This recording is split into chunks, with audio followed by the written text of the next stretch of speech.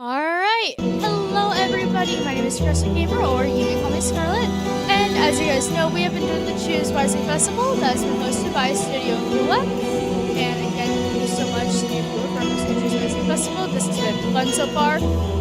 As you guys know, this is the last day for me at least. I know there are other streamers that will still be going on doing this, but this is my last day with my last game for the week. So if you guys enjoyed it, make sure to me down in the comments. I personally enjoyed doing this. And for our final game for the week, we are doing LiVber, Smoke and Mirrors. Although I have it down below, it's just LiVber, because the full title would not fit into the now playing box right there. So there are a few warnings for this one. Let me see. Right. Oh, I forgot. Okay, so I was sent something. So I'm not overly worried about the music for this one. Last I knew of, hold on, let me check my mail real quick. Cause they sent me stuff. They sent me things that are kind of important for this. Okay, so let me head over.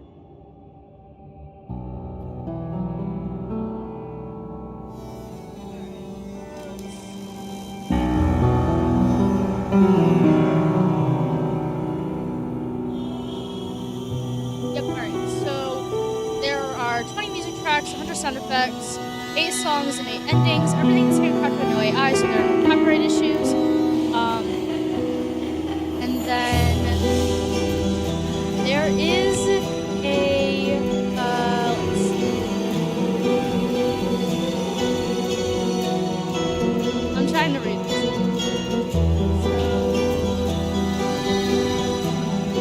So we type in regressive gamer down here. Something is supposed to happen.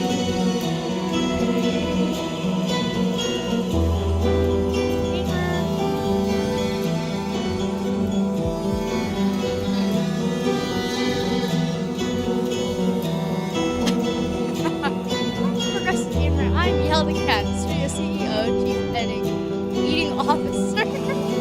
Thank you for taking the time to play LiVber Smoke Years. Consider this a big meow of gratitude. I hope those madness managed to bring health to the show. Some moments even made my own first stand on edge. Every question about the demo or full release, every this would be better if ideas work this way and make you happy with me. Share your thoughts with my humans, sorry the dev team, and they'll jot down every word. Can't reach them? Drop me a meow at there's an email there. I'll lap up every word between my nap sessions. Your support keeps both my humans motivated and my food bowl full. Thanks again. Have a good time. All right. So that was a message from the people over at Envy Games, INEV Games. I think I've just been pronouncing Envy. Hi, Isle. How are you doing?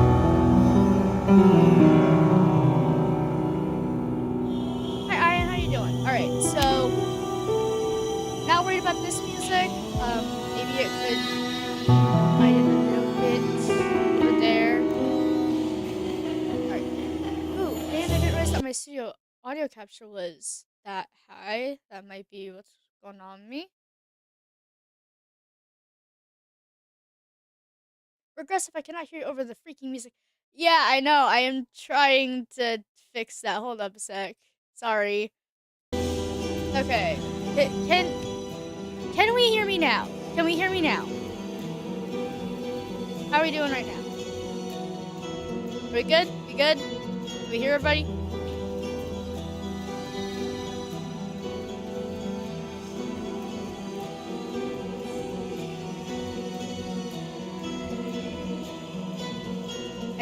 I think we're good. I think we're good. Let me also just turn up my mic.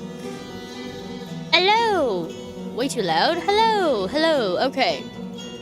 I think we're good. I think we're good. Okay. So, we have background movement, dyslexia font. Let's do a default font size. Save and back. Alright. Alright, how have we already been? Yes, but the music is still annoyingly loud. Okay. Alright. I do want to hear the background music. We could probably also turn the ambience and FX down a little. Same back. Okay. I think we're good there. I think we're good there. Alright. So let's head into a new game. If for some reason there are issues, I can always hit the settings and we can do things from there. There is a warning, however, so this is not a game for the faint of heart. This is a horror game. If those usually make you uncomfortable, please stop watching me right now. Alright. I see her in my dreams. Her in that house on the edge of a cliff. Everything changed after reading the letter. The one bearing her name, my old love, Lilith. 5 years ago, on a dark night, they took her from that house, executed her for black alchemy. I was the one who turned her in. But now, she's calling me back to the house, wants to bury her breath in my sins. But how? That's what I have to find out. Okay, so she was basically dead. Called it. She died. Essentially. Act 1. Welcome home, my love. Oh, that's right. This game is part 1 of a trilogy. This is Act 1 of a 3-part series. So this is the full game. But this is, I think, the first game in a 3-part. Alright. Narrator. Far past the Hook Haven, which is woven by the grounded ships of LiVber, there's a whirlwind roaring in the east.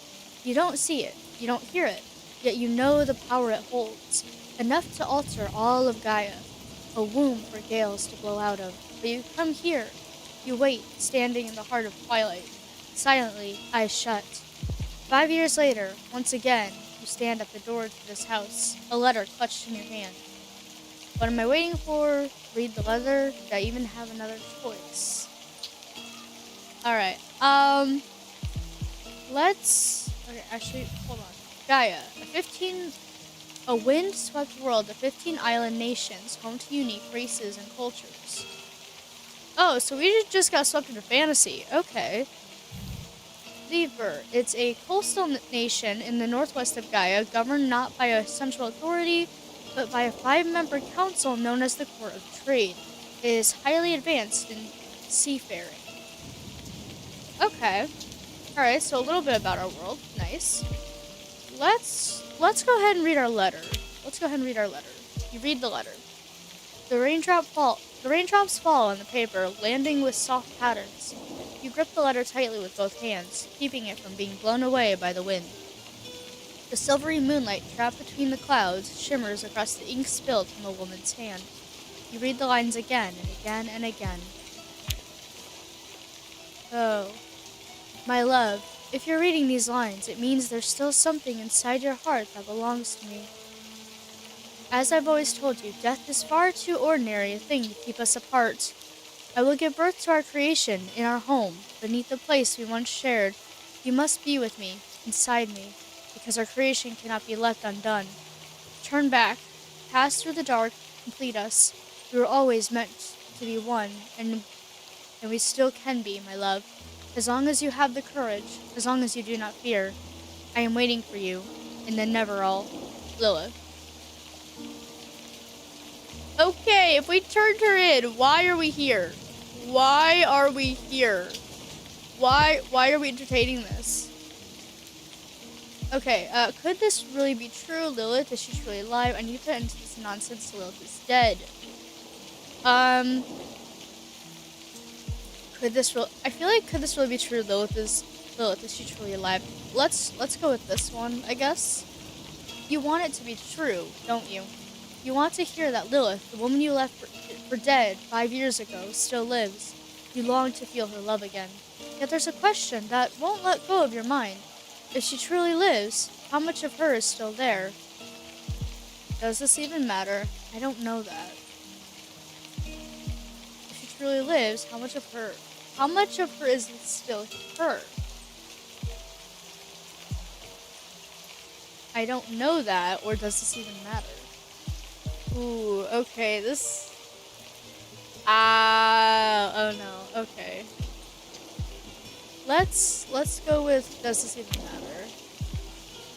The question, unanswered, keeps growing in your mind. Your gaze drifts into the distance, as if the answers might lie out there. For but a moment, the clouds part, and the moon's silver light spills across the sea. Each and every shimmer scatters into thousands of fragments. Fragments. But you remain still, all your limbs stiff with waiting, standing before the door of the house, perched on the cliff, beaten by the waves. Why here? Why would Lilith call me here? Or why would Lilith call me here? Or it was meant to be I had to come here. I guess why would Lilith call me here? Oh, I feel like this is gonna be really bad. Alright. Oh, where else could it be? This is where the two of you began. That wooden house on the cliffs by... Okay, it's telling us what LiVber is again. By LiVber's shore. This is where you first held each other. Your first night, your first love, and your first lies, all buried here. This two-story hovel raised upon your memories. I guess I can never escape my memories, can I, though? I mean, in the end, I can still leave. It's not too late for anything. Are we able to leave? We came all this way. Are we able to leave? I feel like if we leave, it's no fun. Wait, what's this? There's a QR code. What? Wait. You can't just... What? Wait a minute. No, come here. You can't... What is this QR code? What is this QR code? Oh my goodness. There is a QR code. Where does this thing go? Why is there a QR... Oh! Oh, there's a story collection! What? Wait a minute, okay, I don't... Oh, there's a story collection. There's a story collection. If we're able to play this, there's no restrictions. Hold on. Okay, I know you guys can't hear the music. It's because I tapped on my other monitor, but you guys need to see this. Let me go into my Google Drive real quick. Okay, Google Drive. Because what do you mean? Y'all just, like, hid... You guys at Envy Games, you hid a story within a story. What? What? I'm baffled. I'm baffled. Okay. So... Okay, here. Let's switch over to display capture. Alright. So, let's zoom in here. Hello. You exist. The Snitch, LiVber Story Collection, number 7. Rain lashes down in fury. LiVber's forever wet soil choke in mud. 2 pairs of heavy-soled boots squelch through the mire, their metallic echoes blending with the clink of gleaming armor. They follow the path to the cliff house. Ahead of the armored, winged figures strides a man with golden hair, slogging. The denunciation letter is in his hand, grows sodden in the rain. I am sorry, is this us? Is this story about us? Are we the snitch? We're the snitch, aren't we? We're the snitch! Guys, we're the snitch. When the door swings open with its familiar creak, the aroma of scorched herbs drifts out. Water streams off the golden-haired man, pooling between the floorboards in a small, dark pond. As soon as... Yeah, this is about us. This is about us. As soon as Lilith lays eyes on him, her face lights up with childlike delight. All ritual and ceremony fall away. She sees only him. Love, you're late. For a moment I feared you wouldn't come. Come! Arms spread wide, Lilith moves to throw herself into his embrace. He raises a hand, palm at her chest, as though touching blazing coals. Her smile stiffens, her crimson hair slips over her nightgown of the same hue. Confusion ripples through her joy. He does not lower his hand. His trembling finger points at her lips, dry as ancient bones. There she is. Lilith freezes. At that moment, the boots thunder in, splintering wood floor. 2 guards with white wings advance, their silver armor haloed orange by the single candle on the table. Their faces vanish beneath the helmet shadows. Without a word, one slides the ornate hilt off his sword into Lilith's belt. Oh my gosh, into Lilith's belly. She collapses to her knees, gasping. Agony twists her features, tears of shock and betrayal filling her eyes. One shining knight nod to the other. Unauthorized alchemy. It may have turned cancerous. Uh-oh. They lift her in their arms. Her knees scrape the floor with a sickening grind as they drag her toward the door. At the doorway, where shelter ends and rain begins, Lilith summons one last effort. She twists to look at him. In that brief instant, their eyes lock. Her gaze holds pure, pitch black rage and a heart shredding regret. With a stiff spark of hope, outside the po- porf porf coach? I cannot pronounce that. The porf coach cart waits with iron bars. Rain pelts them both. A short distance off, the golden-haired man hesitates to meet her eyes. Lilith's voice cuts through the gale. One final plea. Help me, my love. But the porfs spur. The wheels turn the mud, swallowing Lilith's scream. The cart slips into the night, pulled toward a distant cold sea. He turns his head toward the house. On the table, Lilith's prepared meal sits on a porcelain plate. Fine cuts of meat untouched.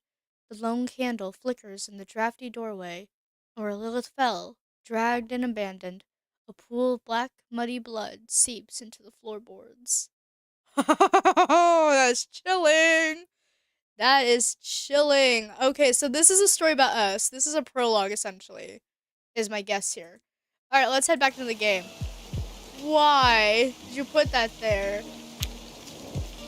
Okay, so settings. Yep, alright, so that's settings in case everybody's curious. Take that. Alright, so I guess I can never escape my memories. Can I? They'll find me in the end. I can still leave. It's not too late for anything. Alright, I guess we can never escape our memories. Unfortunately. You think your memories reside in your mind. Most do, but in truth, they're fragments. Bits flaking off the world around you, carried by the wind, rain, sun, and pale moonlight. They slowly gather around you. They mix with the air you breathe. They seep into your body and carry you somewhere else. Truly carry you. They keep doing it until you're convinced you moved on. Are we talking to the narrator? Is the narrator... We're talking to... Okay, so the narrator is the character in our head. Gotcha. Convinced? Are my memories convincing me? Are you saying I never really left this place?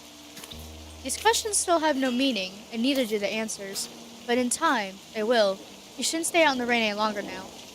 I guess knock on the door. Aww. Oh, hello, Yell. Hello, kitty cat. Continue. Just as her hand reaches the... Can I...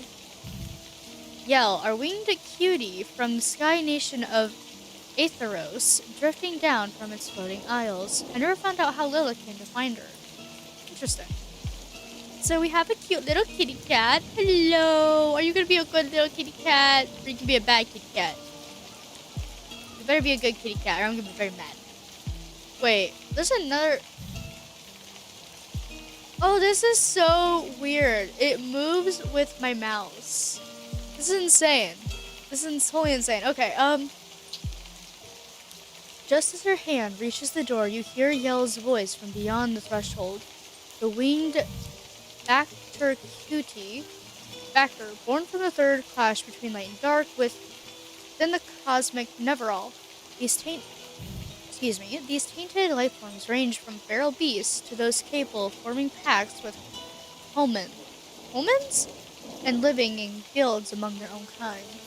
A cutie, a domesticated bacterium, believed to hail from the Sky Nation due to its non-functional wings. So we have a winged cat that can't fly. Interesting. Very interesting.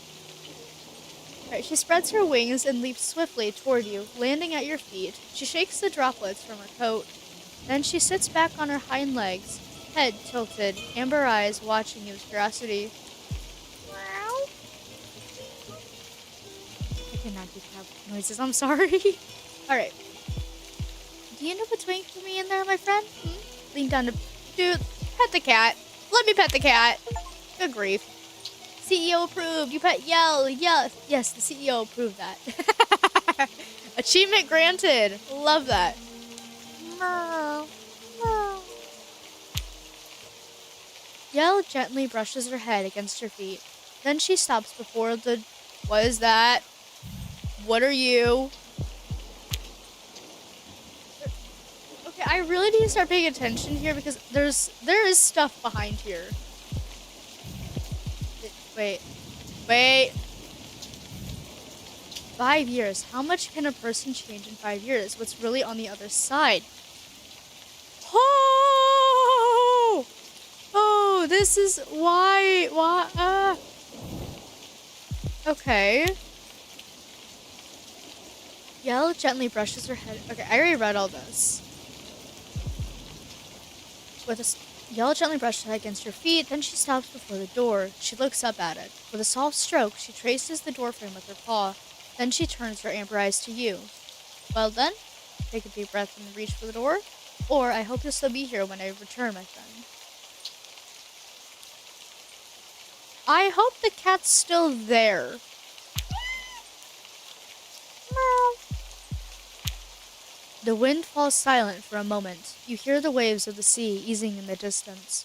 Far, far away, the flash of a lightning strike blinds you, but its thunder never reaches your ears.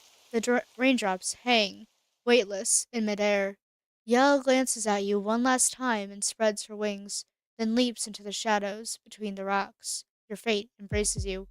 Open the door! We gotta open the door!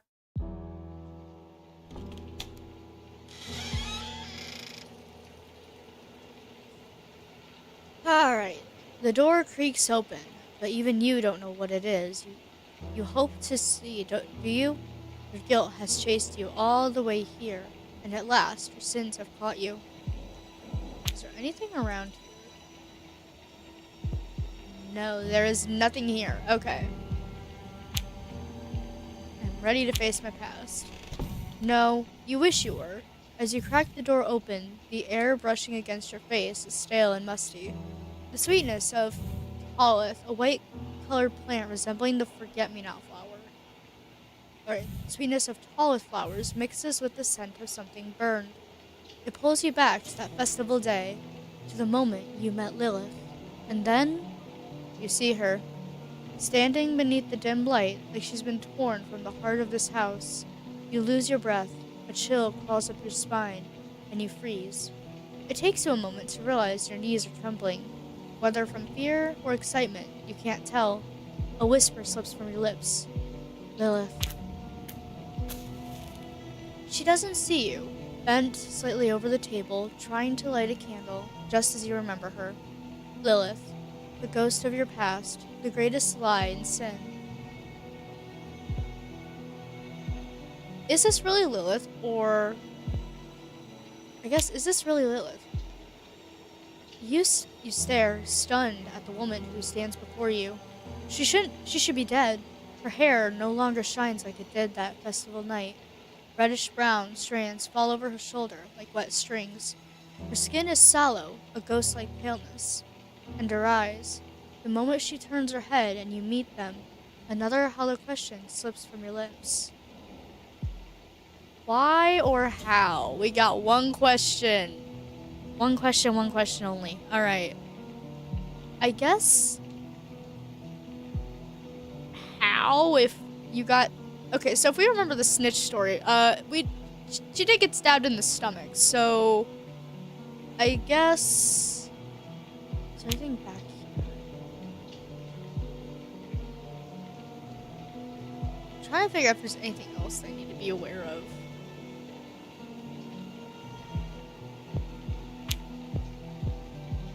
Why, I guess? Why? That curiosity led you here, or is it? Oh. And this is Lilith. I'm guessing. Wait, is there anything else you know about this photo? No, I'm not seeing anything.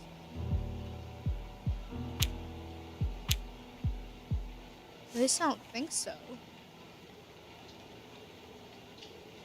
Yeah, there's nothing there.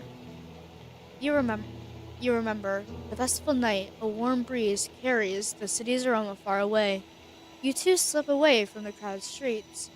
The early black crimson glow wraps Lilith's hair like a fiery halo. The noise of celebration fades behind you. Right there, you hand Lilith a bouquet of white tallest flowers. She looks deep into your eyes. She smiles, tossing her hair back. She asks the same question. White tallest flowers. Why? Because I want them to last forever, like my love for you, or I know how much you love these, at least as much as I love you. Okay, both of these are sweet. Both of these are so sweet. Okay, so because I wanted them to last forever, like my love for you, or I know how much you love these, at least as much as I love you.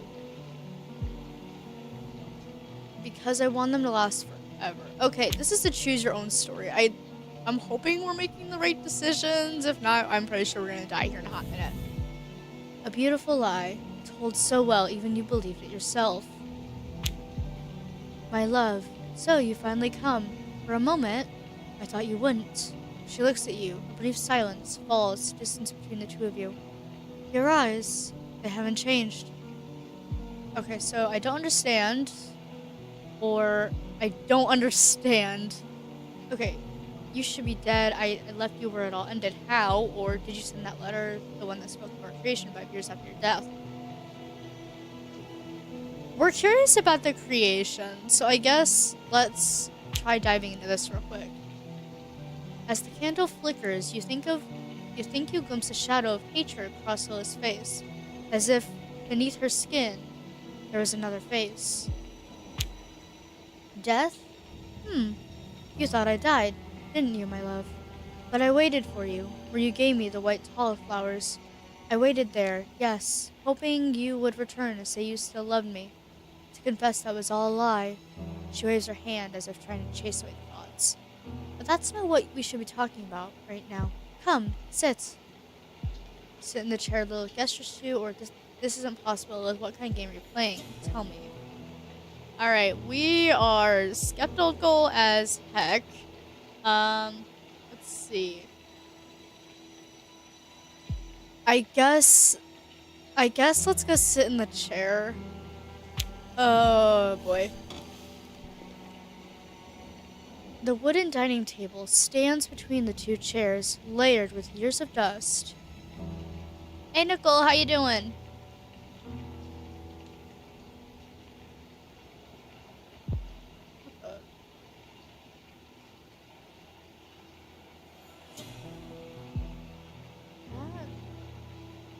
Hold up.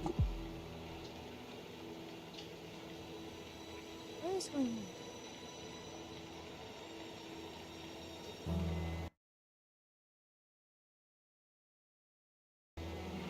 Oh, okay. My thing's just being slow. Okay.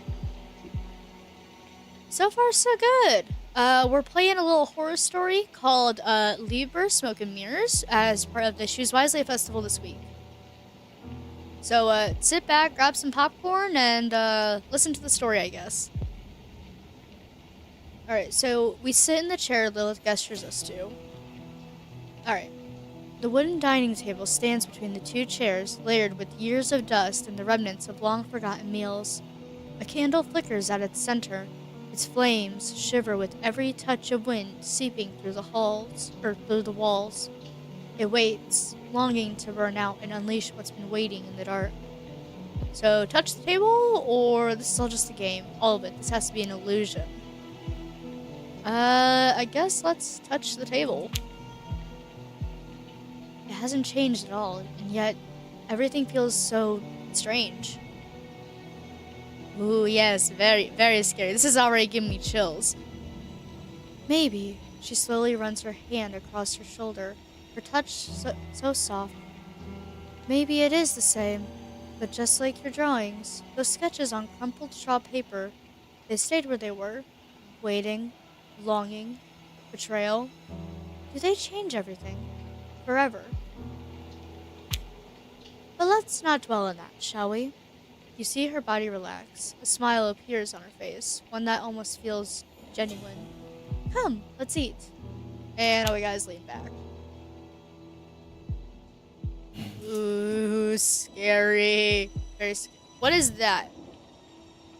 That look in her eyes. Like something else is writhing behind them. It's her, but not. None of this feels right. So is this Lilith or is this not Lilith? Is the better question here. I think we're still trying to figure that out. I really put in work to make tonight perfect. I want certain things to be flawless for our reunion. After you've let me rot, it's been... She pauses for a moment, looks out the window where the moonlight falls. You thought I should have died. I know you did, after I made you that offer. After I told you that we had to become one. Our souls, my love. We had to piece our souls together to bind them with that alchemy ritual. You expected me to pay the price for your madness, Lilith. I had said no because you had decided to destroy me. I had to make a choice. Maybe I should have said yes to you that night. Perhaps everything was already fractured and I was just ignoring it. So play into Lilith, or essentially we can also...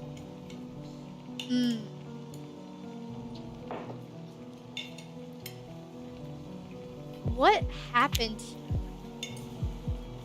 Okay, this is scary. Tell me about it. We literally just started. Okay, maybe I should have said yes.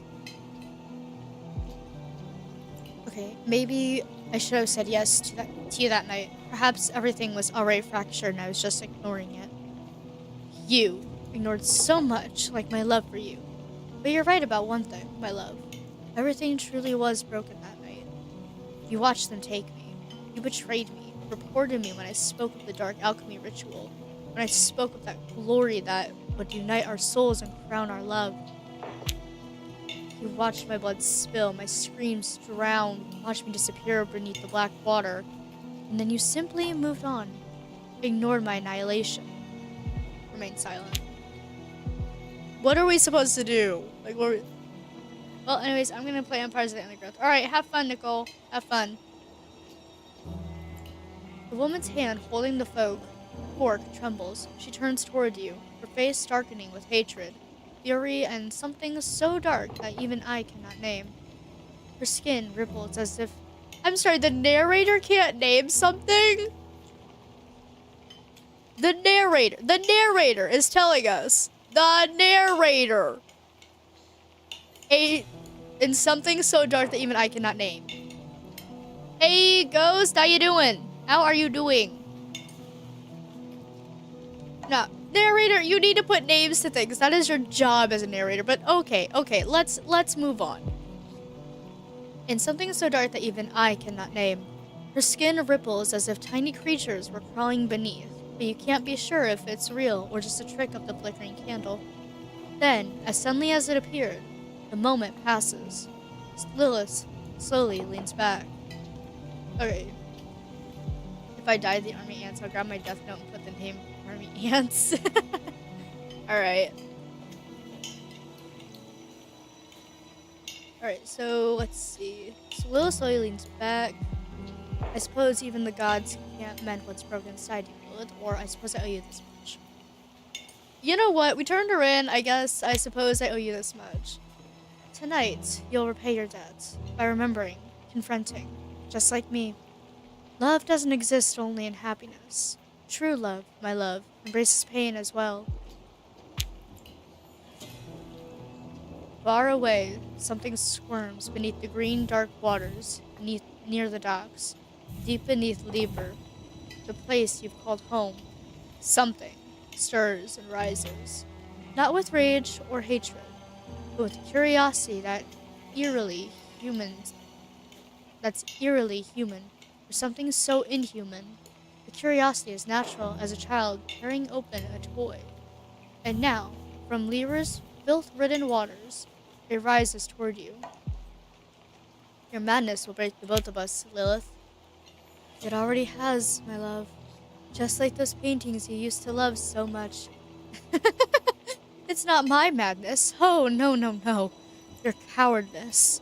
Nothing more than a deceased reflection of faded memories in your mind. Like this place. Like me. Like you. Go on. Eat. Porf meat. I cooked it just the way you like. It wasn't easy, but it melts slowly on the tongue. When the fat coats the roof of your mouth and slips beneath your tongue, you'll taste the herbs. Okay, porf meat. A sacred animal in Cardia known to live in herds. They have long manes and specialized pincers used for communication. Strongly driven by a sense of belonging, they bond with only certain humans. When threatened, they can secrete a toxic chemical. Oh, okay. Alright then. God, it's pork meat. Lilith, you completely lost it, or I never imagined pork meat to be edible. Okay, so... I guess let's play into this. I guess we'll play into this. That is a porf. It is a horse. Guys, that's a porf. That is a porf, everybody. Alright. After the festival where we first met, and that first night when you told me you loved me, we saw a porf, remember? It was magnificent. Its mane was long and beautiful. You remember, don't you, my love? Afterwards, we went to get something to eat. I couldn't stop thinking about it. You were mesmerized by that creature. You kept going on about how beautiful it was, how bright its mane shone, how proud it stood. Did you really think I could tolerate that, my love? The first time we met, we didn't eat anything, Lilith. I think I remember, maybe not what we ate, but feeling happy. Perhaps that's why everything afterward hurt so much.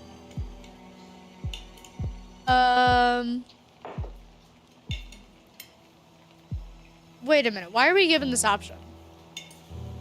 The first night we met, we didn't eat anything. Oh boy. Interesting. Okay. Is there anything else to help us out here? That look in her eyes. Like something else is writhing beneath them. It's her, but not. None of this feels right. I would think she won't want anything to do with us, but apparently she wants to do something, apparently. Alright, I think I remember. Maybe not what we ate, but feeling happy. Perhaps that's why everything... Okay, so the first time we met, we didn't eat anything, Lilith. Or I think I remember. Maybe not what we ate, but feeling... I guess let's go with this one. The horse looked like the... That horse looks like the long horse. Oh, interesting. I'm not exactly up to date on my horses. But that's exactly why you're here, isn't it? You remember that happiness. Our feelings don't lie, my love. Yes, you're afraid. Anyone facing such a truth would be. But now, there's a new path for the two of us. What? Okay, what path, or does this mean you've forgotten everything that we've been through? I would love to know the answer. But now there's a new path for the two of us. What path, or does this mean you've forgotten everything we've been through? I feel like this would be questioning. I wonder. No, my love, how could I ever forget? Slowly, she reaches toward your hand from the other end of the table. An unsettling smile spreads across her face. That first moment I felt you, or the first moment I felt you, your eyes sparkling as you looked at me. That thrill when you said we completed each other. I can't forget what we lived through. I can't forgive it either. The woman before you lifts her fork, a crimson drop from the pork meat onto the porcelain plates. Right then, the skin on her hand stretches, taut, tearing open to reveal the festering flesh beneath. A flap of skin, like a dead leaf. dangles lifelessly, revealing rotting, pus-filled tissue underneath. Yet your lover seems unaware. Let's call her out on this, I guess. Lilith, your hand. She reaches for your hand eagerly, but flinches upon seeing the torn skin, swiftly hiding her hand. No, no, no, not yet. You gasp for air. Another cold drop of sweat trails down your spine. Your eyes dart around, seeking escape, but there's nowhere left. All you can do is whisper, "This can't be happening," or "What's happening here? Are you sure you're alright?" "What's happening here? Are you sure you're alright?" "Oh, my love, seeing you worry about me makes me so happy, truly. But it's nothing. Don't fret." She moves her hand under the table. "You're actually dead, aren't you?" Ooh. Amour fatigue. You think you're ready to face your past. Okay, so we got another achievement with that one. Interesting. And there's 8 endings to go off of. There's no point in asking. You're actually dead, aren't you? There's no point in asking that, my love. We should be happy now, because we don't have that much time left. I can't put up with this madness any longer. Just tripping. Just tripping. Yeah, I mean, technically. Alright. Let's... What happens if we stand up? Oh, hello. Hi. That's a knife. What the... This isn't anger. It's something else. Her features. They're slipping. Like another form beneath her skin. A true horror she's hiding and struggling to surface. What the... Okay. Alright. Do you think you can defy fate? From the beginning, we were destined to be one. Neither you nor anyone else can stop this. Never, never, never! Head to the door. Standing up, your head spins. You steady yourself and move toward the door behind you. Nah, just go for it. Just got too far. She's holding the knife. That's crazy. Yeah. That's all I can make out of that. Sorry, Nicole. Standing up, your head spins. You steady yourself and move toward the door behind you. Lilith gasps. Just as your trembling hands reach the door, Lilith blocks your path, eyes wide with madness, mouth agape. She clutches the knife she'd used to cut the meat. You instinctively tense up. Lilith, don't be ridiculous. Get out of my way. You completely lost your mind, or listen to me. You don't have to do this. Can we reason with her here? Can we reason with her?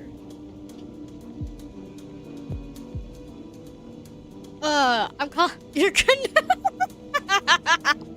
I don't want her. You're calling the cops on her. Okay. I don't think you can, honestly. Is there anything else that we can use? Wait. Hold.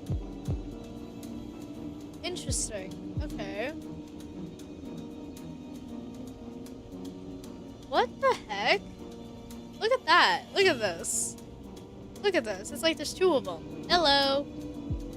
And then if we move all the way to the side. Okay, we can only go so far. I feel like... Okay, she has a knife. She has a knife. Let's do this. Listen to me. You don't have to do this. You can't leave. Not before you've finished. You must first rip me from your heart. First rip me from your heart. Can you do that? Or should I do it for you? No. Nicole, you... calling the U.S. Army. Alright. Yeah, no, she's crazy, and I still have no idea what world we got thrown into. So, moving on. I wish I could have saved you from the pain, though. You know I can't do that. Not for you, not for me.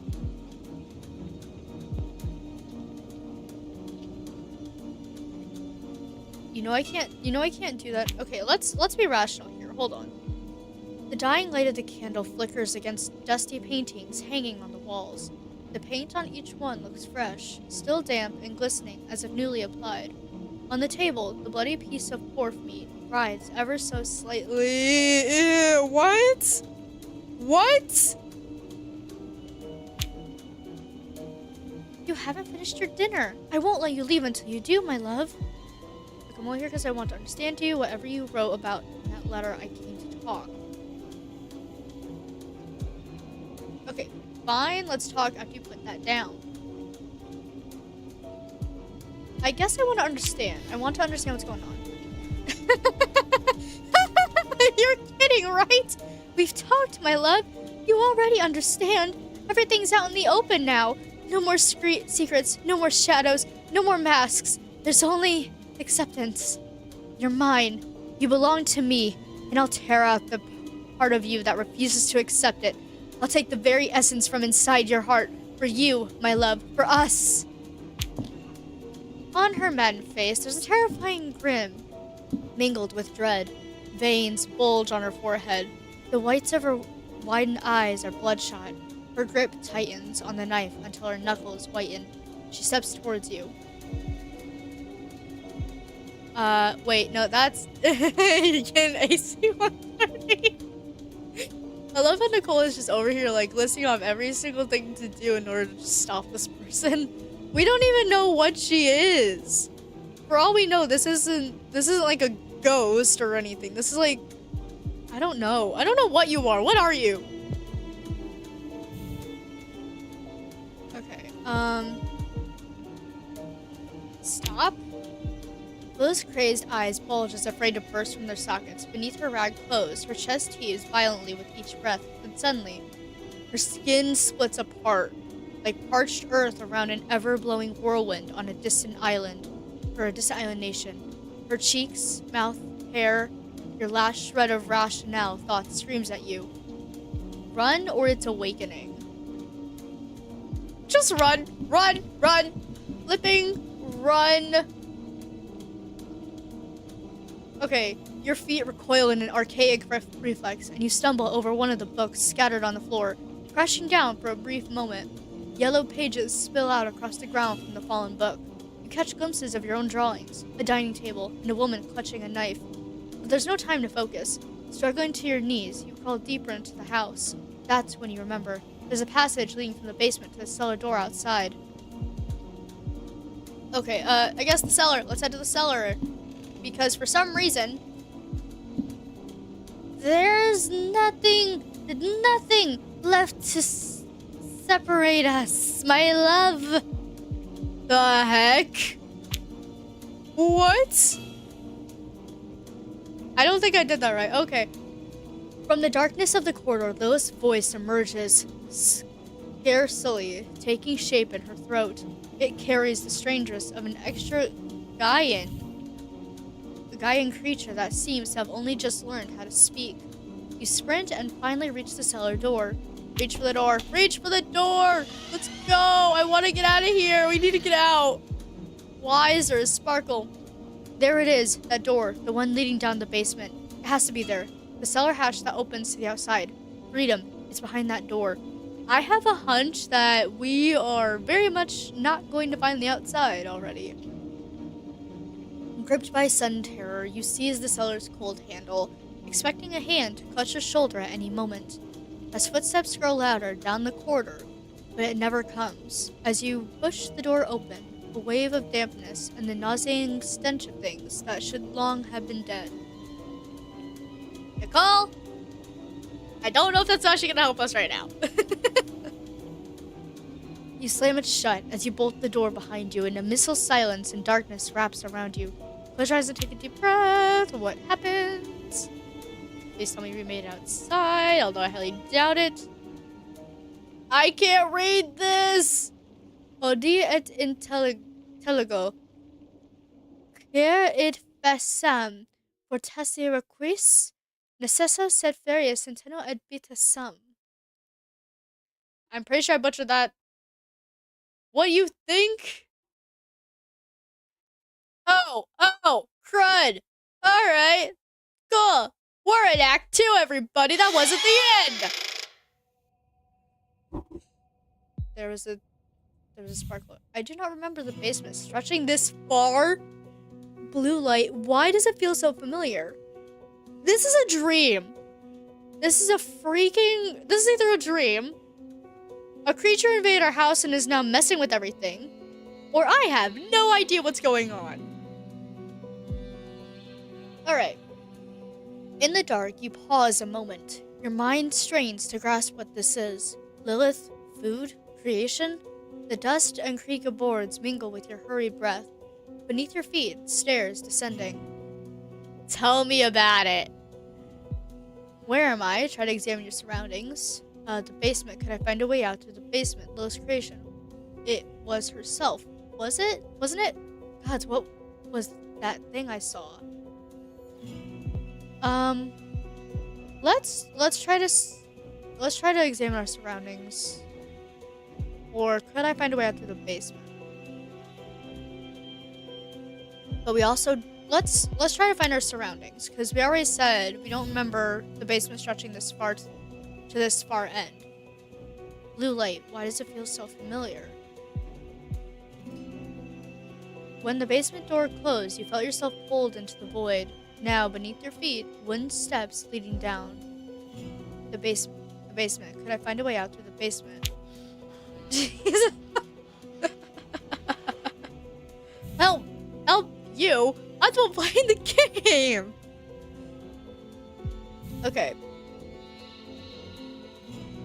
Once on a sunlit morning of the first Circad, a time cycle marking a 3-year period on Gaia, divided into early, mid, and late Circad phases, based on labor intensity. You saw Yell descend these very basement stairs. You followed after, finding her scratching at a hollow in the corner. When you drew near, you saw it was a hatch opening outwards. Old, broken hinges, rusted. When Lilith saw it, she grew fearful. Do I remember what it looked like, or could I use this hatch? Yes, as I said, a hatch made of wood around... Dude, narrator, you're a character in this. Can we get a little more help from you? Good grief. You hardly noticed it before or after. If you could find it, perhaps it could lead you outside. You can try. In the end, do you really have another choice? No, I had no other choice. We gotta go downstairs. The wooden steps groan beneath your tread. Their cries, like the house itself, are bitter shrieks.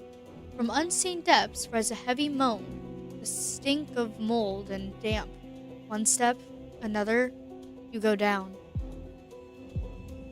Open the door slightly. I was like, bro, am I even alive right now? I don't know. Are we? Are we even alive right now? I don't know. Okay. You re-rise from the dark as the basement stairs sink into an abysmal silence. Your steps find solid ground. Old memories. You remember the rooms beneath this house. The house you once shared with Lilith. But like everything else, this place feels unfamiliar now. Lilith. Her dread is still fresh, sharp, and ripe.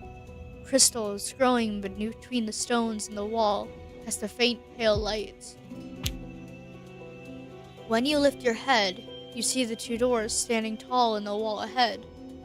I have to get out of here. At the end of this place, there must be a way, a passage to the cellar hatch outside. There has to be. The doors. Okay, gods, I don't recognize this place. Where am I? So examine surroundings or look at the doors. I feel like we need to examine our surroundings. As your eyes adjust to the crystal's pale glow, you survey the chamber. The stone walls drip with dampness, cloaked in moss. When you listen closely, you hear the crash of waves hammering the cliffside beyond. Knowing a world still waits outside you grants you a fleeting comfort. On the wall to your right, 2 circles are carved, harsh lines slashed between them, refusing union, drawn with hateful strokes. Before the wall, where the crystal is embedded, a rotting wooden table leans into decay. On it rests a broken frame, coated in dust. On the floor, a melted candle and a blood-stained, shredded journal. Excuse me, is this actually our stuff? And what was that upstairs if that's the case? You're not helping. Yeah, narrator, you're not helping. You're not helping, narrator. Okay, so let's examine the candle and the... No. Look at the frame on the table, or... Can't we do both? I want to do both. So on the floor is a melted candle and a bloodstained shredded journal. I guess let's look at the candle and journal. What's the candle? Oh, hello. That's our journal. You step among the scattered parchments and torn books, reaching for the journal fragments beside the candle. It crumbles in your grasp. You open it carefully. The bloodied script is unmistakable. Lilith's hand. Most of it is unreadable, but in the final pages, you can make sense of some hastily scrawled words. I'm shaping her. She will be complete at last. Is there any other way? No, no, no. It will be perfect. We'll be complete. Together. We'll be complete with him. Lilith, what other twisted lunacies did you carve into these pages? Keep examining the notebook, or is this what you call creation? I can't take this any longer. Let go of the notebook. I guess let's keep examining the notebook. I am curious. Holy crap. Yeah. Yeah, Nicole. Holy crap. Right, and that's still... Words are not enough. I need something deeper. More physical. Here, in the basement of the house we once shared, I've hidden something of his. While he wanders around the house, he suffers his greatest regret in its deepest place. Should I tell him that she is not dead? Should I tell him that she is not... What? Excuse me, what? Is she crazy or not? No, she's... I don't know what she is. I don't know what happened. I don't know what is going on. I just know I exist, and that's about it. The journal has been scratched, gouged, bloodied, as though Lilith needed to make her devotion visible. No matter how you try, there is little more to glean from the crumbling pages. You let the journal fall. The air grows heavier. Your ears begin to ring. What else are you hiding in this room, Lilith? Okay, yay, we get to check out the frame here. Alright. Oh, hello. Hi, that's a marked off picture of Lilith. Why? Why do we have that? Why is this here? Hello. Despite the weight in your skull, you dagger to the table. Lift the broken frame. Beneath the dust is a picture you once drew. But the figure in the portrait has been furiously defaced, ringed with a mad scrawl. Why? But it's Lilith. We were drawing Lilith. Why would you deface that? Actually, who is the lady? Who's the lady upstairs? Because I don't think that's Lilith. What? I don't know what's going on. We're just existing. Let's go. Okay, despite the weight in your skull, you stagger to the table. Okay, we already read that. Bodies. We must be rid of the bodies. Of them. Of everything. Of all that fails to unite us. Even of you, my love, my love, my love. Yandere territory. That's enough. Put the frame back. Take a closer look. Nothing is gonna be as it seems here, I feel like. So, as you lean closer to study the picture, you hear the basement door at the far end of the stairs creak open. Lilith's twisted, ragged breath drifts all the way to where you stand. I'll need to get out of here. I have to find the path to the cellar door fast. You push aside the books, scattered parchments, and broken wood with your foot, and step closer to the doors. To the left is an iron door rusted with the weight of years. Upon it is a symbol, old and long, stripped of meaning. The other door is heavy, made of damp wood. It creaks faintly, as though breathing. Do we open the metal door, or do we open the wooden door? Okay, so we open the old door with the creepy symbol, or we open the alive wooden door. Okay, I called the SWAT team. So we called the SWAT team. Okay,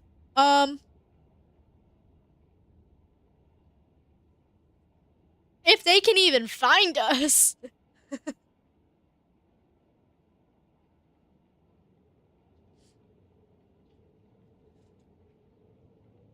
Ay, ay, ay.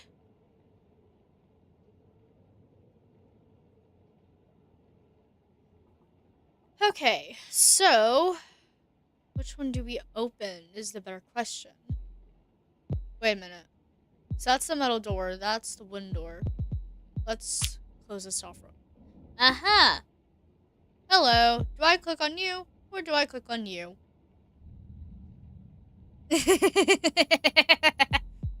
I don't think they exist in this timeline, Nicole.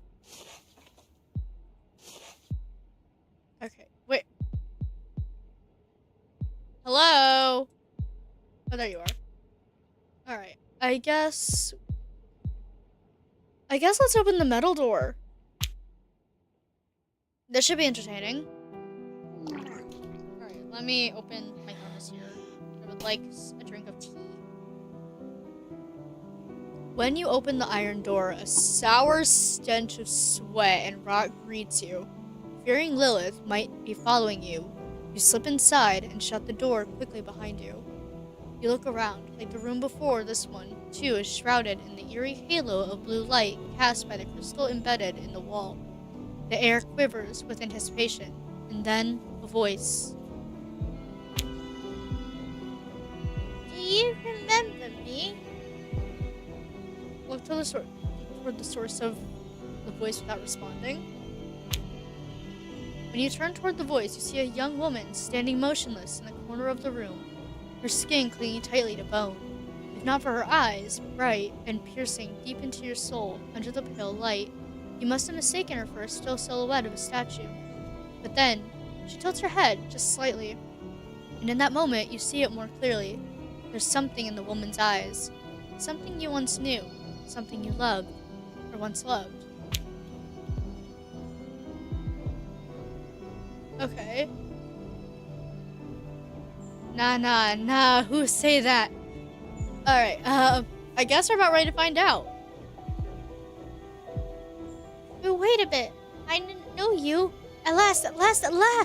She remade me, from start to finish. Yes.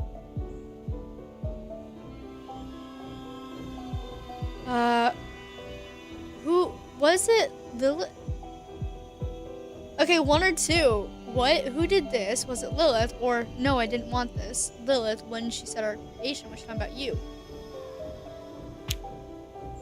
Shh! Don't say that. If you say her name, she'll come. The young woman, hearing Lilith's name, presses herself against the wall. She pulls her shoulders tight inward, eyes fixed on the door behind you as she speaks. I had to be good.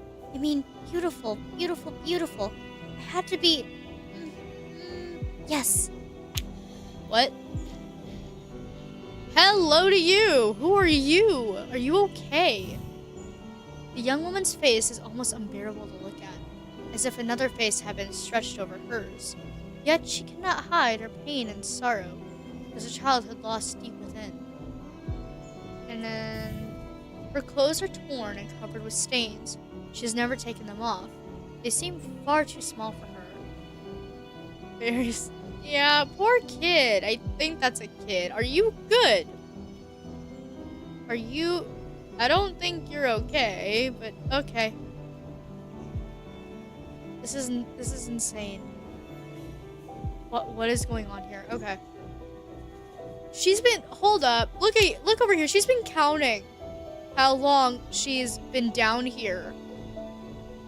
I'm guessing...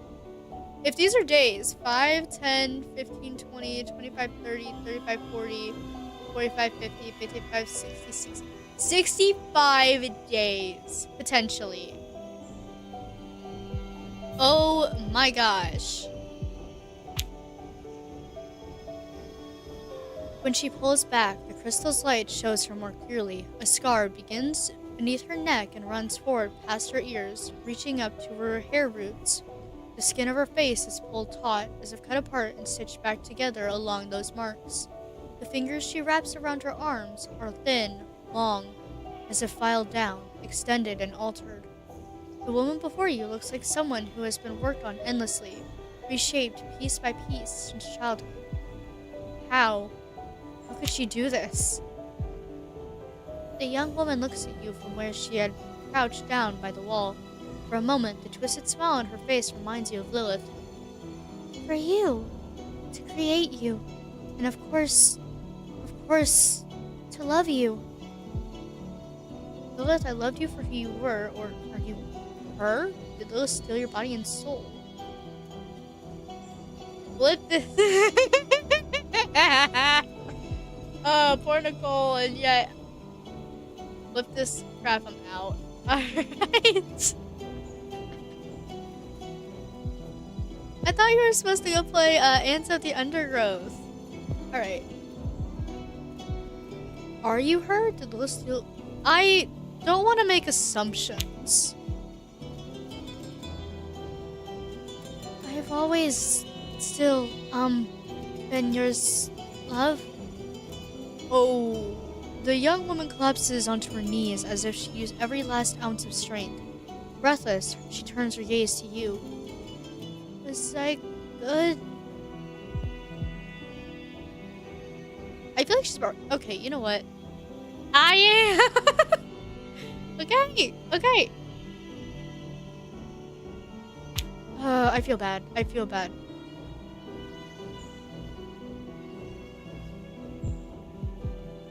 Okay, I've been good, yes? Yes, she said that stood here. If you're good enough, he'll love you too. She said you'll love me, won't you? She tilts her head and looks at you. The sharp point of her chin casts an unsettling shadow in the darkness.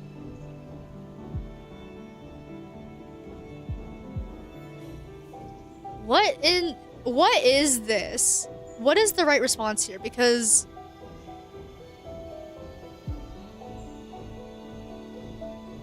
you're not the one I love. I shouldn't have let her do this to you. Or yes, I'll always love you no matter what you're in.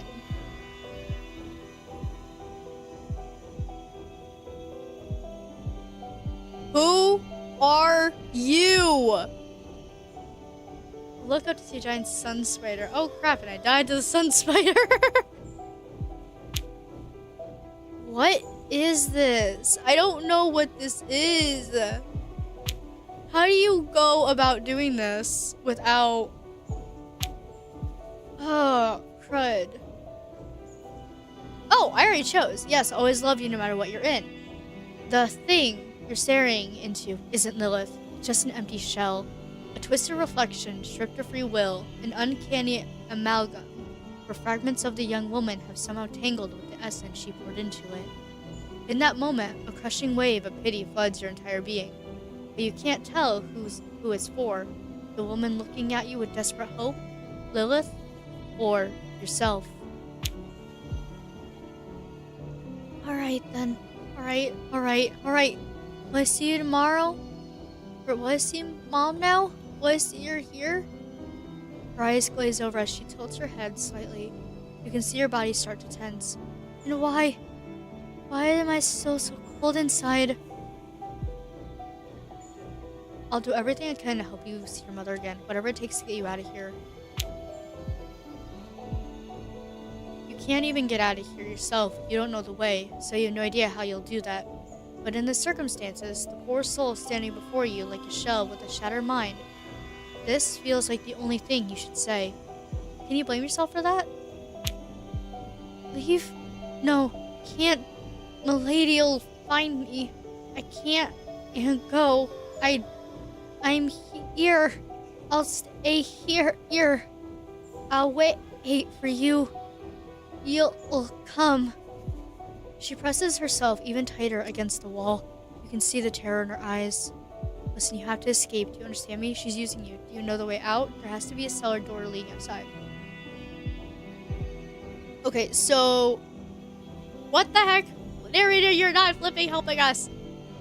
Is the narrator helping us? No, the narrator is simply telling a story. Why, narrator?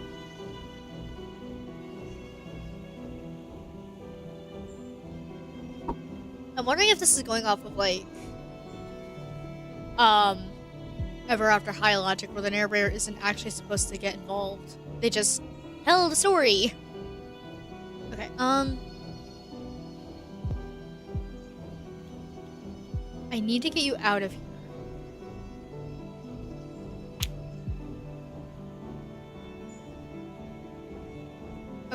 You don't. Me. Oh, wait a minute, hold on. You don't love me. Lie. If you'd love me, you wouldn't run. You wouldn't leave. You'd stay. I love here. I'll stay. I'll stay here. I'll wait for you. We can escape. Do you understand me? We can escape. Do you understand me? I'll stay here. You'll come. You'll come back. You'll love me. You'll come back. I'll send you to jail. Oh my gosh. Nicole, we can't send the narrator to jail. The narrator still needs to help us tell the story. She no longer hears you. Curled up against the wall, hands over her ears, this hollow shell just rocks back and forth, murmuring that you'll come back, that one day you'll love her. The chains wrapped around her neck are drawn so tight, no force could ever free her from this place. What? Now I am told that she was chained up. Why? Dang it. Oh, there's gotta be an ending where we get her out of here.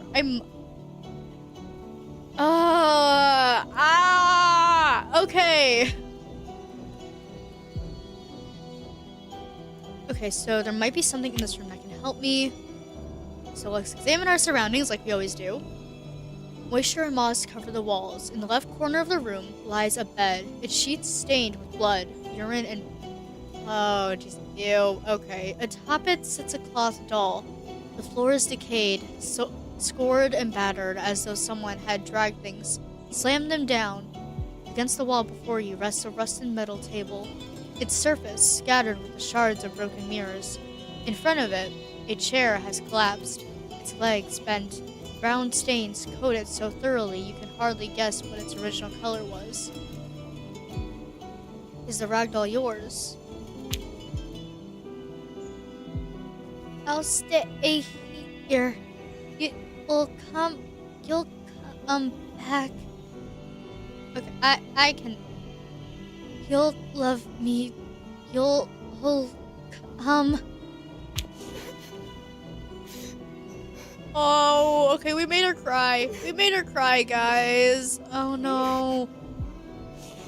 The doll is in shambles, stained with black blotches, its eyes long since gouged out. One arm dangles loose. Its fabric looks like it's been torn open and stitched back together. Again and again, in different places. The padding that once gave its head shape has been entirely removed. Patches of mismatched cloth are sewn haphazardly across its body. Lying lifeless on the bed, the ragdoll is a reflection, a crude replica of the woman murmuring to herself by the wall. Oh crap, yeah.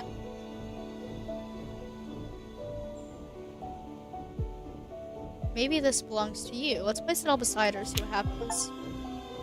Woven doll. You gave the doll back to Clara. Okay. You'll love me.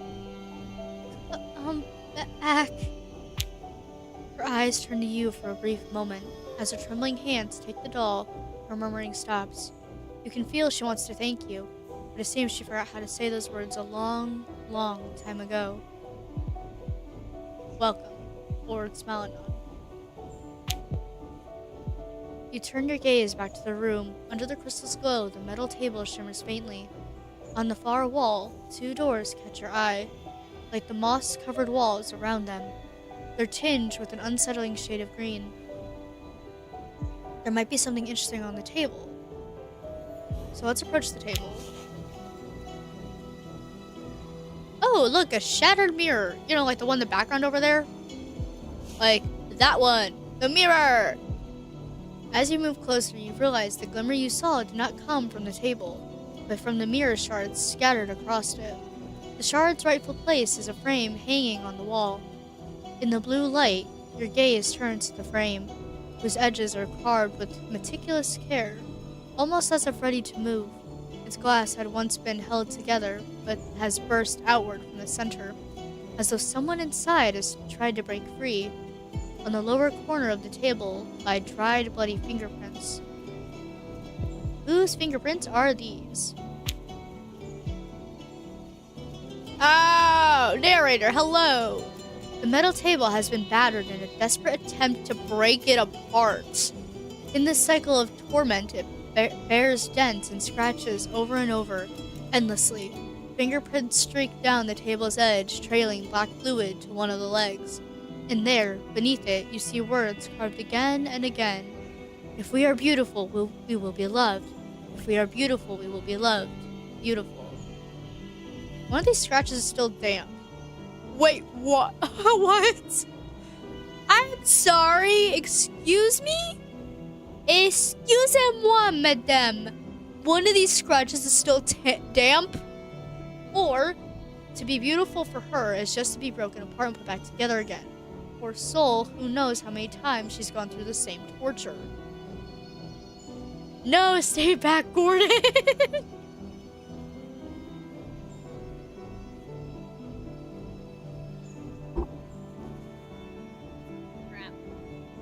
Okay.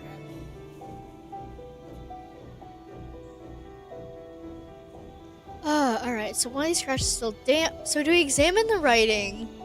Or do we just mutter?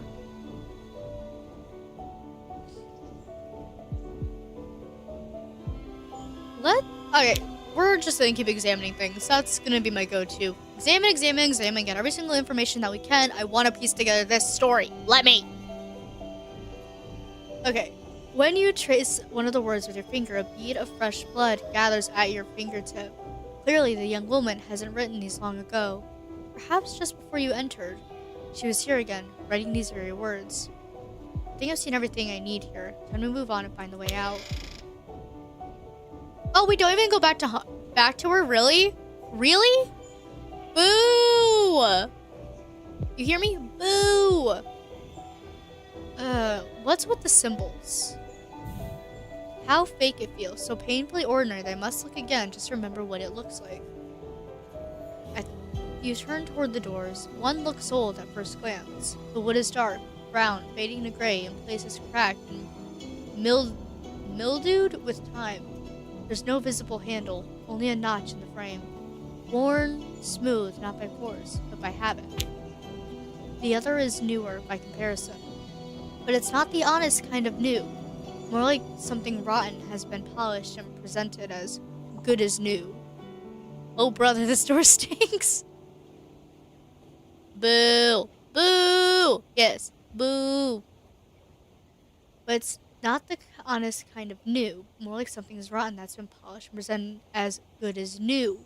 Its wood is pale, grainless, unnatural. A silver knob sits placed squarely in its center.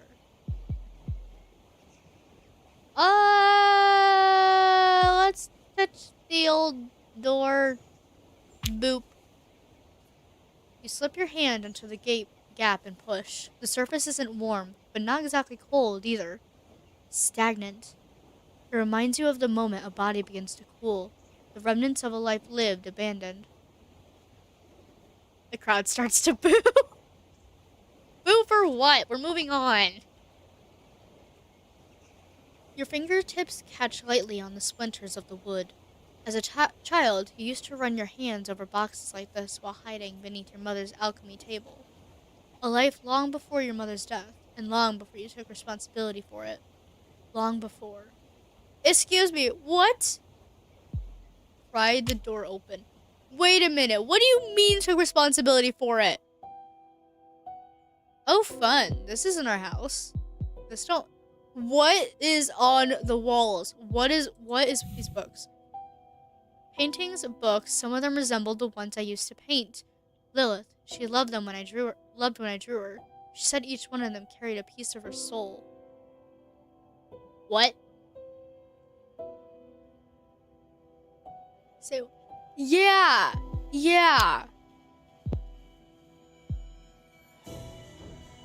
Like, what do you mean? Okay, this is insane. We're about ready to run to a bookshelf, evidently. So let's put our trusty screen back up, so we're not doing that. At first glance, it seems a cold and empty room. On the damp walls, the light seeping through the half-open door glimmers like scattered pearls. The dust, woken from its endless sleep, whirls frantically around you. Then you see them. Paintings and canvases thrown into the corners, torn, ripped, shattered. A great hatred has turned every one of them into the wreckage of a massacre. The room opens into a corridor without a door. Paintings belong to Lilith, aren't they? Wait, the paintings belong to Lilith, aren't they? There must be something else I can find in the room. Don't you recognize them?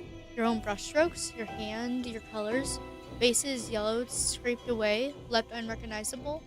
Every one of them born of you. Of course, how else could it be? Plot twist, the narrator is Lilith. That'd be funny. That portrait, the face carved out.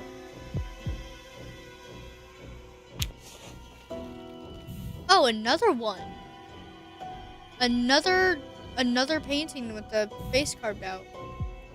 How many of these are there? Okay, near the doorway, caught in the light, you lift a portrait from the floor. A woman's face, clawed away and finally torn at her neck. Once hung the necklace of colored stones you bought Lilith from Cardia. Cardia? I better keep moving. We don't have time for geography. Leaving everything behind feels like the only right choice. Lilith's madness has seeped into every corner of this room. You move slowly toward the door at the end of the corridor. Blood roars in your ears as you push the slightly open door. This must be where you'll find the cellar hatch. Pass through the gap. The door opens without resistance. What was that? Inside, it's a little brighter. Metal tables are scattered across the room, each layered with dry blood. On the floor, small pools of mingle with damp stone, releasing an unbearable stench. In the midst of it all, hang bodies on chains from the ceiling. Rotten, hollowed out, left on hooks to be forgotten.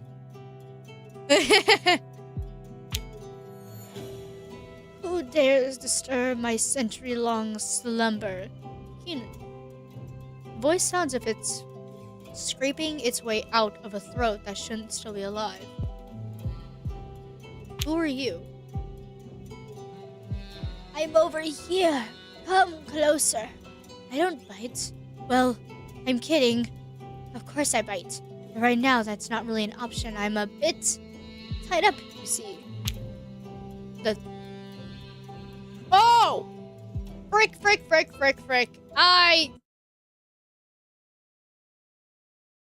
I don't think I can actually show that. I don't know if I can show that. Hold up. Let me get through this real quick. I'm just gonna keep reading this off.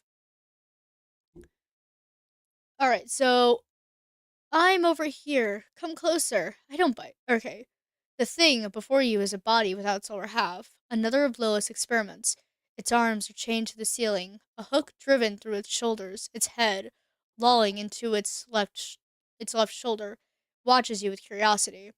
It doesn't take long to notice that one of its eye sockets is empty. Yep.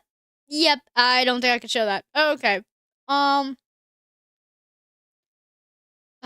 Okay. So we have you. How can you talk, or what happened to you?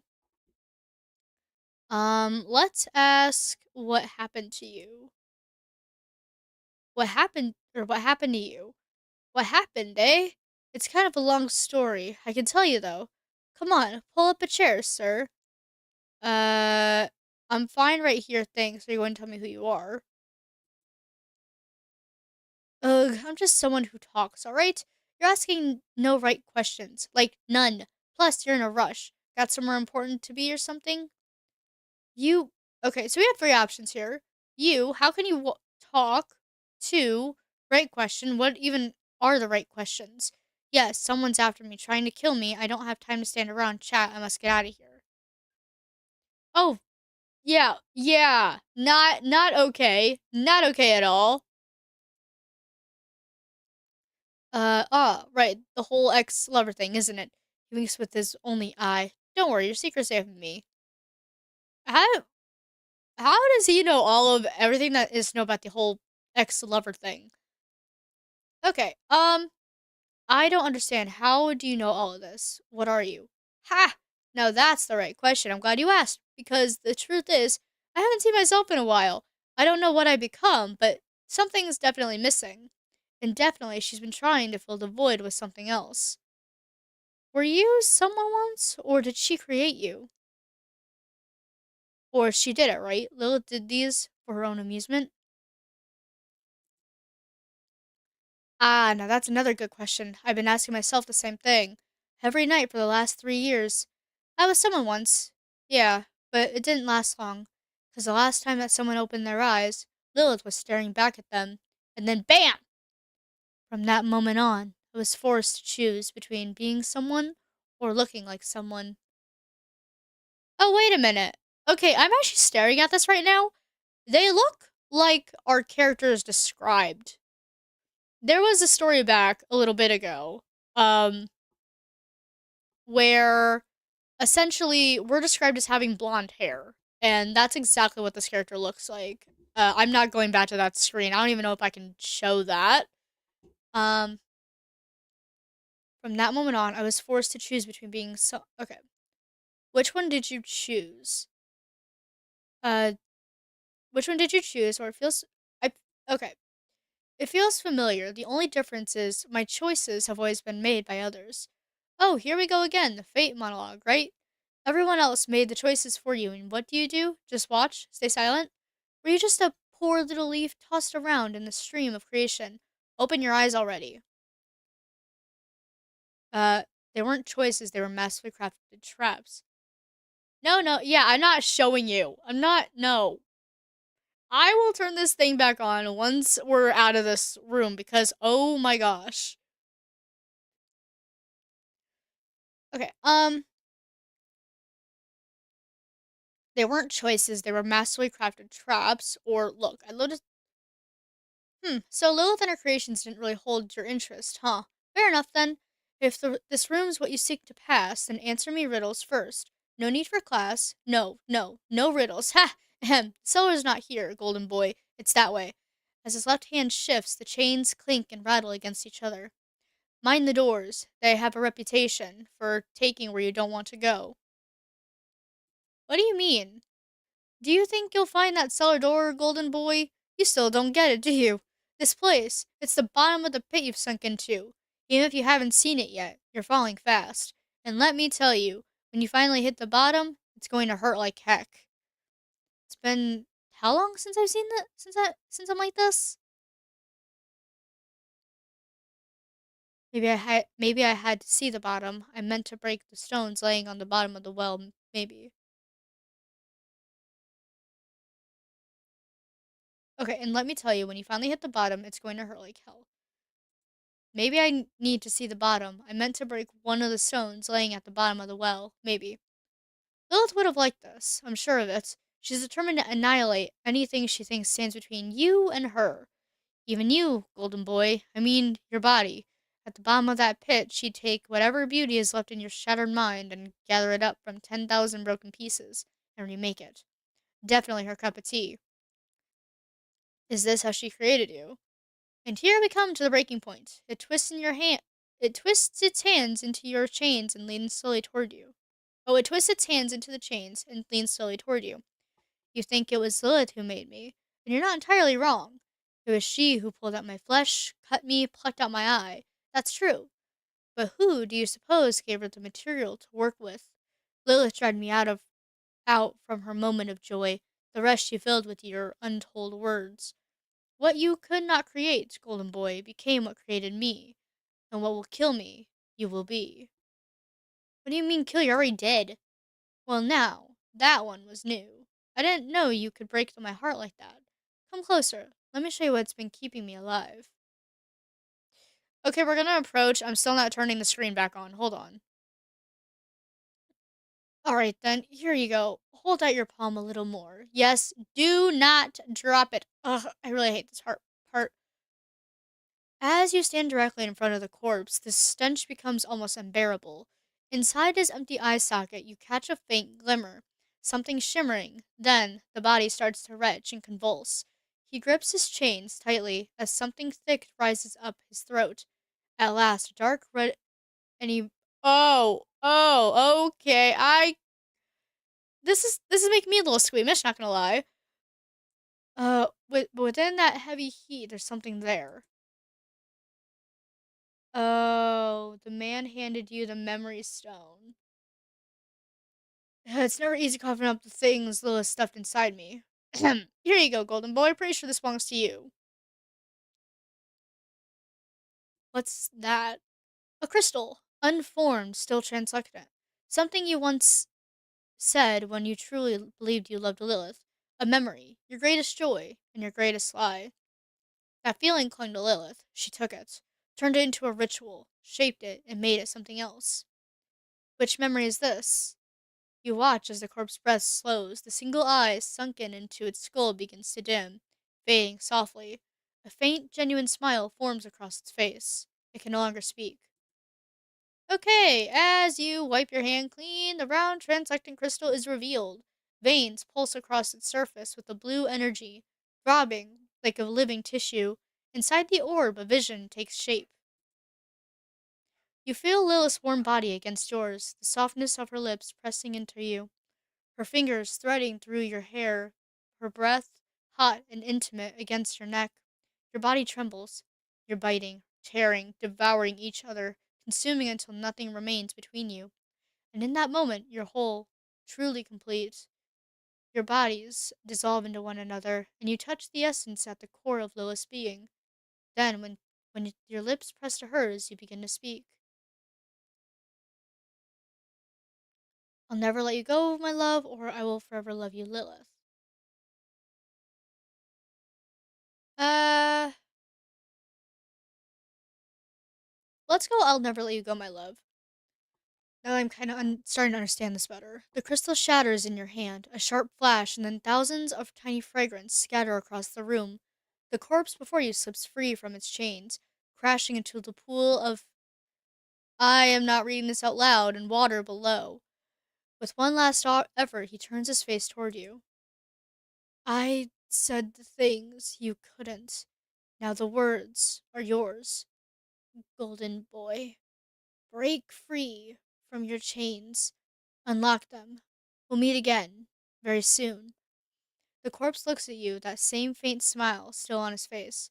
The silence in the room deepens. Now I'll also hear the things you can no longer say, or is this what Lilith buried inside you? Now I'll also carry the things you can no longer say. The corpse doesn't respond to your touch. In this stillness, it looks almost like it's fallen to a peaceful, restful sleep. I better find a way out of here. You look around the room. Okay, we're at a different thing. Huzzah! We're back. We're back. The game is back. Were you? The door stands slightly open, nothing can be seen beyond. A pitch black darkness swallows everything from the threshold. It feels as if tremendous hunger seeps through for life and for all that lives. What is this place? What is this place? Why? Why? Oh, okay. Let me just let the. Yep, okay. Alright. Um, okay. I better find a way out of here. You look around the room. Right. As you return to searching the room, you feel something settle over you. A sense of expectation. The lifeless body is strewn across the chamber. Are you watch? Are you are watching you? The lifeless body is strewn across the chamber. Are watching you. On the wall to your right, you see two distinct doors. Once again, the first door is sealed with rusted chains, but the chains aren't locked together. They merely hang there, as if they tried to hold something back and failed. The other door stands slightly ajar. Beyond it, nothing but darkness. No light, no life. Let's go the ajar door, I guess. Let's figure out what's in the darkness. Man, I am hoping that is the last torn in half corpse that I see this game. I am really hoping that's the case. Okay. As you draw closer, the stench hits you harder, so foul it turns your stomach beyond the gap. There is no light, no sound, no life. And yet, As you near the door, you begin to feel something, a smile from a face you don't know, a name you've never heard, yet somehow remember. There's a longing there, vast, unspeakable, older than words, and deeper than memory. Alright, I guess let's open the ajar door and step into the darkness.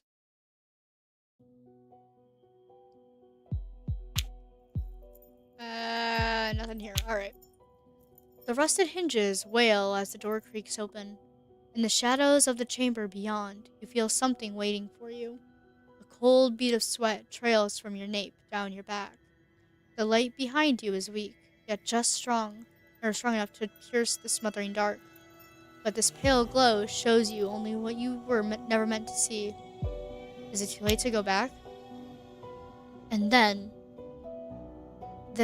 that moment. Narrator, are you stuttering? Narrator, no, you're not. The narrator's a character. The narrator is literally a character in this game. Why? You do not want to turn your head. Believe me, you do not want to see what lies beneath your step. What is it that I stepped on? Fine then, I guess. Let's go back. Let's try the other door. What is it that I stepped on? Alright. Thinking what could be worse than talking corpses or young women experimented on, you lower your gaze. Beneath your feet lies a crushed face. With your step, you've ground rotted, liquefied and skull into pulp with tremendous force.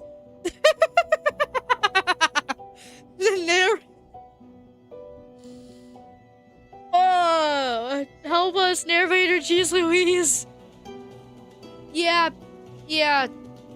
Oh, dear. Okay. From the eye sockets to ears, you see insects scurrying away.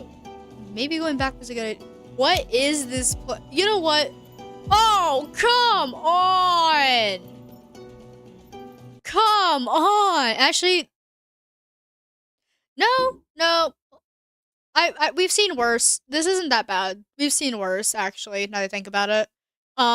Poppy Playtime, anybody? If you remember that? So, we've seen worse. I think we should be good here. What remains of you? Lilith's experiments that were wrong while she tried to create you. Those who cannot... She's been trying to create us!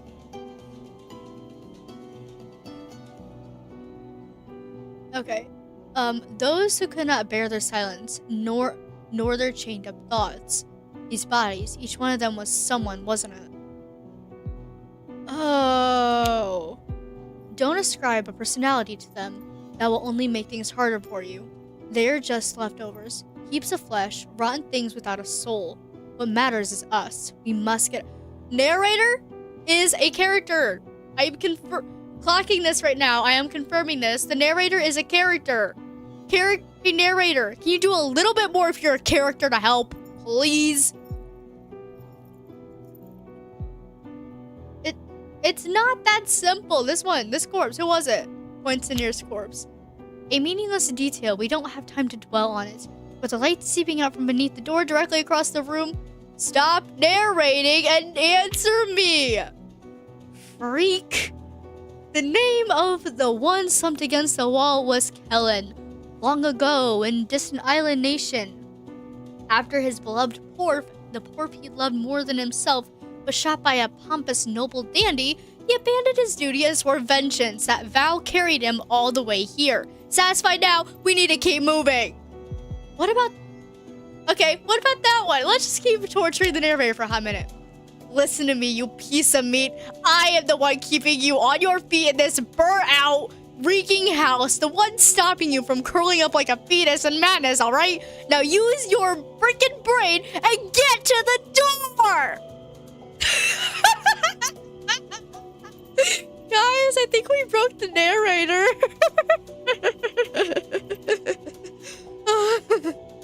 What? No, I won't do anything just because you say so. I suppose we can wait here for a while. Okay, so what? No, I won't do anything just because you say so. I suppose we can wait here for a while. Stay put. Or, alright, but I'm not doing this because you say so. I'm doing this to get out of here. I'd say we mess with the narrator a little bit more. Let's go. You think you're clever, don't you? I'm the master of the story, and if I have to get us out of here... Suddenly, the room you're in starts to shrink. The walls before you is drawing closer. The dead bodies between the walls pile onto each other. The bloated corpses crush beneath the erupt violently. Bits of liquefied organs sputter across your face. You know you have to open the door. I can't let you write my story. I will not go through that door. Look, I don't think you fully understand what I'm trying to do here. You need to live, and I need to narrate, alright? You must survive. If you stay here, in this darkness, everything will collapse. You, me, we will both cease to exist. Is it really necessary for me to live? I mean, why? Why what? Why is my survival so important to you? Because if there is no mind to hear what I narrate, then what meaning would my words have? Do you want me to go on for your... So you're the one creating everything. What? Don't be ridiculous. Don't you listen to me. I'm not creating. I'm only narrating. Then maybe you don't need to narrate any further. I don't want you to do this anymore. Then let's get on now. We're gonna lose the narrator here. You ride within your madness. I truly struggle to keep you alive, but is there really any need for this illusion anymore? Farewell, leading man. I hope you enjoyed the story I narrated to you. And I wake up.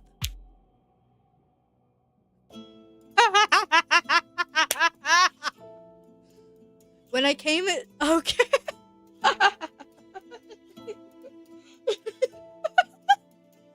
Why am I laughing? What? Okay, well, bye-bye, narrator.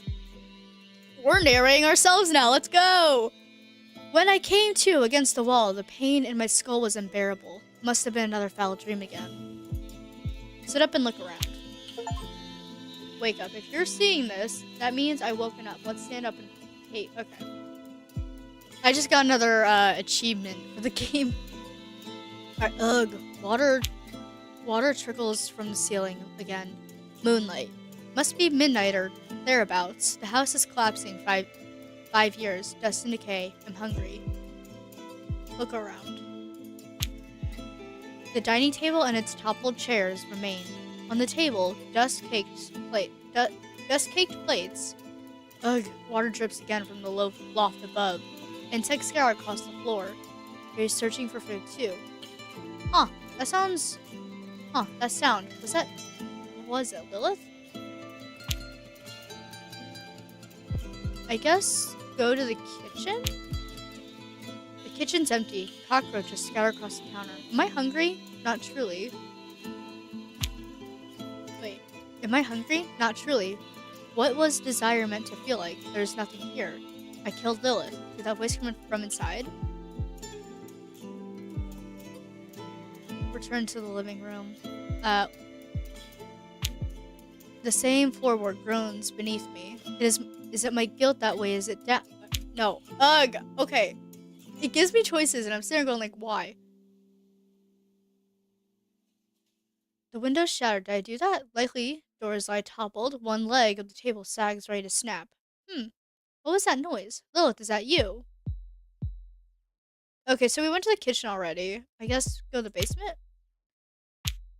The board cracks beneath my every step. Rot everywhere. I drag my feet as I move inward. Was the sound from here? Empty? Hollow? What was here? Ah yes, the door, of course. The door where I killed Lilith. Did the sound come within? Go upstairs. Here was our bedroom once. The sheets lie rotten now. I feared her. Lilith. Mad, yes. Mad, mad. Ha! She loved me more than she loved herself. The bed is broken. Collapsed. Water drips from the ceiling gathered here. What? Did someone call to me? Go down. There were paintings watching over these stairs. Beautiful ones. Lilith and I. Together. Now, nothing remains. Nothing at all.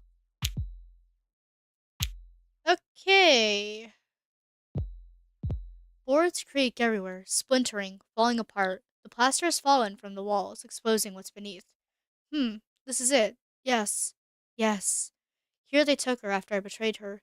They seized her arms and dragged her away. First they cut her tongue so she could conjure no alchemy again.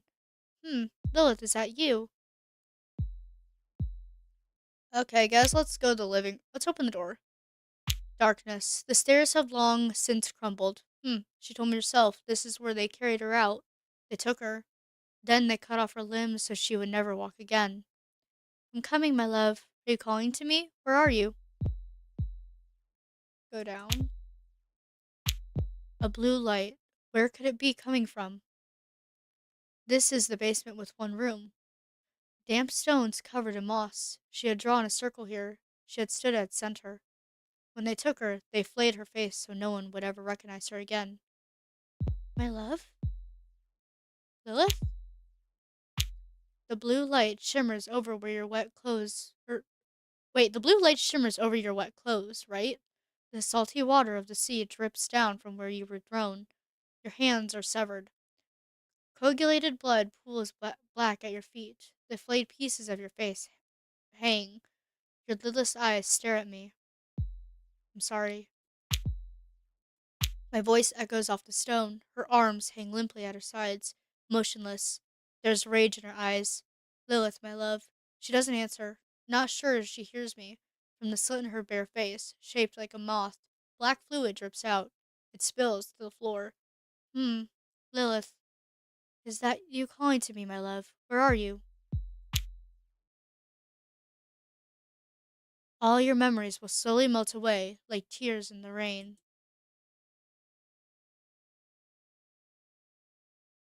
The end. Okay, end 2 out of 8. We never made it to Act 3, apparently. Interesting. Very interesting. But we're not done, are we?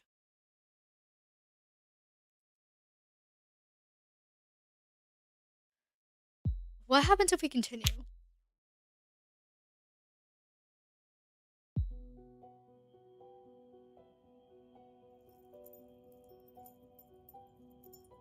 The rusted hinges wail as the door creaks open. In the shadows of the chamber beyond, you feel something waiting for you. A cold, beautiful. Is it too late to go back? And then.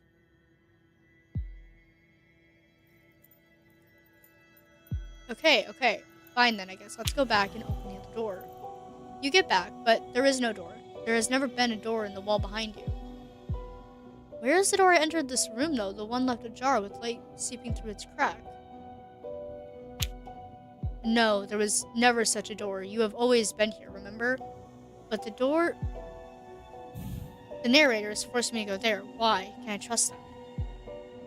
Wait a second. That's not how it was. I didn't come in from there. I entered through the door behind me, and the door that should be me. Okay. I am narrating the story here. Now, be still. To end this, you must continue.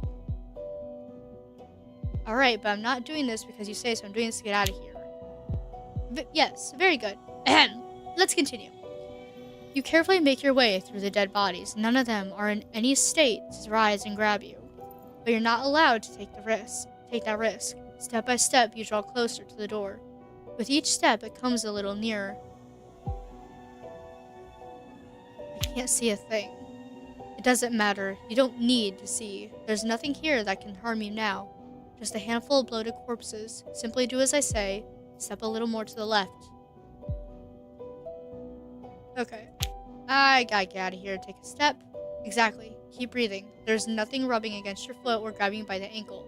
Don't look down. Focus on the door in front of you. You're moving forward step by step. Stay calm. We will get out of here. Okay, let's keep going because we technically started questioning who all these corpses were. Despite all the horror and fear, you start moving. With each step, the door draws closer. It feels as if the room itself is shrinking, urging you to reach it. Just a little more. The moment you stretch out your hand, you'll open the door. Don't look back. Open the door. This is the best for you. See, that wasn't so bad. Although, why are we questioning the narrator all of a sudden? I can't see what she's cooking. Who's she? Where are we? You open the door. What greets you is neither the whisper of the dead nor darkness. It's a warm room lit by amber tones, filled with a pleasant scent. A familiar scent. Notes of phenolin dance with the resinous breath of loop. I can't pronounce half of these. For a moment, your nose stings and your eyes well up. You know this smell. This is how the story goes. The story must be told. I know you knew that. So, by listening to the narrator, we got another achievement. Okay. Right in front of you stands an old wooden table. Scattered pages lie around it, along with small alembics and chemical traces. And someone is there. A woman. A very old woman. Her golden hair, streaked with gray, is tied up in a bun at the back of her head. At the hearth, built into the wall, she stirs something inside a glass bowl. She doesn't seem to notice you. Slip inside quietly and watch what she's doing. You step inside carefully and quietly. The old woman's hunched back is turned toward you. From the counter just to the left of the hearth, she takes a powder and adds it to the mixture. A hiss rises from the glass bowl. The woman waits, then lets out a sigh. What is she trying to do? Watching silently. Lega. Not right, not quite right. Another method. Another. Dissolution. If Lilith wants this to work, the missing piece must be found. Move a little closer, you look at the mixture on the hearth. Missing something. The woman suddenly turns around. The moment she sees you, she freezes in place. A warm smile spreads across her face. The dark circles under her eyes and the wrinkles give away her age. Ah, a guest. Welcome, young man. Well, I want to see what you were doing, ma'am. I didn't mean to frighten you. Hello, mysterious old woman. Don't worry at all, darling. Come, sit. She gestures to the chair in front of the wooden table. Thanks, I'm good. The woman tilts her head slightly, her eyes fixed intently on one of the papers spread across the table. What are you doing here, ma'am? There's no need to call me ma'am, darling. My name is Lega. What am I doing? I need to prepare a mixture. And she sets the paper aside and smiles. That same overwhelming, familiar scent you noticed when you entered the room just from her. You feel your eyes grow wet. And something is missing in the mixture. That's why the dissolution never fully works. All these fluids, formulas, maps, and enzymes. Something keeps going wrong, as if someone had tampered with it. You mean Lilith? No, darling, I mean someone else. Someone who wanders from room to room trying to cleanse herself of her past.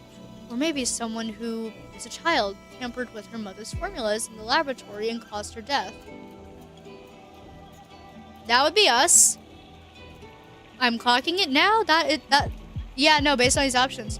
How could you possibly know about my mother's death? You can't be talking about me.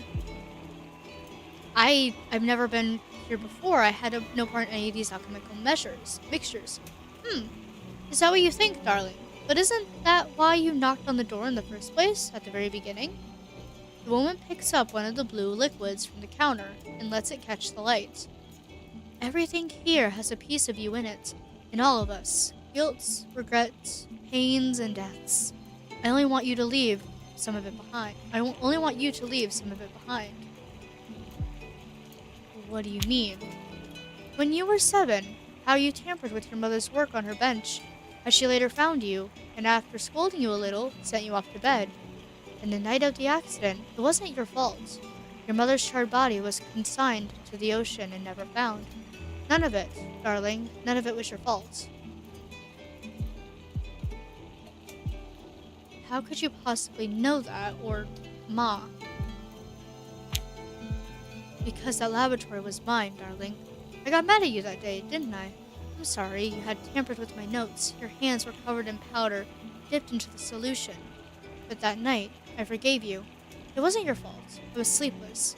I never imagined you added something to the mixture.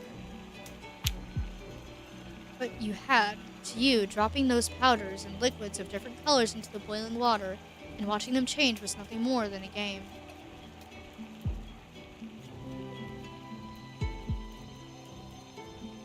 How, I guess, is my next question?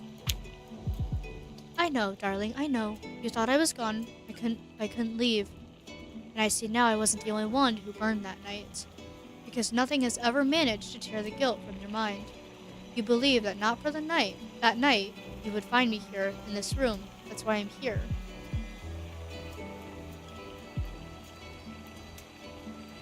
I wanted to be like you. I want to be like you. This work was everything to you. I wanted to make you proud. And you did. That night when I saw you here, I was proud of you, darling. Proud that you tried to understand the formulas, that you mixed the colors. A world taking shape in your hands, new and more beautiful. A place that could be remade, beyond darkness and absence, where we could begin again. But if you stay here, trapped in this loop, you'll never begin. No. You want to stay in this loop. It's safe here. You know what will happen. You know what waits behind each door. Well, most of the time. Don't get too close to the truth, because there you'll find nothing but ruin.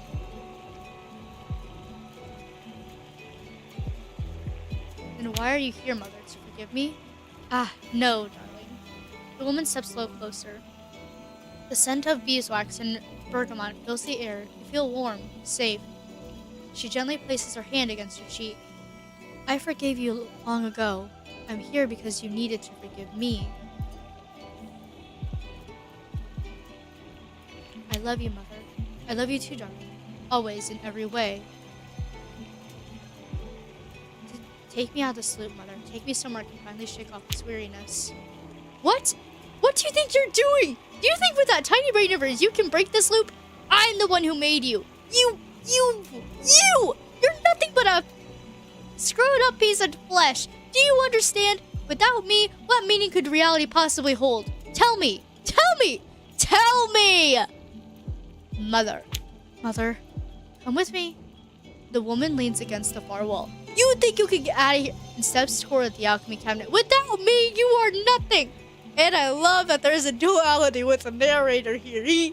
The narrator's like, I have to narrate, but on the same token, how dare you? When I open this door, I don't know what will be waiting for you on the other side, darling, but I know you'll overcome it. Your mother places a gentle kiss on your cheek, where a tear has just rolled down. No, I won't allow this! And you step through the open door of the alchemy cabinet to wake up in a new life, down by the seaside. When I wake up, will I be happy? Most likely not, darling, but you will be yourself. Let's go into the cabinet.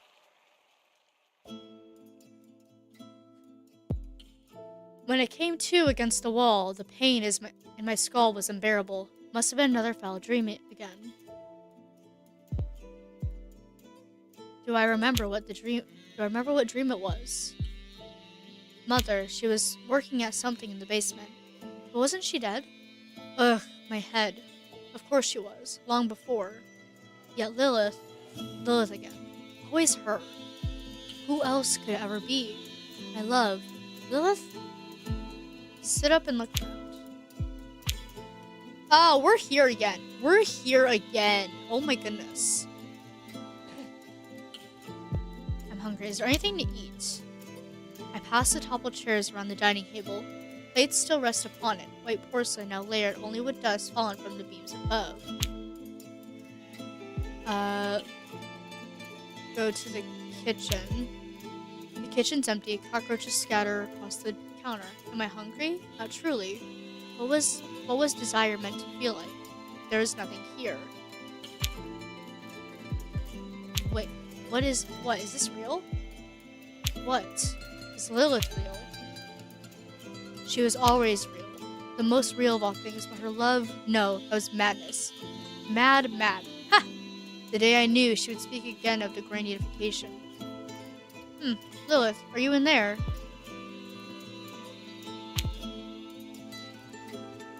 Here was our bedroom once. Okay, we already did this. In the delirium of her love, I knew I would die. Fear consumed me. I fled. have let me go. So there wasn't a choice. I had to be rid of her. I could not. No. No, no, no. Go down. There were paintings. Go to the basement. Boards creak everywhere, splintering, falling apart. The plaster's fallen above the walls. This is it, yes. Open the door. Darkness. The stairs have long since crumbled. She told me herself this is where they carried her out. They took her. Then they cut off her limbs so she could never walk again. I'm coming, my love. Are you calling to me? Where are you? I guess go down. Okay. The blue light shimmers over her wet clothes. The blue light shimmers over your wet clothes, right? The salty water of the sea drips down from where you were thrown. Okay, we already did this. Her arms sway like pendulums, limbs at her sides. She still stands. I step closer. I fasten my lips to hers, cold as the sea, bitter with salt. Her raw flesh trembles, her mouth unfurls, and from its ruins spills black ichor. It streams into me, drowning me. But where are you going, Lilith? Where are you going, Lilith? Was it you who called me, my love? Where are you?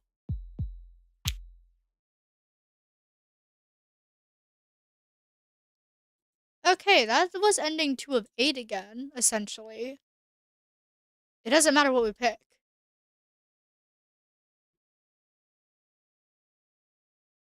Okay, so it doesn't matter what we pick, essentially.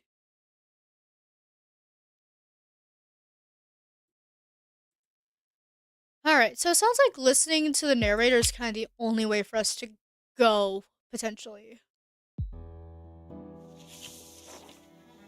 And we're back here. Alright. So keep watching.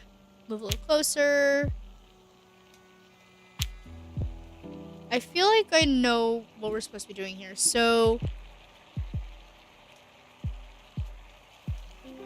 let's remain standing. What are you doing? And continue. You mean Lilith?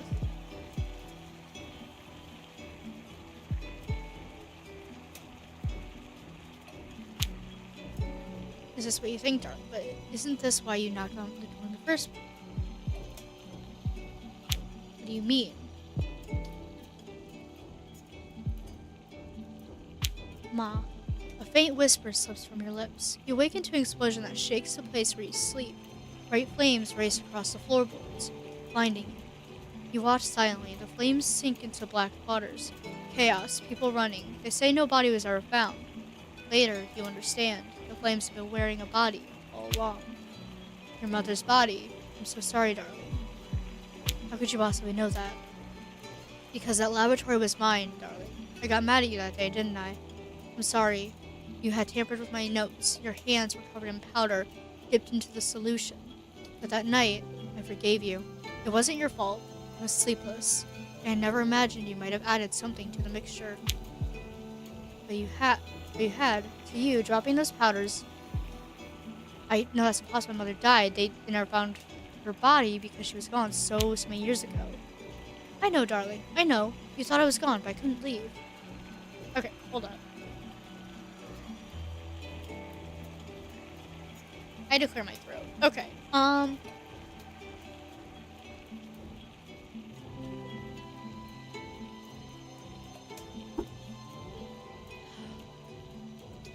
So I just want to spend some time with you. If I lost you forever.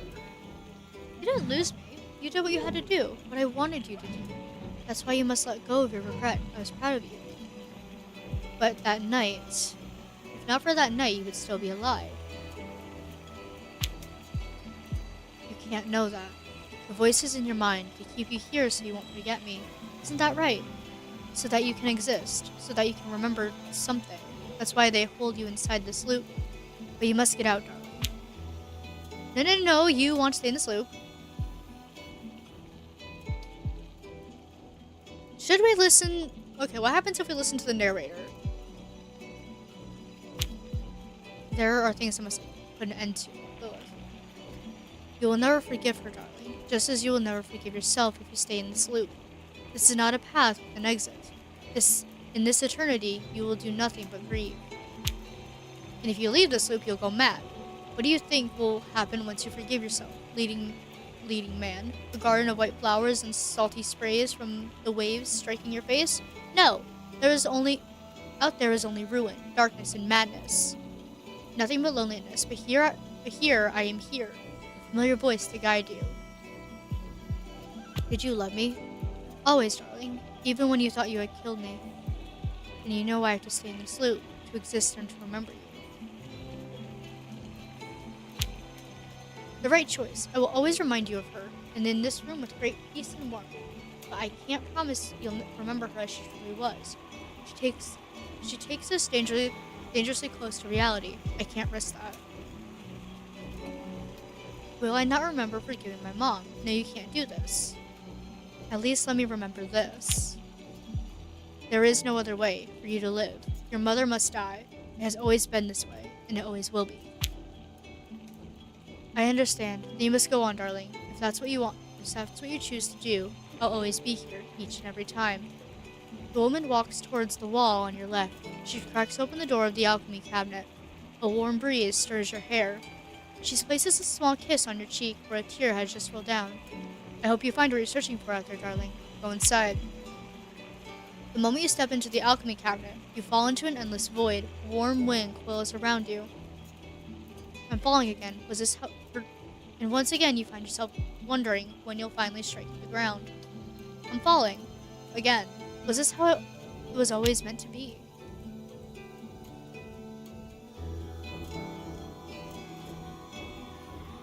Sedibus on saltem, placidus in morte quisca. Act 3, the 65th month. I'm sorry, what? What? Now in your interrupted fall, a metallic taste burns in your throat. Blood and rust mingle with the air you breathe. Beneath your hands there is a damp warmth, as though something has come alive. Where am I? At the beginning of your salvation, and, of course, at the end of all things. Do you see it? You climb now, your nails are clawing at the rotten boards.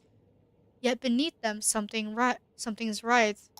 In the darkness there, a pale light flickers. The light that will grant you freedom. For the story to end and for you to awaken, you need one final crescendo. Move towards the light. You think you are moving forward. You think the story has forced this upon you. But do not despair. It was never about choices. Then what? It was about letting go. Nonsense, even the things I let go of I choose. You do not understand. You believe you choose. Yet slowly, simply, you let go of the path you tread. You do not look ahead. First you let go of the road stretching behind you. When you climb, you let go of the descent. For your own life, you let go of Lilith's. And when you have let go of every other possibility, the only option left is the one you merely believe you chose. So what you're saying, I have no will? It's all, what, fate? Oh, no, no. Quite the opposite. The measure of the road you walk is defined by what you let go. The greater what you let go, the more meaningful your path becomes. When what you have left behind rises at your back, and their shadows fall before you, you see more clearly what must be done. Just as you feared Lilith most, you loved her all the more. Perhaps I should just move on. And what is it I must do? Move forward. Let go of more, this house, your obsessions, your terror, and the darkness. Move towards the light that shimmers ahead, so that the burning sun beating upon the back of your will may be shaded forever. And there, at last, only you will remain. Perhaps I should wait a little. And so you let go of moving forward. What happens now? Paradoxes will reign. You are condemned to freedom. In the end, and at the very end, you will remain unaware of the endless chain that defines you. And what if I could see this endless chain then? I am ruled out, and everything happens indifferent to me, and I am tossed like a leaf to the stream of annihilation. Ah, so here at last we arrive at this never all, the infinite cosmic void that existed before the birth of the universe, from which the forces of light and dark emerged. Interesting.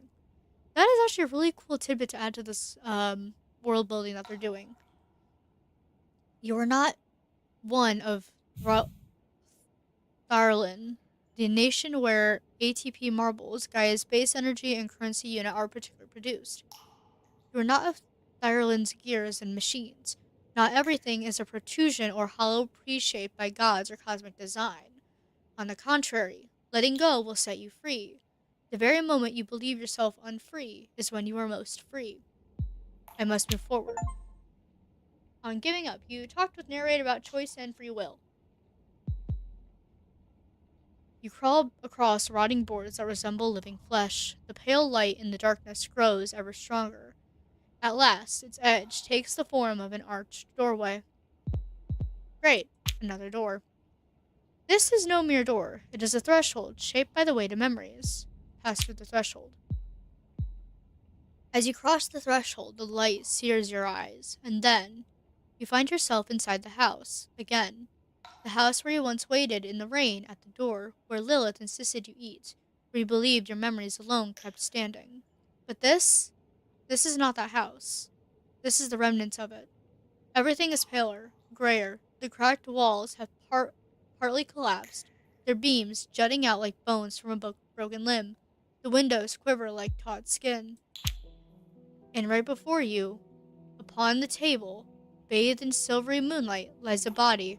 Around it, in the chains, sit three figures, three familiar people: a young woman, a corpse cut below the waist, and an old woman. You? Ah! Right on time. Come on then, golden boy, come. We've kept the finest part for you. How? Weren't you supposed to be downstairs? Downstairs? What are you babbling? With a feast such as this, why would we drowse downstairs? Won't you join us? But just now I left you down, didn't I, Mother? What? Downstairs? Yes. We were there because you were there. In those rooms. In that darkness. You wandered through your guilt. But now you've overcome it, haven't you? It matters not where I am, no more than it matters what I have overcome. Examine your surroundings. This place is no longer as you remember it. From between the broken boards seeps a milky white liquid gleaming with moonlight. The walls, where paintings once hung, are swollen, alive, as if they breathe. The portraits have been scraped away, and the smell, not damp, not decay.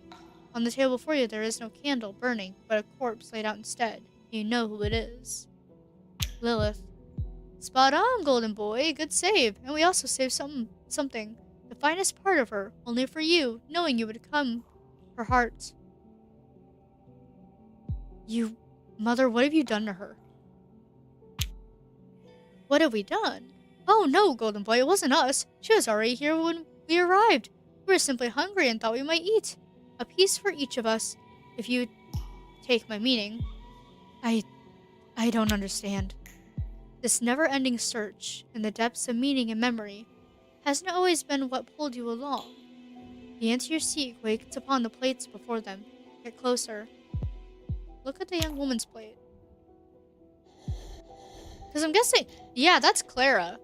That's Clara. The stitch marks on her face are even more pronounced now.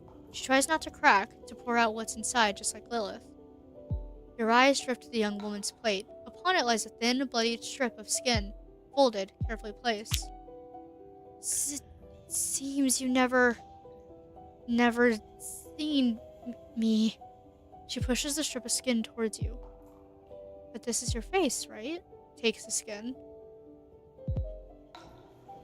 I suppose it was me who wanted to see you like this. Don't take the skin. You look down at the bundle in her palms. Familiar warmth rises, brushing against her face. You feel another pair of lips resting upon your own, but you do not reach out.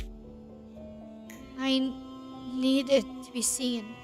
No, just looked at, but seen. Or not just looked at, but seen.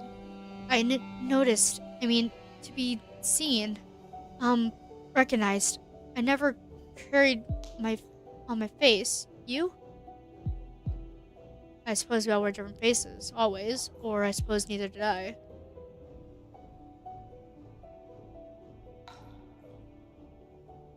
Oh, I never carried my own face. You. I suppose neither did I. Lilith used to design me for you. But you'll take it off now. I didn't know it then, but you'll take off the mask, and that's beneath them. What's beneath that, and beneath that? As you meet her gaze again, you notice another strip of skin hanging near her hairline. A thought, as though one face rests upon another. Who are you beneath the face she stitched for you, or reached toward the young woman's face? I guess this one. Who are you beneath the face she stitched for you? Heh, I wouldn't know. Reach toward the young woman's face. You step closer as your hand moves toward the loose seams running from her chin to her hair. The young woman flinches, just for a moment, yet her eyes never leave yours. Her expression remains fixed, as if carved into place. Will you like what you find? It doesn't matter anymore. The young woman leans back, her voice trembling with anger and curiosity, though her face does not change. It matters to me. Right now it does. Tell me, will you love what you find? No, but then the true you will finally be seen. I'll see you, that's all I want. So, no, but then the true you will finally be seen. And I'll see you, that's all I want. You see the tension in her body ease. The lips pressed together soften. She leans back in her chair and looks into your eyes. At last, an honest answer. She closes her eyes and tilts her neck toward you. Reach for the stitches across her face, reach for the hanging strip of skin. I guess reach for the hanging strip of skin?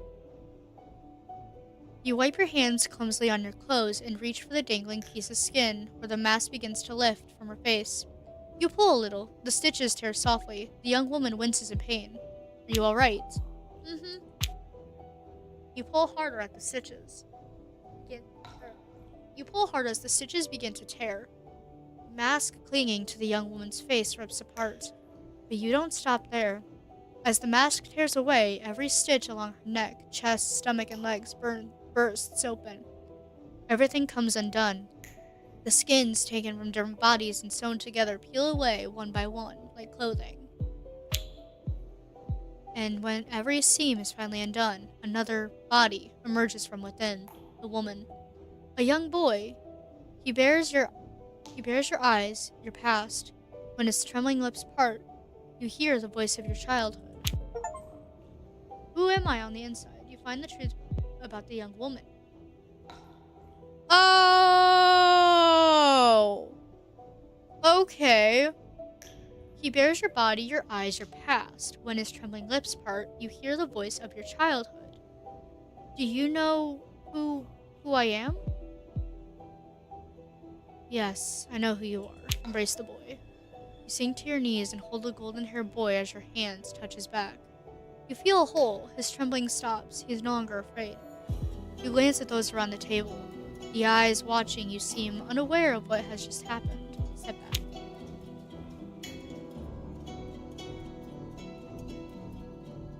You step back. You think it is over, but it is not. It cannot, for another still awaits you.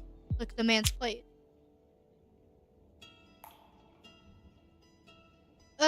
This is still gruesome. Okay. As a young woman's body dissolves until only a handful of skin remains, all that you have lived and all that you might yet live flows before your eyes. Everyone, everything, just as it was meant to be. Do you feel it?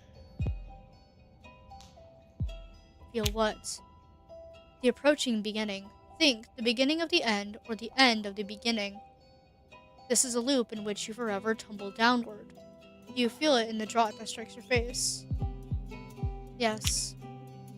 As your face lies buried beneath your sins, is this possible even? But do not despair. In the darkness of the endless night, resurrection awaits you. Look, before you, on the plate of the man, cut off at the waist, rests the bloody congealed tongue, torn from its place. The man fixes his gaze on you, waiting. At last, he speaks. We had another part in mind for you, but it seems Lilith left nothing unsaid. Unlike you, would you? He jerks his chin toward the tongue on his plate. Now it's my turn to speak.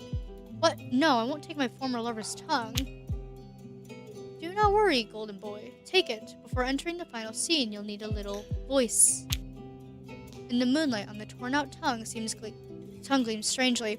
The corpse cut off at the waist wears a grin poised to twist into terror at any moment. Perhaps it's time for me to speak. Ha! I suppose. Now, it's your turn to speak. What do you say, golden boy? You think the dead body slackens, sinking into some strange ease. The tongue in your hand feels slick and heavy. It waits for you to say something. I am sorry for everything. Oh, come now. That scrape of tongue in your hand needs no apology, golden boy. Don't make yourself pitiful with excuses. You're hardly a paragon of virtue, are you? And no one here ever expected your apologies. What is expected is that you exist. That you would be someone. Perhaps my fleeting should end. Perhaps I should cast aside apologies and become someone, become myself.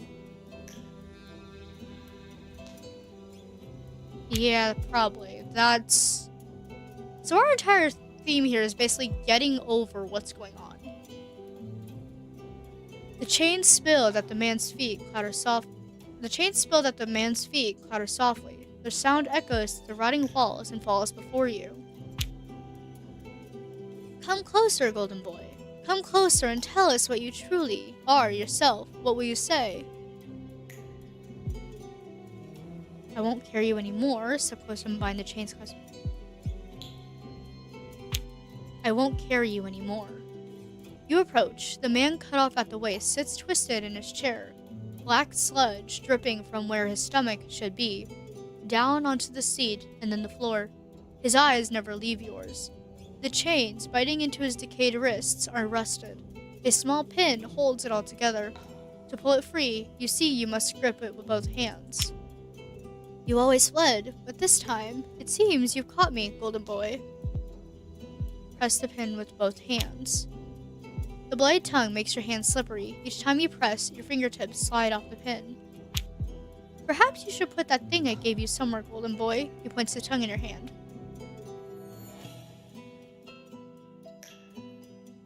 Perhaps I should put it back where it belongs. Place the tongue in Lilith's mouth. You see Lilith lying on the table beside you. In her flayed face, lidless eyes gaze up at the broken ceiling.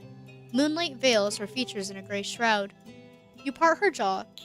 First, you press down the section of her throat where the vocal cords lie. Blood slick and trembling beneath your fingers. Then, slowly, you set the tongue back in place. Black fluid seeps from her mouth, trailing from the corners of her lips to her ears. At least now her face seems a little more natural, more complete. Within you, love and horror bloom at once. Look at Keenan. Very well then, back to these chains. I will free you of this burden. After wiping your hand clean on your shirt, you press down the pin with all your strength.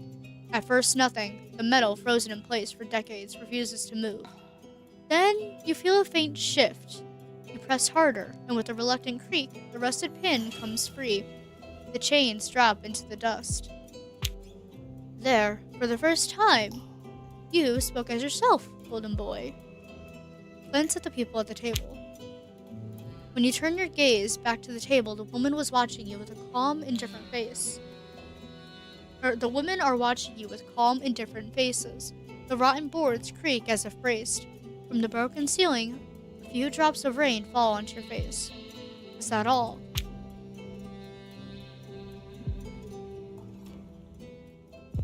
Each fragment takes its time to settle into place.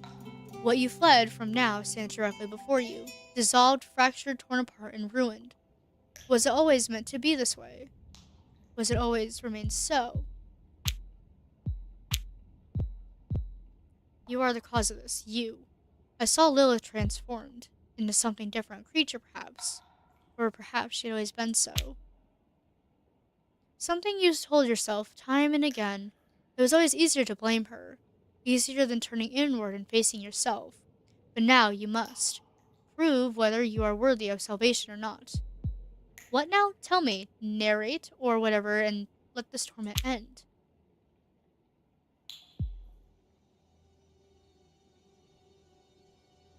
Moonlight spills through the fractured roof, and abyssal silence fills the room. You no longer believe those gathered around the table even breathe. Lilith's body lies there, still as stone. No, not quite. The boards, the glass, the scattered things around you strain, awaiting. All this horror, all the questions, all the hatred, was it? It was all to bring me here, wasn't it? So I could see you like this. I hope in the end you can forgive me for everything. You move towards Lilith's body lying on the table. Her dark, hollow mouth and the face stretched from her brow down to her chin, like a mask remained still. Lilith can't hear you, my child, but she doesn't need to anymore. Still, you want her forgiveness, don't you? I betrayed her. Just as I left you, I killed her. You're absolutely right. You knew exactly what would happen when they took Lilith that night. Did I? Of course you did. That night, what happened? The night you came here, to this house, to the place where Lilith's growing obsessive ideas had taken root, the place where you saw her for the last time. She told you about the black alchemy ritual. You were to die, and then reunite within the grand unification. Your bodies would perish, and your souls would intertwine. You were afraid, and you reported her for performing an unauthorized act of alchemy. They captured Lilith. Truths don't turn into forgiveness within the cocoon of time. For your actions to find meaning isn't that simple, my child. But at least you tried. Perhaps Lilith needs to be completed. I never told her about the past. I completed the parts for her, did I? Or I never completed the parts for her, did I? Perhaps you're waiting for the right moment. You wanted to do what was right. The memory of her in your mind will soon reach its end. The wood creaks one last time, then silence. It stretches. The floor beneath your feet stirs, faintly, like a living membrane. The torn black threads of the curtains shiver by the windows. Silence. It stretches. Then, a breath. You see Lilith's chest rise upon the table. Her eyes turn to you, her body tenses, as if she's being born again. Yet there's nothing miraculous to it. Lilith? Reach out your hand. The hand you extend feels as though it touches a warm memory stuck in the past. Her fingertips twitch. The flesh beneath her nails blackens with such vicious fluid. Her shoulders tremble. Then she sits up. The clothes clinging to her are wet with blood. Welcome, my love. For a moment, I feared you wouldn't come. I'm here, but I thought you died, truly died this time. I remember you saying that the first time I came here. Huh, the first time! You've no idea how many times you've read the letter that you wrote yourself, my love. The letter that brought you here, to me. This isn't the first, nor it will be the last. But don't worry, we're almost complete. Wait a minute, we wrote the letter ourselves? You've no idea how many times you've read that letter that you wrote yourself. We wrote this letter ourselves. We're the entire reason that we're here. Oh, this is and you're moving. Oh, because my mouse is moving. Never mind. Her tongue, swollen and heavy in her mouth, distorts the words. The rasping voice shows that her torn throat never healed. All this was your revenge on me for killing you for that night 5 years ago. It must end. We must be completed. This loop. must reach its end. They were the halves within you, my love. All of them. The loves you could not see, the words you could never speak. You've been trying to piece them together. But now, it's my turn. Either you complete me with your body, or confess the whole truth and bring this loop to an end. What truth do you want me to confess? Everything. Why you killed me. Why you were afraid. Why you were so utterly pathetic. Everything. LiVber's seas churned, waves crash against the cliffs, scattering into the night. A garden of white flowers burns among crimson fire. Bare feet crush the withered blossoms.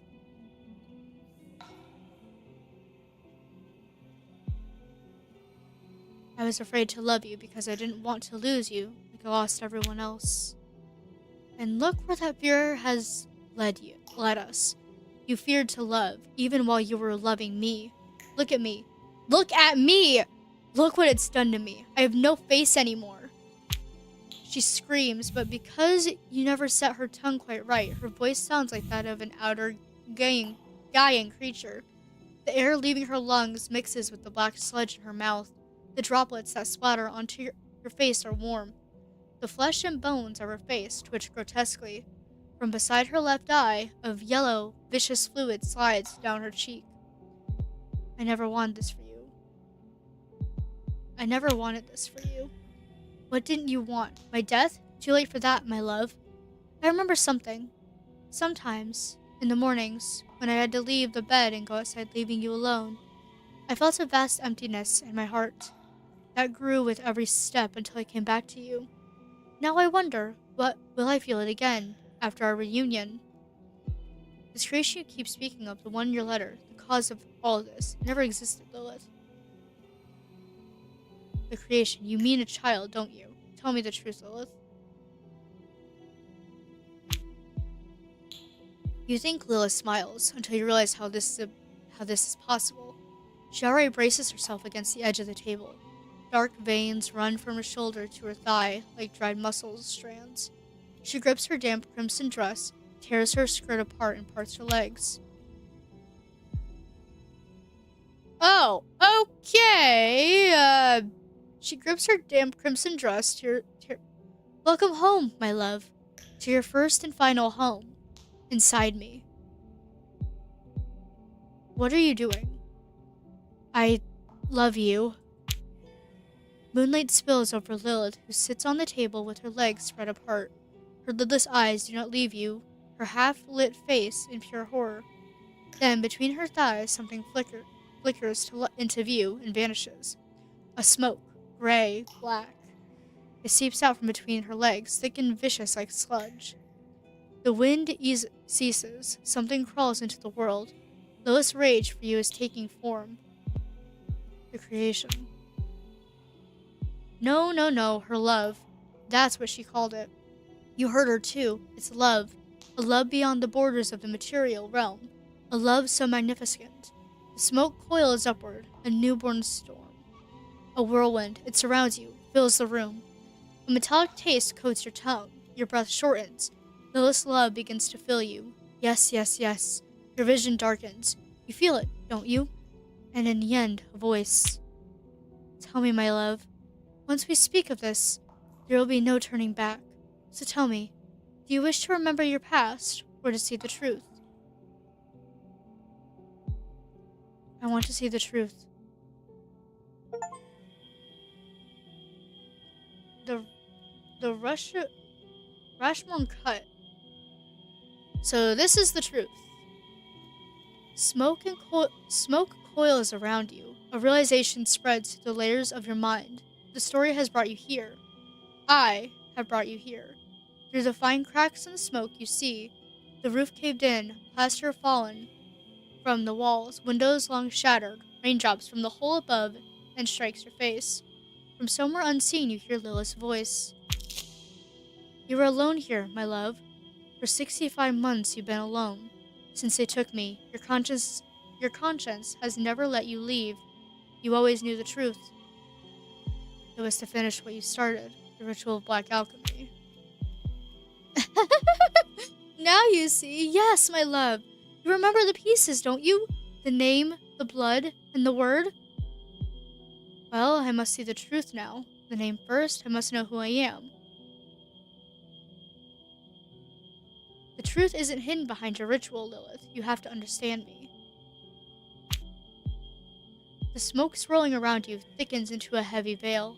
Its rising and falling tendrils resemble the tip of a fibrous whip when winding slowly around your legs. Oh, I understand you, my love, more than you realize. I understand your love for me, but you must understand yourself. Know yourself, and finish the ritual. So then, say it. The name, the blood, and the words. You can't do this, Lilith. Wherever you are, you wouldn't dare. You don't know what I dare, my love, for you and despite you. Do you understand? You won't be able to come back here while we are already here. The smoke coils tightly around your legs, gripping like a vice. It burns. Alright then. Show me the truth. What was my name? You've done the right thing, my love, because this is who you are. Elbeck. That was your name. It was in the first weeks of your 65-month solitude. Only days after they took me, they asked you for a name. You gave mine first. Then you signed your own on the witness paper. You said you saw me perform unauthorized alchemy. The guards told you that you could see me one last time. One last time before my death. I told them there was no need. The smoke thickens, heavy and suffocating. From the other side, you hear Lola's voice. Yes, you were afraid, weren't you? You were not virtuous enough to see me one last time. To say that you really loved me. Now speak your name. Confess it. You know my name, Lilith. You know what I did and why I did it. Or my name is Elbeck, and I killed you, because I avoided my virtue and I was afraid. I feel like that's the truth, isn't it? Whee! She's just dancing. She's just dancing over there. You see the smoke take shape before you, coalescing into a silhouette. The ritual is progressing. From beneath the mist, something slides across the floor toward your feet. Metal scraping softly. You recognize it. Lilith's dinner knife. The grand unification will unite us, my love. There, we'll be together. Now, seal your name with your conscience. Spill your blood to the end. If shedding it will free me from my conscience torment, then let my blood cut or run. I don't think I can do this. Okay, so end ourselves to end our torment, or try living again. Black smoke slams into your chest, hurling you back against the wall of rotted wood. It steals the air from your lungs. The moonlight room darkens further. Is your conscience worth more than your own life? And after coming all this way, my conscience, let it be sealed with my blood. Okay, you know what? Oh, jeez. Fine. Let your blood gather at your knees, like the sea itself, just like the edge of the cliff you can never let yourself fall from. 2 years later, your steps had carried you back to that cliff's edge, your guilt heavier than ever before. There wasn't a single night you didn't see me in your dreams. But you couldn't find the courage to let yourself fall with that rain. Killing yourself would have taken more courage than killing another. Your knees sank into the mud, a heart mirrored in a bog. Blood drips from your fingertips. Your fingers grow numb. The warm, slick fluid from both wrists pools on the floor. Your legs weaken. You sink to your knees. The knife slips from your hand and clatters to the ground. Through the mist, Lilith approaches. Her face, her body, she seems to have left all that horror behind, just as you first saw her.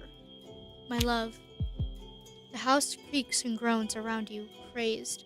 Kneeling, you struggle to steady your breath, a rasp rising from your chest. Sweat soaks your back. The wind makes your skin shiver. Lilith smiles. It's a gentle, merciful smile. There's a piece of paper in her hand. As she leans down to pick up the knife, she places the paper in your palm. And the end. Your madness took hold of you. By the end of those 65 months, you had convinced yourself I couldn't be dead. You clung to that fragile hope, because it was all you had left. Poor Elbeck. Everything lost, rotted, or faded within the house. What is that noise in the background? Okay, that's just the soundtrack. What is that? Okay. Or faded within the house. You redrew it all on those yellow papers to remember, to keep your memories alive. Because what else did you have left but memories? You kept drawing, again and again, all those moments whose originals have been lost. And then you wrote a letter, from my mouth to yourself. You summoned yourself back here, even though you had never truly left, but your mind needed to believe it. You didn't send the letter. If I had written from beyond the death, these would not be my words. You wrote it yourself. So we did write the letter. We wrote the letter to ourselves. Okay. It's true. You needed to believe it, to step through the door. Just as the blood from your wrist seeping into the letter, the thing that ended everything, the thing that began it all. Don't worry, there's nothing to fear. This is not an ending. This is never an ending. This is not death. We will begin again, anew. What? Give me the letter you sent to yourself. I'll tuck it into your pocket. Perhaps where you're going, you'll need this blood-stained thing. When you cut into your wrist that deep, you can't move your fingers anymore. I suppose I'll have to complete the last step of the ritual for you. The smoke rises, thick and heavy like the fluid that once spilled from Lilith's throat. It wraps around you. You stand within the storm. Your memories whirl through your mind, shattering against the fragments of your awareness. Each breaks apart, merging and separating until nothing remains but the black smoke. In the midst of nowhere, you stand alone, and at last your body dissolves. It's happening.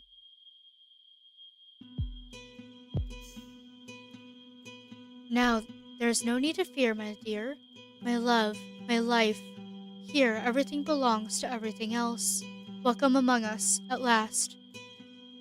We have no bodies now, no names, only us remain. Us. This is the only place where we can exist together. You, me, and our creation. Our creation? Yes, I was carrying our child when I died. You know this. The child is here as well, with us. But we had no bodies, where are you? Have you forgiven me? No, my love. You did not do all this to be forgiven. What we have done comes with us. It will be part of us. I will accept you with it. I will take you into me with it. How? Our souls, these formless souls cast beyond the cosmic dark, will soon mingle. We will become one. We will become something greater than ourselves. You, me, and our child. You will remain as an ache twisting within me, trapped in a new loop. Wait, what? Till the grand unification became the one with... In the end, we all converge upon a single point in the story, without even remembering who we were. What the heck did I just do? Okay, this is end 3 of 8. What the heck?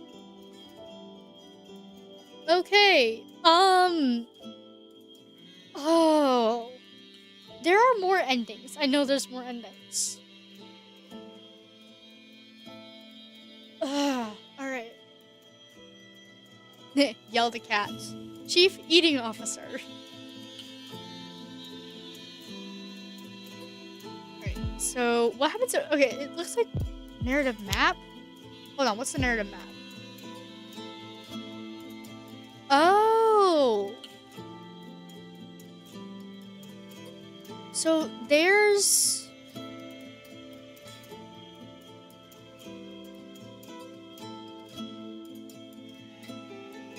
Okay. Oh!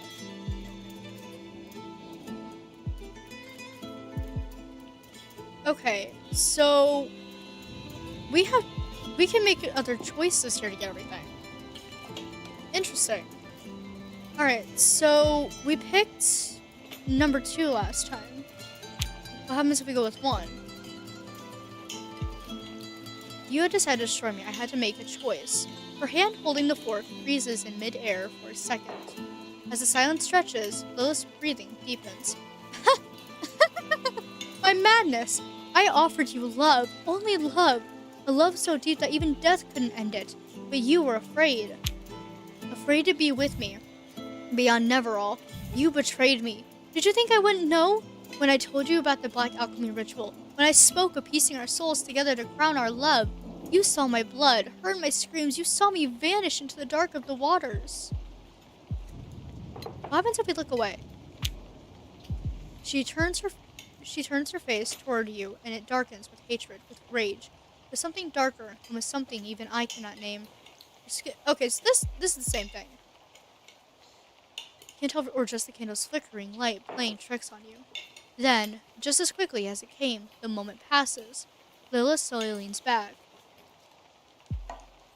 Love means something different to you. You don't love me, you want to own me.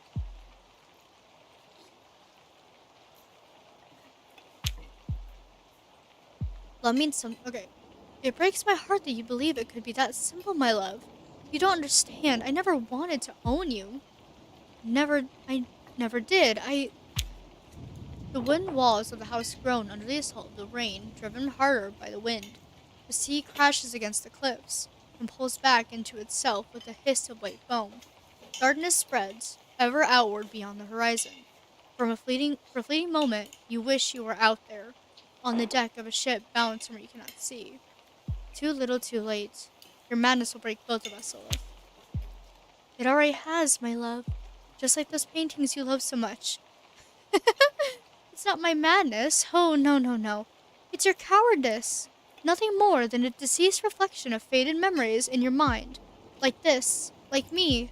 Like you. Go on. Eat. Porf meat. Okay. God, it's porf meat. You lost it. Or I never imagined it could be edible.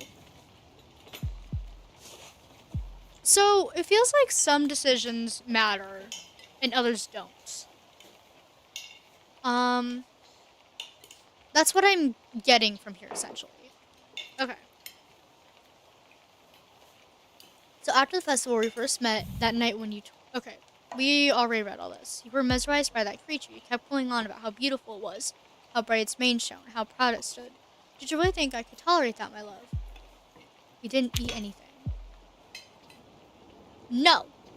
She slams her hands onto the table, leaning forward. Her face contorts with rage, her eyes widen, unblinking, bore into you, burning with intensity. No, no, no, that's exactly what we are. You told me how much you love me, how we'd never be apart. Do you remember what else you said? I said it didn't matter what, that you came from a different class. I told you I'd never leave you, no matter what. That's what you said, wasn't it?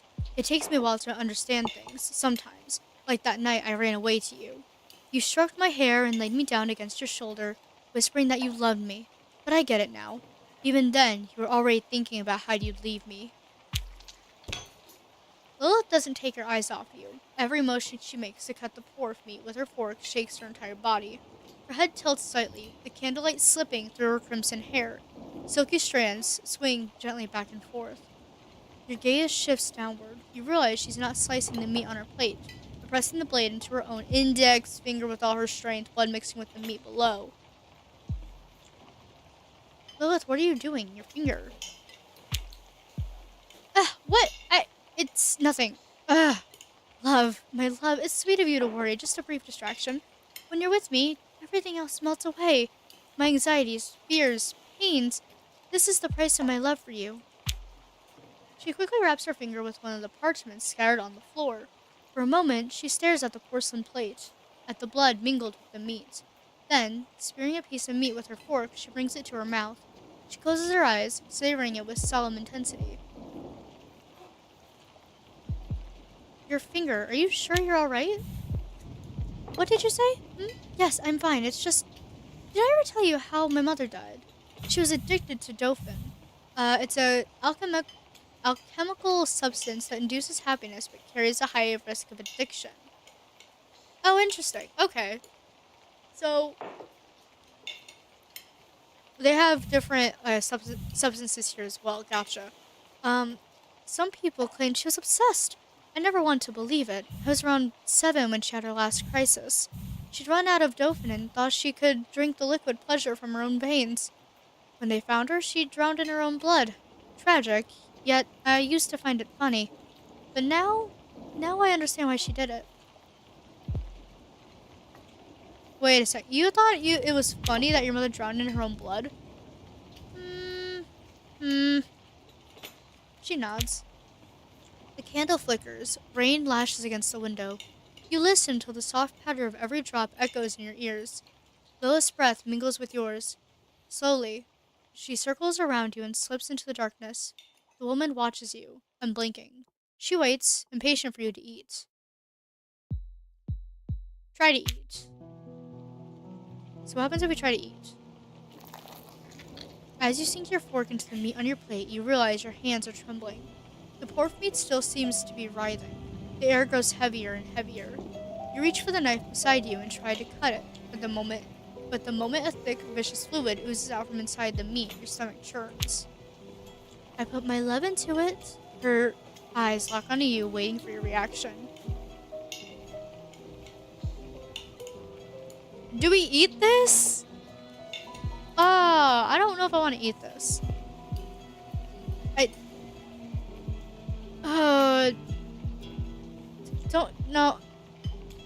Don't eat it. Don't eat it. You're hungry, my love. Did you think I couldn't see that? You're starving for love, for affection, for tenderness, for unity. Everything is right here in front of us. Your memories, your drawings, your straw papers, yourself, these bodies of ours, this house. We have to go beyond all of it. You need to eat. Okay, I guess, okay. You're chewing something sweet and soft. It's cool, even blissful. For a moment, you feel calm, as though everything is truly okay. But then the meat feels as if it's sprouting thorns, and pain blooms across every part of your mouth. What you're crushing between your teeth hardens, forming crust. It burns, it cuts, it moves. It twists into something alive, writhing as if giving up its final breath right there inside your mouth. A slick, slithering thing coils beneath your tongue and along your palate. Okay, get that piece of... Okay, nope, get out. Out, we're done. We're done. Okay, lean down, spit. Tears well in your eyes, but the burning taste of the meat clings to your mouth. Blood, metal, mold. On the floor lies a brown, half-chewed piece of meat, slick with your saliva. It doesn't move. I knew it! That's how much you value my love, isn't it? You'll just spit on everything I've done for you, won't you? Tell me. Okay, she leans toward you from across the table. Her voice is almost tender. Tell me, my love. Isn't this enough for you? Maybe another piece? A new one. One prepared with even greater love. I no longer know what part of you is you. Part of you is you, or what part of is your love.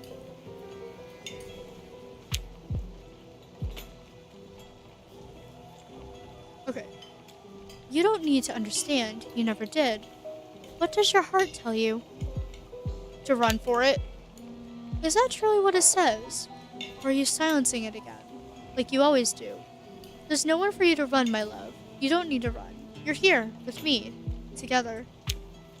The rain beating against the windows grows heavier. A lightning bolt flashes briefly, illuminating the paintings hanging on the walls.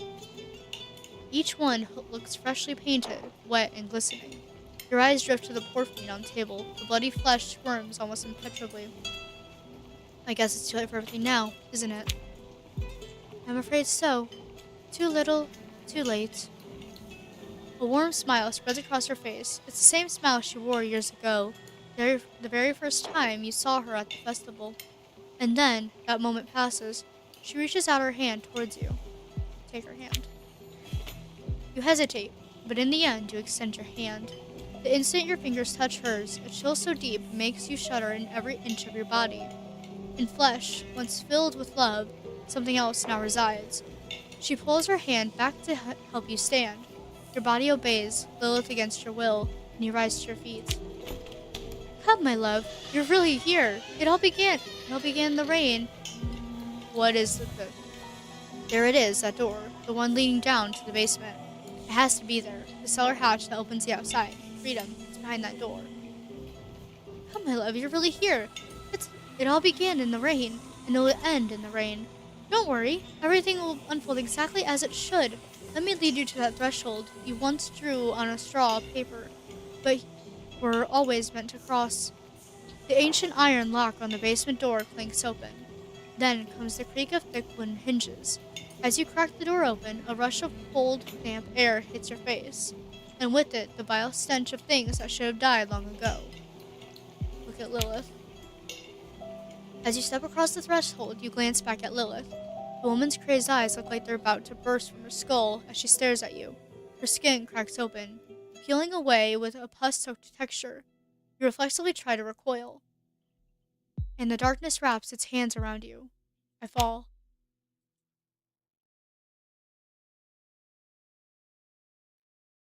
Odie, okay, here's the Latin. I think I would really love to know what is being said here, like maybe in parentheses in English underneath this, because it's asking us a question. Odi et intelligo, cer id facem fortesse requis, necesso sed feri sentio et. I am pretty sure I'm butchering this, but like I'd love to know what it's asking. Oh, interesting. So instead of getting chased by Lilith, we're now being led through by Lilith, essentially. So this is a new adventure. Alright, so let's see where this goes then. And I am probably going to need to chapter this, essentially, at some point, probably. Okay, in the dark, you... Actually, hold on. Let me take, because we're in Act 2, so this is a new start, essentially. I thought we were going to end up with, like, ending 3 again or something. So let me be right back. I'm gonna go use the restroom, and then, yeah. Let me go use the restroom. I'll be right back. And in the meantime, anybody that is still watching, grab a bite, grab some drinks, and we'll be back in a couple minutes, probably.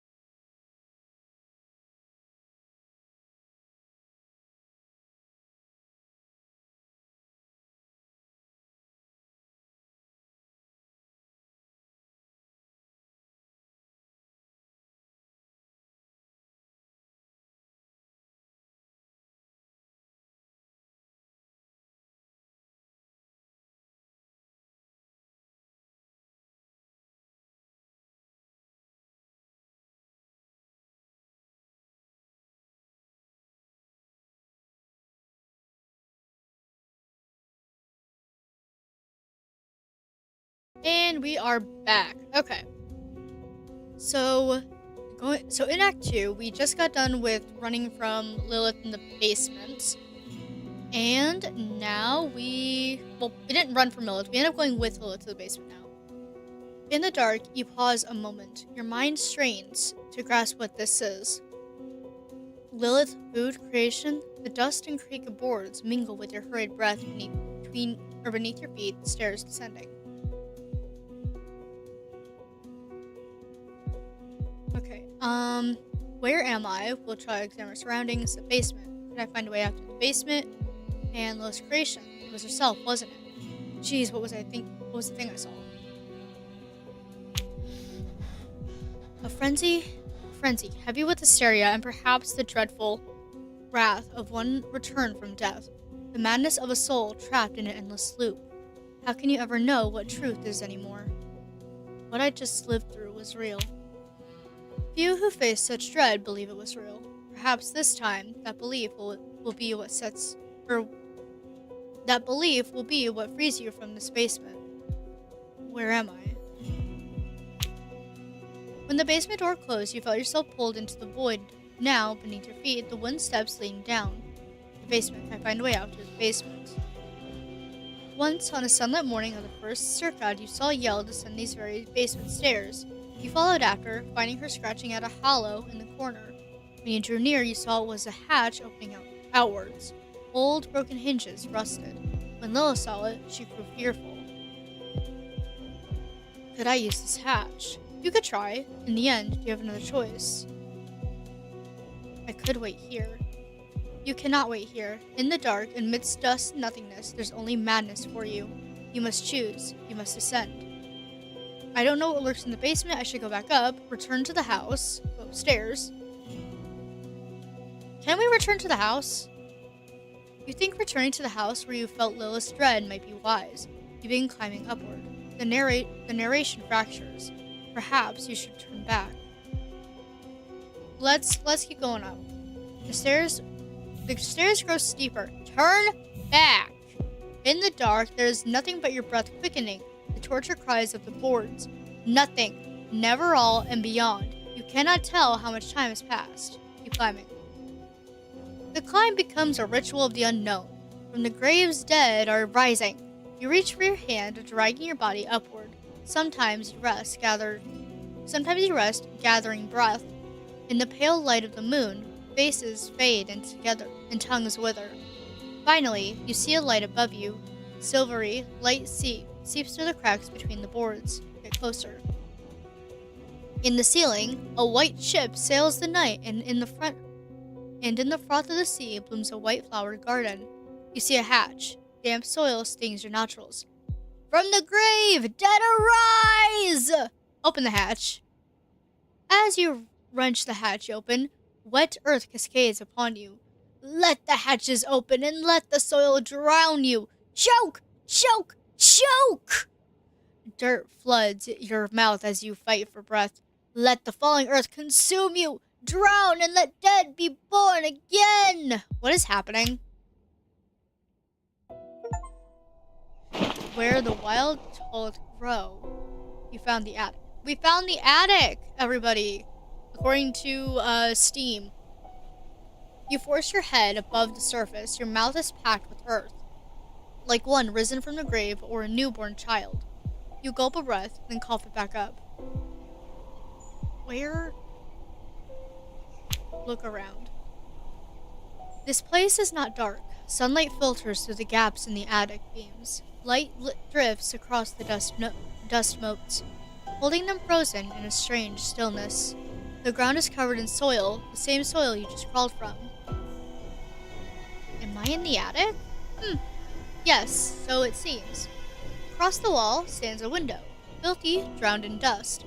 From the slant of wood hang empty frames, strings. The floor lies blanketed in damp earth, and upon it, white talleth blossoms bloom. Wet. Apparently I cannot talk. I knew Lilith loved tall flowers, but climb out of the soil and look around. With great effort, you drag your body free, waist rising from the earth. When you've caught your breath and glanced about, you see the flowers crushed beneath your palms. Their white petals turn gray. On the walls, empty frames stand, no wind, no sound. So what should we reach for? Sorry.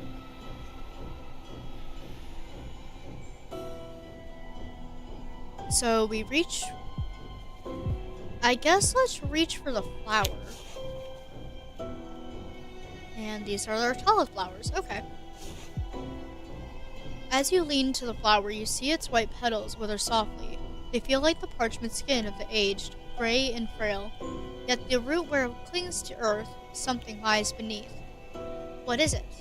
Dig at soil, or keep looking at the flowers? I guess what is it? Dig at the soil.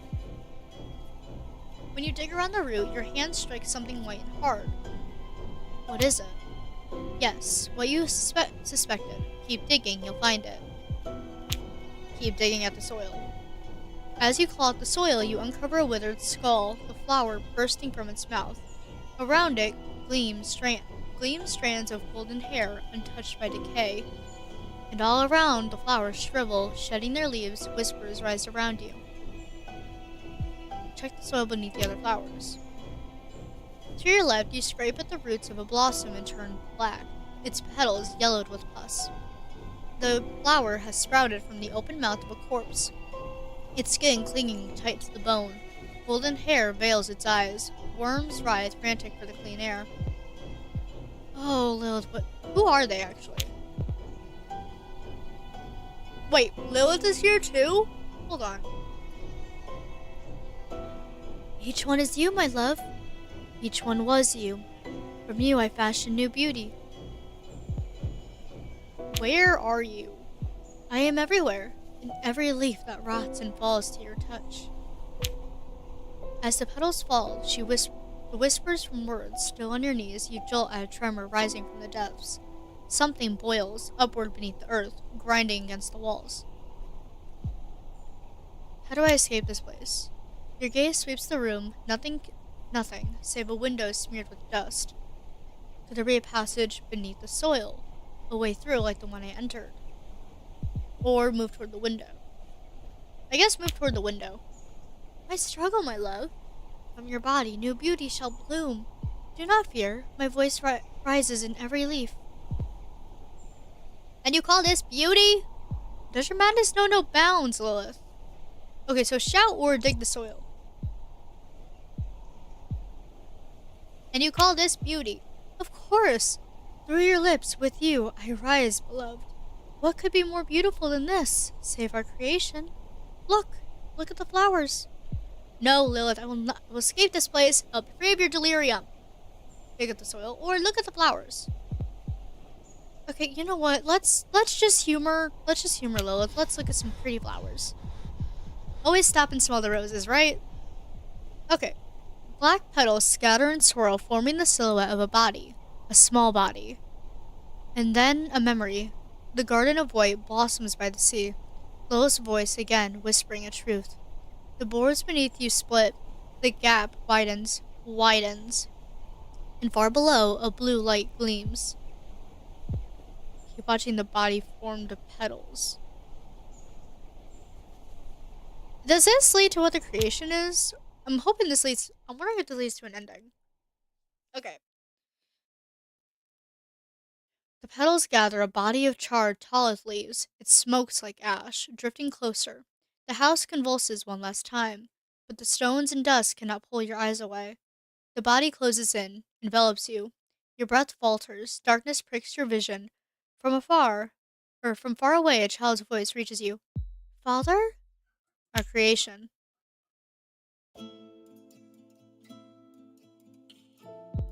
When I came to against the wall, the pain in my skull was unbearable. Must have been another foul dream.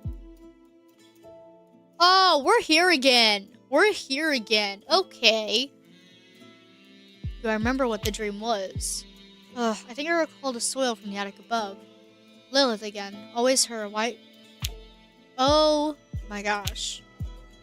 Okay, so we got ending 3 of 8 again. This seems to be a pretty common ending. And I I don't think I really need to read all this. I'll probably just start clicking and snack on an M&M here real quick. Alright, so we'll go to the kitchen.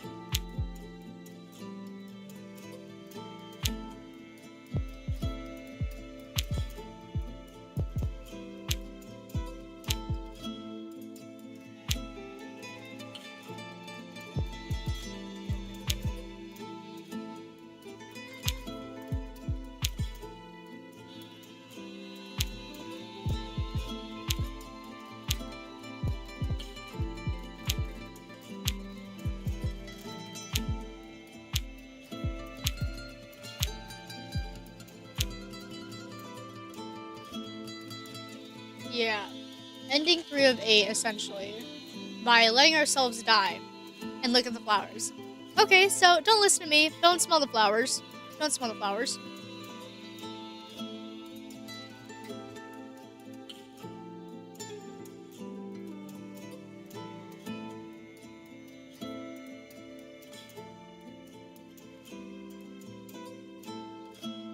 Oh, this is insane. This is insane. Okay. So I guess let's continue.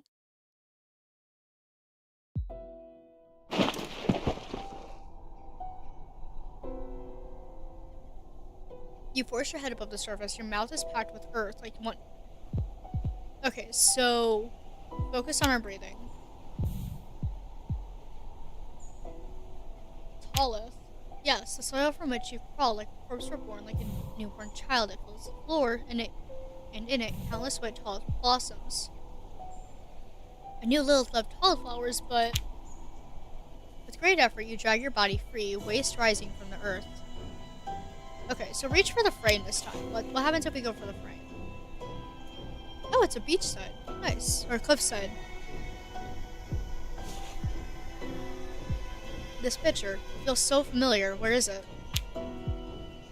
You force your mind, but cannot recall where this is. Then your eyes fall back to the flowers on the ground. Reach for the flowers. Okay. As you lean to the flower, you see its white pearls wither swiftly. They feel like the parchment skin of the aged, gray and frail. Yet, at the root, where it clings to earth, something lies beneath. Dig the soil. When you dig around the root, your hand strikes something white and hard. Keep digging the soil. As you claw at the soil, you uncover a withered skull. How do I leave this place? Okay, your eyes sweep the room, nothing but a dust-choked window. Could there be a passage when I entered to dig the soil? You slink to your knees and dig, bones splintered limbs, organs turned to mud. You claw at the earth in frantic handfuls, searching for the ground below. A bead of sweat falls from your brow. Then it comes, a tremor deep in the earth. Okay, and you call this beauty. Okay, no. Keep digging the soil, evidently. At last your nails scrape against the floor. You claw wider, but find no sign of a door. And then the house itself shudders from its roots.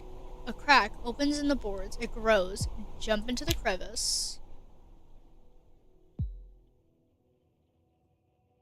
Alright.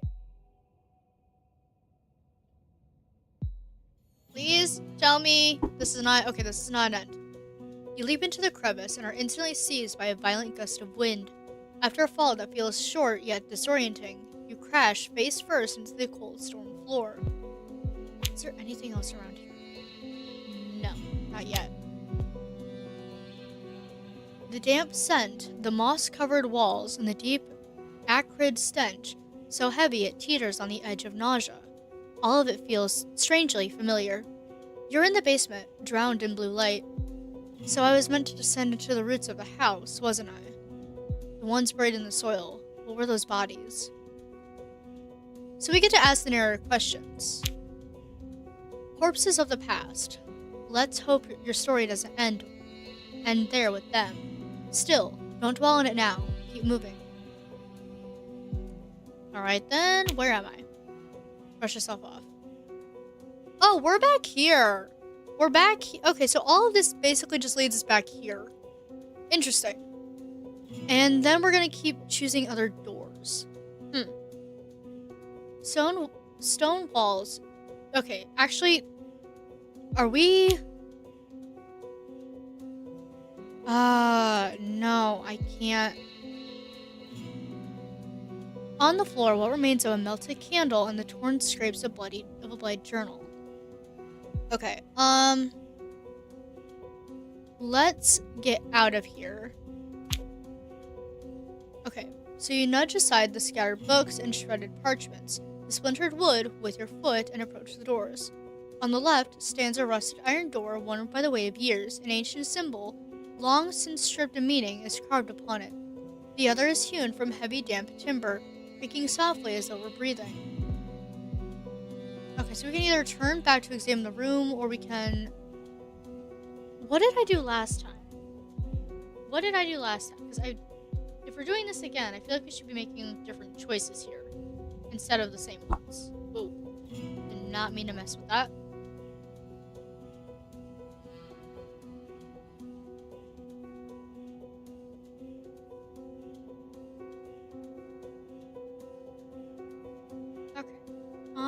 Let's see.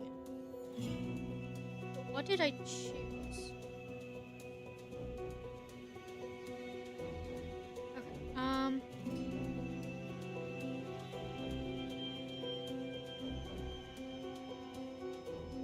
so where do we go?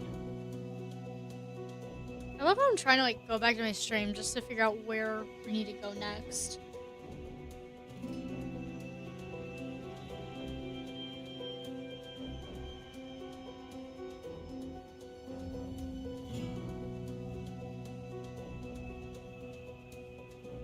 Okay, so it seems like I opened the metal door last time.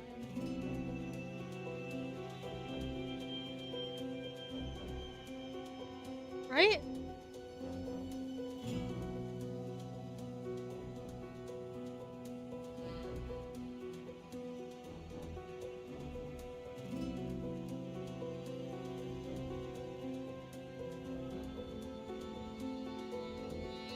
Yep, okay, so we opened the metal door. Let's try the wooden door this time. Your fingers upon the wood awakened something distant. Lilith's chair, pieced together from LiVber's wrecked ships. The damp wood poorly cut, one leg shorter than the rest, always teetering on the edge of collapse. She had smiled, pulling you into her arms. Well, it's not perfect, she said, but like us, it stands. You told her your love was true, and even then you knew what a lie it was, didn't you? So, did we actually ever love her? Oh, okay, and we're here. When you open the wooden door, the sour stench of sweat and decay greets you. Fearing Lilith might be close behind, you step inside and quickly shut the door. You look around like before. The room is bathed in the uncanny blue glow of a crystal embedded in the wall. The air hums with expectation. Then, a voice. Oh! Wait. Who are you? Who am I? I mean, I don't remember who I was, but, what I am, I know. So you don't know who you are. So we're back with Clara. When you turn toward the voice, you see a young woman standing motionless in the corner of the room, her skin clinging tightly to bone. If not for her eyes, bright and piercing deep into your soul under the pale light, you might have mistaken her for a still silhouette of a statue. But then, she tilts her head, just slightly. In that moment, you see it more clearly. There's something in the woman's eyes, something you once knew, something you once loved. Wait a second, I know who you are. I know you. Finally! She made me, from begging and... Was it... No, I didn't want this. Lilith, when she said our creation, she was talking about you. You wish it were so. You want this madness to end soon. To see Lilith's strange game come to a close. But no, this isn't the creation Lilith spoke of. This is a personal experiment of hers. What she has in store for you is something very different. Is Lilith... Shh, don't say it. If you speak her name, she'll come. The woman The young woman, hearing Lilith's name, presses herself against the wall. She pulls her shoulders inward, her eyes fixed on the door behind you as she speaks. I had to be good. I mean, beautiful, beautiful, beautiful. I had to be... yes. Oh, poor kid. Like, I know now that this is essentially us in stitches, but at the same token, this is still horrifying, honestly. Okay. Also, so we went through the metal door last time, but then we chose the wooden door this time, and we were stuck with the same images. Honestly, for some reason I thought this would be a little bit different. Okay, so her eyelids are gone, her chin's just too strange, too sharp. Wait, just as you once told Lilith you liked faces like that. Oh, fun! The fingers she wraps around her arms are thin and possibly long, longer than anyone's should be, as though filed down, extended, altered again, exactly the way you once told Lilith you liked them. The woman before you looks like someone who has been worked on constantly, reshaped piece by piece since she was a child. How could she do this? The young woman rises from where she cowered against the wall. For a moment, her smile reminds you of the woman you left at the table above. She sways her body slowly, just as Lilith used to. Then she takes a gentle step forward. For you, my love, I become exactly the one you wanted. That's what you always wished for, isn't it? Look, I become the body you desired.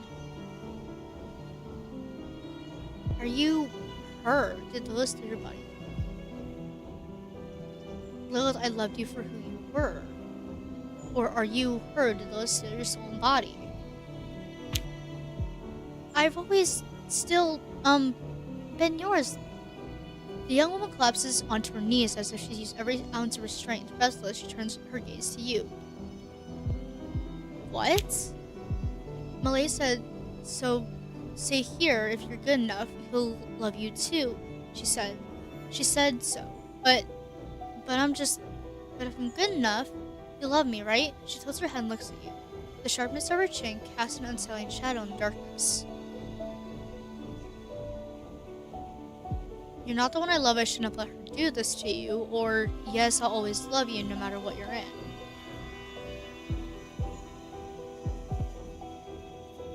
What did I... this is frustrating.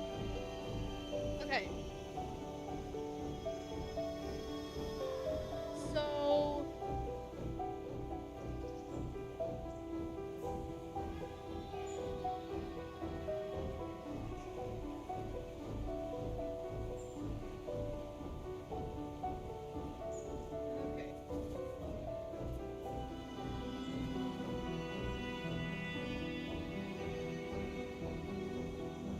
Okay, so last time we did choose the other one. So we did this, so we're good here. And then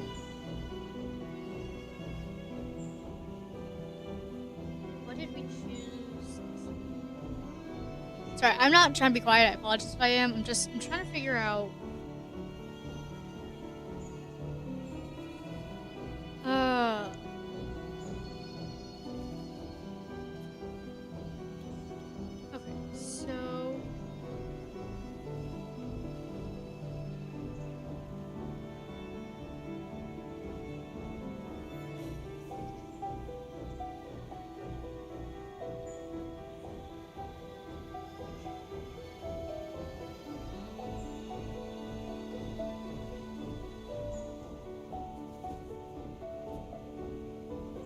oh no, I'm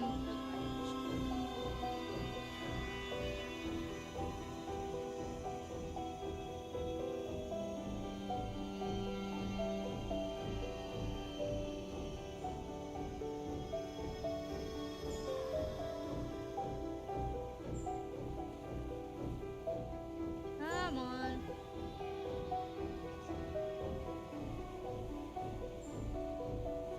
Okay, so we chose a little...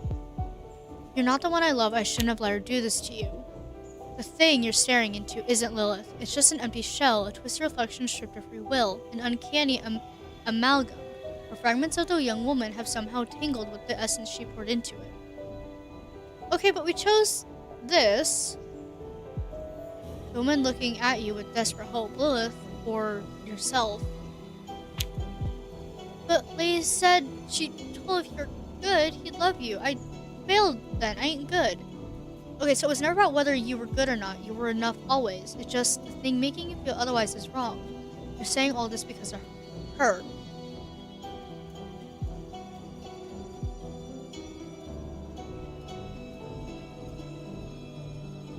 Okay, it was never about whether you were good or not. You were enough, always. It's just the thing making you feel otherwise is wrong. You're saying all this because of her. Or... So, there is a theme to what's going on here, I feel like. How could she do this? Are you her? Did the body and soul? What? You're not the one I love. I shouldn't have let her do this to you. Right? The young woman looks at you with tearful eyes. You're not reaching Lilith's poisonous personality, painstakingly built over decades. You're reaching deeper, trying to touch who she once truly was. A white place once, with flowers. There were waves there. Whoosh! My mother, yes, she used to read to me sometimes. Things like... She mimes writing with her hand. She used to read to me sometimes. Things like a book. Ah, yes, Lady told me if I had good all day, Mother might read me a book again. She leans her body against the wall, her hands laying limply by her sides, her face locked with your expression. But I think this time will never come, because you'll never love me. That's enough. I need to get you out of here. Do you want your mother to read you? Do you want your mother to read you a book again? So I think the last time we got closer. What if we appeal here? Then we need to get out. Suddenly, she opens her eyes and collapses against what she's thinking. She covers her ears with her hands. Okay, listen, you have to escape. Do you understand me? She's using you. Do you know the way out? There has to be a cellar door leading outside. Do we appeal to this, or do we appeal to this? She doesn't understand the words you say with her. Ah, right, okay.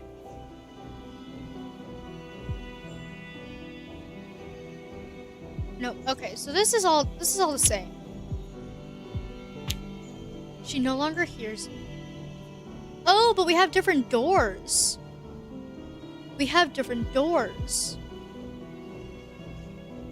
Okay, so she no longer hears you. Curled up against the wall, hands over her ears, this hollow shell just rocks back and forth, murmuring that you'll come back, that one day you'll love her. The chains wrapped around her neck are drawn too tight. No force could ever free her from this place. I need to find a way out of this room, and toward the doors. As the heavy weight of the air presses down on you, your eyes catch the doors nestled among the moss-covered wooden panels on the wall to your right. The first door is made of unpolished wood, but its surface is intricately carved with winding grain, patterns like a real tree bark, and dried moss fragments and root designs reaching upward. It looks as if it's been carved from the trunk of an actual tree. The second door, by contrast, doesn't look natural at all. Its surface is nearly ivory white, but faintly glowing raised patterns appear. Human bones, ribs, finger joints, jaw fragments, all intricately carved and joined together. You can't help but admire this art. A small inscription is etched near the edge of the door. The most delicious are the familiar. Let's go towards the tree, everybody! Because I feel like we did the other one the last time. So if we head over towards the tree, what happens? Like, if we keep following the tree. Also, what is the symbol? That is something we keep seeing it, and then, like, I feel like we don't have an explanation for it. It's just, it's there. Hello, you exist. Good to know. Okay. The surface door to the full bones and skulls, just like old graveyards. I didn't know there was such a door in the basement. Did Lilith make this? The one door. It looks less like a door and more like the thick trunk of old trees I saw when I was a kid. How could Lila have brought this here? Because she didn't. When it grows to sleep in the shade, he said, that day never came. Or when you touch the door, you feel a pleasant warmth, as if touching a living body.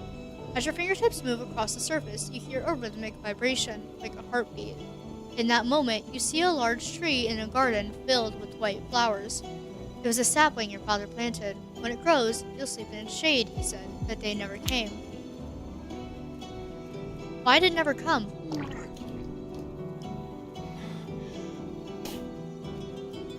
Okay. When you push the door ajar, the stifling silence of the empty room makes the rush of blood in your ears louder. The cracked crystal in the wall casts its uncanny blue light across the furniture and the doors. I don't remember a room like this.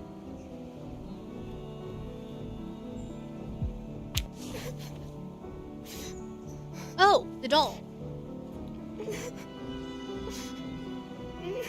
That's right. I forgot that there was a doll here.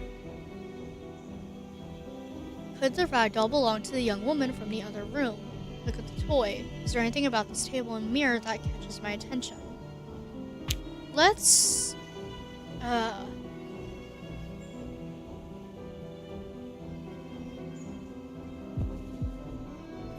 Maybe better if it stayed by the door.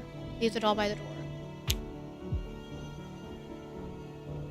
Maybe... Okay, so we'll leave the doll by the door this time. We don't give it back to her. Interesting. Okay. The woman muttered at the foot of the door. The door turns her eyes toward you for a brief moment. When she takes the doll in her trembling hands, her rambling ceases. You feel that she wants to thank you, but apparently she forgot those kinds of words a very long time ago. Smile and nod. You turn your gaze back to the room. Beneath the crystal's light, the metal table gleams faintly. On the far wall, two doors catch your attention, like the moss-covered walls. They are too tinged with an unsettling shade of green. There might be something of interest. Okay, so I feel like we're getting more stuff here, essentially. As you step closer, you realize the glimmer isn't from the table, but from the shards strewn across it. Their rightful place is a frame hung on the wall. In the blue light, your gaze turns into the frame. The edges so meticulously carved that they seem almost ready to move. The glass, once whole, has burst outward from the center as though something inside had tried to break free. On the lower corner of the table, dried blade fingerprints remain. Okay, is there anything in the mirror that catches my attention this time?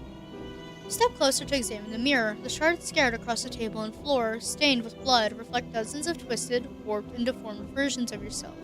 They stare back at you with disgust, as if they're loathing the fact that they bear your face from the mirror's silver side. You feel ashamed of being yourself, of having this face. Fear makes you take a step back. There's no reflection here I want to see. Or just a reflection, just my own face, nothing to be afraid of. Reach out toward one of the broken mirror shards. You pick up one of the broken shards. Under the pale light, a small shadow passes behind the silvering. Your trembling hands bring the bloodstained mirror sharp up to eye level. You see your own reflection. What did you expect? Tired with dark circles under your eyes? A frightened face? Eyes that can't tell what's real or not? And golden blonde hair? But then, in the blink of an eye, Lila's eyes appear. Wide, open in terror, filled with all the anger and hatred, eyes that seem like they could emerge from the other side of the mirror. You drop the shard in fear. It shatters into dozens of pieces on the floor. Lila's eyes watch you from behind each fragment. I must leave here. Oh, we're back to these doors again. Okay. You turn toward the doors. One looks old at first glance. Its wood is dark brown, fading to gray in places, cracked and mildewed with time. There's no visible handle, only a notch in the frame, worn smooth, not by force, but by habit.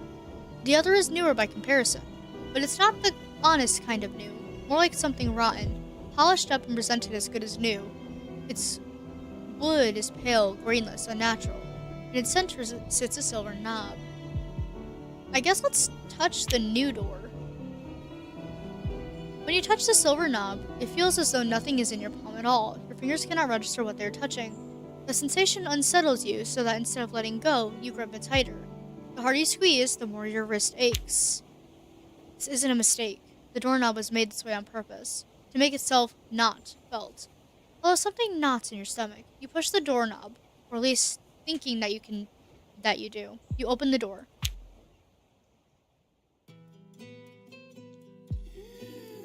Oh boy. And in the midst of it all hang bodies. Okay, the door opens without resistance. Inside, it's little brighter. Metal tables are scattered across the room, each layered with dried blood. On the floor, small. Oh boy. Yep. All right. So I'm gonna be on the on the stream ending screen while we go through this real quick because y'all can still hear me. But I am gonna try speed run through this scene real quick because it's essentially Keenan when we first introduce him, and not everybody wants to see that. All right. So what happened to you? Okay. What happened? Hey, it's kind of a long story I can tell you though. Come on, pull up a chair, sit. Look around. You glance around the dim light against the far wall. A corpse rests with its head slumped against a blood-smeared surface. Each time a faint breeze, which is source unknown, passes through the body, sways ever so slightly, its head dragging softly against the wall. All around you, the other bodies hang from the meat hooks, swaying slowly one by one, but there's no chair, none at all. Ha! Every time! There's no chair. Don't bother looking. I was testing you. For a corpse, you're surprisingly lively. Who are you? Ugh, I'm just someone who talks, alright? You're asking the right questions. Like none. Plus you're in a rush. Got somewhere else important to be? Um right questions. What even is the right question? See, that's still not the right question. But don't worry, your secret's safe with me. You know, the whole ex-lover drama and all that. I don't understand. How do you know all this? What are you? Ha! Now that's the right question. Okay, she did it, right? Lilith did all these for her own amusements. For her own amusement? I don't think so. He shifted slightly, as if trying to straighten his chained broken body. Of- At first, she used a bit of memory, the sweet kind. Then came a few spoonfuls of guilt, indecision, and inconsistency. You know, the usual. And finally, from the part of her that still loved you, and that she couldn't handle any more, she poured in plenty of that. So yes, Lilith did these, but not for herself. She made me for you. She was trying to create you. I don't understand. She tried to create me. For me. Why would she do that? You don't understand, because you still can't grasp the heart of it, Golden Boy. She wanted to recreate you in her own language, in the shape she chose. A version of you with no fear, no silence, nothing left unsaid, so she could pick up where you stopped, where you ran, where you left things unfinished. Well, that unfinished place is standing right in front of you. I didn't leave anything unfinished. I'm sure you didn't. I'm sure there was never a moment where when an I love you rose up in your throat and you swallowed it down. I'm sure you never meant to say, I'll never leave you, and walked away instead. I'm sure your long dead lover never suddenly came back to life either. Oof. The chains holding the corpse strain tight. A strange yellow halo glows faintly in its single remaining eye. Below the waist, where its body ends, rotting organs dangle from the hollow cavity. A wave of hot, damp air brushes against your face. Look, I'd love to. Okay, so we have. Look, I'd love to stay and talk about what was left unfinished, really, but I need to get out of here. There's a cellar hatch somewhere around here. Where is it? Or you don't get to decide what I said or didn't say. You're just a talking corpse. True, but what do you think gave her the material to work with them? Hmm? Lilith pulled me out of her happiest moments. What filled with the rest were the things you never said. What created me were the things you never dared to make, Golden Boy. And what will kill me? Well, you are. Kill you? You're already dead. Well, now, not one. That one was new.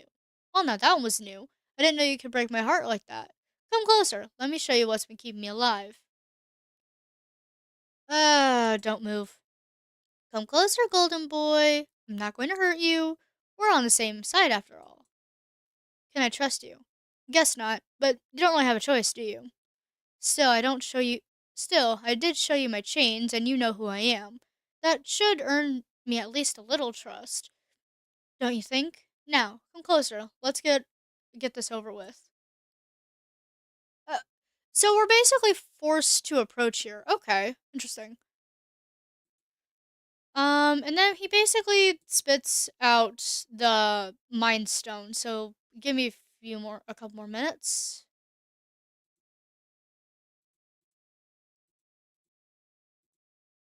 All right.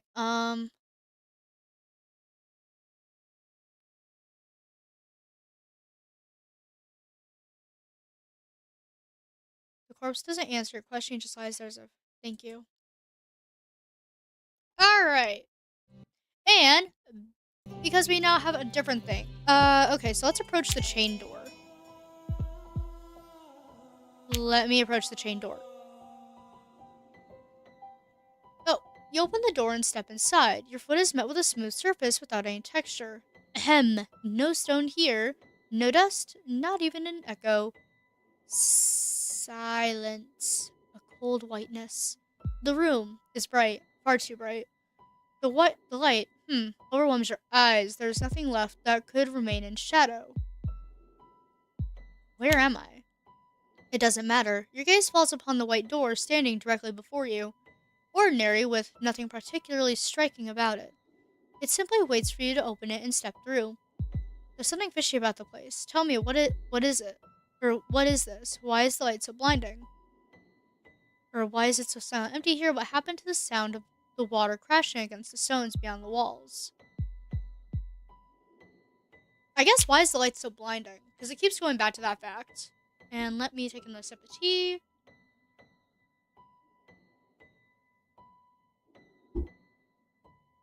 Alright.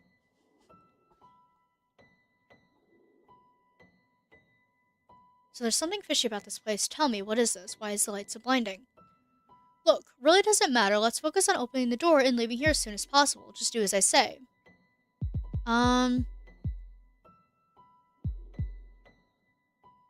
Okay, wait a sec. This place doesn't really feel right. I'm going to be sick. I admit the light is a bit excessive, but we stay here, things will only get worse. That's why you need to go through the door as soon as possible. Why? Why what? Why is there nothing here? Why is the room empty? Why are you anxious? Anxious? Ha! No! It's just that we weren't supposed to be here. There's nothing to keep the story flowing here. No plot, no character, no rhythm, no objection. Or no object.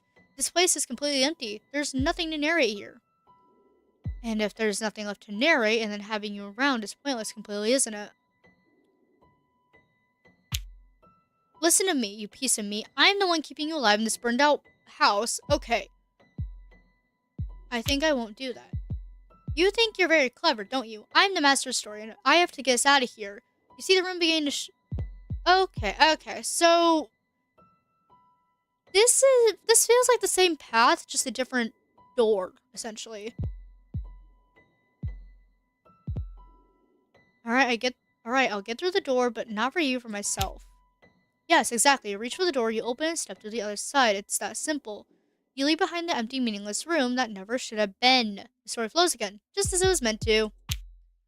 Okay, fine, we made the narrator happy. You done? Oh, we're here again.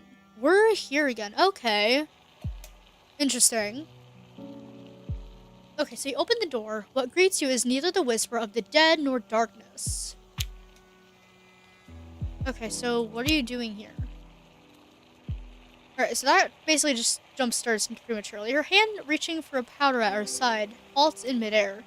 The image of her hunched back slowly gives way to her face. A warm smile spreads across it. The dark circles under her eyes and the wrinkles reveal her age. Ah, a guest. Welcome, young man. My name is Leia. Forgive me, no one's come here in a very long time. Come sit. She gestures to the chair in front of the wooden table. Thank you. Let's sit at the chair. You must be tired. I'm sure it's been a long journey for you. As you let go of the tension your muscles have held for so long, you feel the ache rising from your calves. In this warm room filled with familiar scents, you realize for the first time just how exhausted you are. You are tired, Elbeck, truly tired. But you have no time to rest. Don't forget why you came here. You're searching for a cellar hatch, the way to freedom. Yes, I'm tired. You can rest here, darling, for as long as you like. Are you an alchemist? Hmm? She lifts her gaze from the papers for a moment. Yes, I used to be. Used to? Question mark. She returns to the hearth, pouring a blue powder she's warmed over the naked flame into a vessel. I had an accident long ago. My laboratory burned. We could end the conversation here. Don't ask how the accident happened. But that didn't stop you from working. Yes, it didn't. But I can't say I carried on my own will. What do you mean? After that accident, guilt never left you alone. You always imagined me, standing on an alchemy bench, unburned, never drowned by the sea. You were 7 years old. No 7-year-old should have regrets, yet you did. If only I had never entered that laboratory, if only I never touched the mixture on the hearth, if only that violent explosion had never happened. What's happening here? What are you talking about? What I mean, darling, is this. Sometimes you have to lose, and then you have to let go. You cannot carry the weight of the past forever. Wait a second, wait. There's no need to worry, darling. None of this was ever your fault. You don't have to keep living with this guilt. So you're suggesting that I should just let all go, run away, pretend to be happy as if nothing happened? Unless you're... The narrator didn't want us finding out. That is hilarious. I thought you'd realize by now. I'm your mother, darling. No, impossible. My mother died. I never found her because she was gone so many years ago. I know, darling. I know. You thought I was gone, but I couldn't leave. And see, now I wasn't the only one who burned that night. Because nothing has ever managed to tear the guilt from your mind. You believe that if not for that night, you would find me here in this room. That's why I'm here. I just want to spend some time with you here if I lost you forever. You didn't lose me, darling. You did what you had to do. What I wanted you to do. That's why you must let go of your regret. I was proud of you. But that night, if not for that night, you would still be alive. You can't know that. The voices in your mind, they keep you here so you won't forget me. Isn't that right? So that you can exist. So that you can remember something. That's why they hold you inside this loop. But you must get out, darling. No. You want to stay in this loop. It's safer here. You know what will happen. You know what waits behind each door. Well, most of the time. Don't get too close to the truth, because there you'll find nothing but ruin. I should say here, Mother. There are things I must put an end to. Lilith. You will never forgive her, darling. Just as you will never forgive yourself if you stay in the loop. This is not a path but an exit. It's an eternity you will do nothing but grieve. And if you leave this loop, you'll go mad. What do you think will happen once you forgive yourself, leading man? A garden of white flowers and salty spray from the waves striking your face? Hey, Nicole! Welcome back. So we finished a run-through of the game, and I still have no idea what's going on. Did you love me? Always, darling. Even when you thought you had killed me. Okay. I feel like X 2 and 3 I kind of did exhaust all options, so I'm wondering.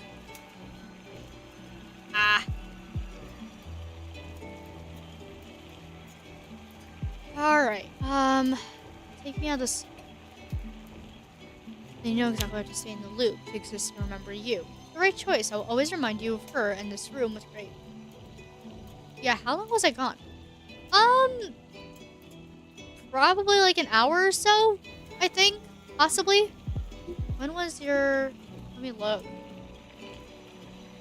Yeah, about a couple hours. 2 hours. 2 hours and 10 minutes, according to the chat timestamps. Alright. I will always remind you of her, of this room with great peace and warmth.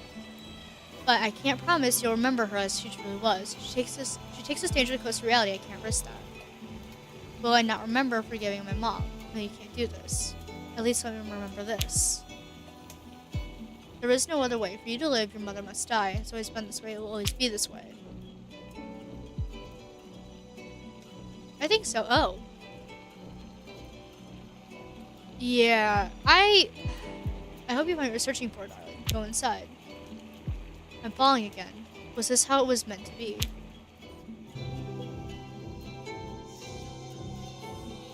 We were falling the first time. Well, not. So I ended up replaying the game, trying to figure out like all the different endings because I don't have a walkthrough for this. Um, the 65th. Okay, so there is a reason why it's titled the 65th month. I did figure that one out. Um, yeah, you get to see. So you basically get to see Act 3 essentially right now. Is it over now? I wish I could tell you it was over, but do not despair. You are no longer falling, you are crawling upward. Your nails rake at the rotting boards beneath which something writhes. Look there, ahead a pale light shimmers. What you need for the story to end, for you to awaken, is one final crescendo. Look back. You think you're looking back into the dark, yet the pale light before your eyes does not move. There are no directions here. Everything is before you, and everything is behind you, all at once. Even if you stand still, the light will come closer. Wait. The rotten boards feel warm and soft beneath your hand. They move faintly like living tissues, reminding you of the pork meat Lilith once set before you on her table. Your stomach turns. Meanwhile, the light comes closer. An anchored gateway begins to form. Great, another door. This is no mere door. It is a threshold, shaped by the weight of memories. Pass through the threshold. As you cross the threshold, the light sears your eyes, and then you find yourself in the house again. The house where you once waited in the rain at the door where Lilith insisted you eat, where you believed your memories alone kept standing. But this is not that house. This is the remnants of it. Everything is paler, grayer. The cracked walls have partly collapsed, their beams jutting out like bones from a broken limb. The windows quiver like taut skin. And right before you, upon the table, bathed in silvery moonlight, lies a body. Around it, in the chairs, sit three figures, three familiar people. A young woman, a corpse cut below the waist, and an old woman. Clara, Kian, Mother. You. Ah, right on time. Come then, golden boy, come. We've kept the finest part for you. What are you doing here? Who's that on the table? We thought you'd recognize. Look, won't you? I think I know who lies upon the table. Lilith. Bullseye, golden boy, spot on. Knowing you would come, we saved the finest part for you. Her heart. Move towards the table. You move closer to the corpse, gleaming in the moonlight. A scent drifts to your nose, incense tangled with tallest herbs. Then your gaze falls to her clothes, to her hair blazing in the fiercest crimson. Lilith. Her body lies motionless. From her neck, through her chest, and down her torso run jagged fissures, as though something had torn its way out from within. Her face had been flayed away. Oh, what have they done to you? Touch her face. With each gust through the half-collapsed roof, the table stirs, and Lilith's corpse sways. Every slight motion makes it seem as though she is trying to turn her face toward you. What did we do? Oh no, golden boy, we did nothing. She was here when we came. We were only hungry. Thought we might eat a piece for each of us. If you see what I mean. Okay. So let's look at. We'll start with the man's plate and work our way backwards. Your gaze drops to the plate before the man. Amidst the clotted gore rests a tongue torn from where it belongs. Seems like across its surface lie words scrawled in dry blood. Hmm. We had another part in mind for you, but it seems Lilith had left nothing unsaid. Unlike you, would you? He jerks his chin toward the tongue on his plate. Now it's my turn to speak. Ha! So many people made me speak for so long now. After a while, I can no longer recognize my own voice, but yours I will know. Now it's your turn, truly. You think the dead body slackens, sinking into some strange ease. The tongue in your hand feels slick and heavy. It waits for you to say something. I'm sorry for everything. Oh, come on now. That scrap of tongue in your hand needs no apology, golden boy. Don't make yourself pitiful with excuses. You've hardly a paragon of virtue, are you? And no one here ever expected your apologies. What is expected is that you exist, that you be someone. Perhaps my fleeting should end. Perhaps I should cast aside apologies and become someone, become myself. When I left you in that room, I thought I had done this already. His fallen chains clash as his arms jolt, the sound echoing off the rotting walls and spilling at your feet. In your palm, you feel the tongue bleeding. Curious, is that you think so? For I am still here. But since you claim to have found yourself, come closer, golden boy. Come closer and tell me when you truly are yourself. What will you say? Stop speaking for me. The man cut off at the waist pauses. A strange bewilderment passes over his face. His parched eyes open wide and then he parts his mouth, but he cannot speak, for he has no tongue to shape words. Okay, so we place the tongue on the table with you existed to say what I could not, but I no longer need that. Or you were meant to say what I could not. Now you will do it for another. Approach to put the tongue in Keen's mouth.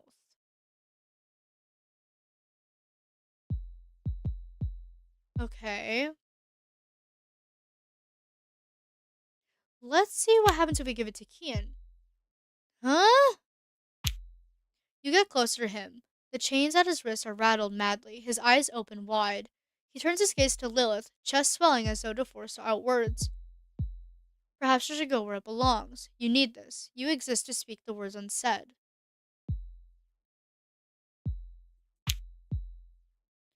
As you approach, he tries to recoil in terror. You seize the chains and haul his body toward you, clambering over him. You wrench his jaw open. You drive the part attached to the vocal cords down his throat. Okay. As his eyes roll back, black fluid seeps from the corners of his mouth. When you let him go, his jaw hangs agape at an unnatural angle, as though you had forced the wrong piece of a puzzle into a place that it was never meant to fit. I hope you can speak for others as much as you once spoke for me, or believe me, dead. I do not know when or why, but you needed this. For believe me, dead, I do not know when or why, but you needed this. When you turn your gaze back to the table, the women are watching you with calm, indifferent faces. The rotten boards creak as if braced from the broken ceiling. A few drops of rain fall into your face. Was that all? You step back. The body of the man cut below the waist stands before you. But it does not end. It cannot, for there is another who awaits you. Another you must complete. The young woman, right? Of course. Come closer. Look at the young woman's plate. You take a step back. The stitch marks on her face are even more pronounced now. She tries not to crack to pour out what's inside, just like Lilith. You take a step back, watching the man on the floor stare at the ceiling with that swollen tongue filling his mouth. You struggle to steady your breath. Then, your gaze shifts to the young woman's plate. Upon it lies a thin, bloody strip of skin, folded, carefully placed. Seems you never seen me. She pushes the strip of skin towards you. But this is your face, right? I suppose it was me who would. I suppose it was me who wanted to see you like this. Don't take the skin. You look down at the bundle in her palms. A familiar warmth rises, brushing against your face. You feel another pair of lips resting upon your own, but you do not reach out. I need to be seen. No, just looked at, but seen. And not just looked at, but seen. Noticed, I mean. To be seen.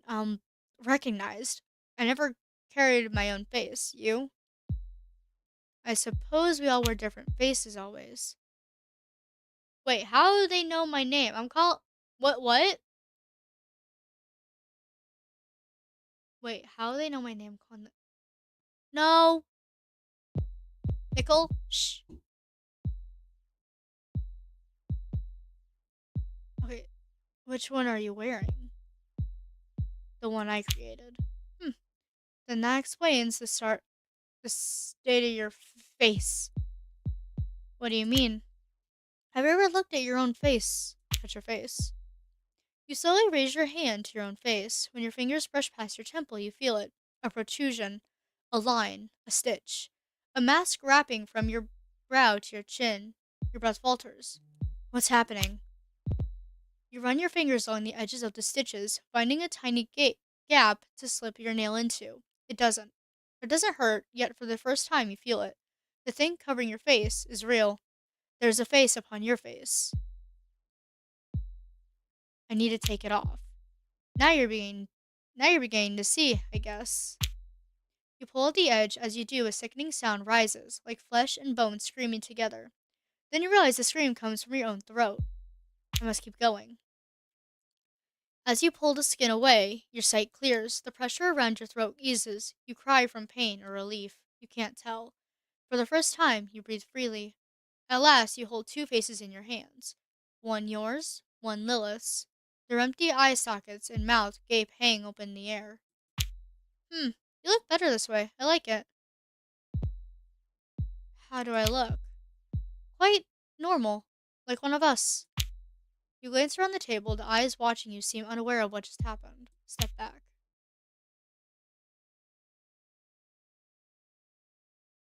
Each fragment takes its time to settle into place.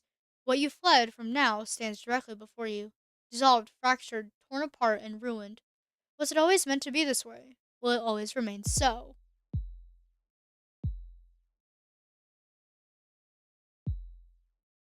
I saw Lilith transform into something different. Okay, I don't really think I could ever. Something you told yourself time and again. It was always easier to blame her, easier than turning inward and facing yourself.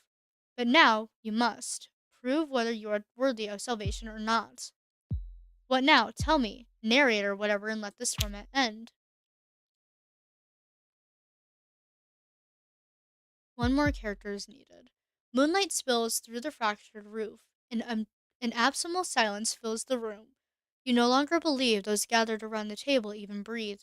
Lilith's body lies there, still as stone. No, not quite. The boards, the glass, the scattered things around you strain, awaiting. All this horror, all the questions, all the hatred, it was all to bring me here, wasn't it? So I could see you like this. Step toward the door. I hope in the end you can forgive me for everything. You move towards Lilith's body lying on the table. Her dark, hollow mouth waits slightly open, the moonlight shining on her skinned face. Reveals eyes frozen in terror. Lilith can't hear you, my child, but she doesn't need to anymore. Still, you want her forgiveness, don't you? No, just her understanding. She will. Outside, the slow rain trickles through the cracked windows, tapping softly against the floorboards in the silence. It sounds like a heart still beating. Lilith waits to be completed. Truths don't turn to forgiveness within the cocoon of time. For your actions to find meaning, it isn't that simple, my child. But at least you tried, to piece at least some of it together. What the flip is what? We have. So, I played this differently. There is a different run through where I feel like we actually got a good ending, I think. Perhaps Lilith needs to be completed. She or you? At this point, what difference remains? The memory of her within you is ready to end. The wood creaks one last time, then silence. It stretches. The floor beneath your feet stirs, faintly like living membrane. The torn black threads of the curtain shiver by the window. Silence. It stretches. Then a breath. You see Lilith's chest rise upon the table. Her eyes turn to you, her body tenses, as if she was being born again. Yet there's nothing miraculous to it. You no longer question whether Lilith is alive. What is this? Our creation. Oh! Okay, this is the creation.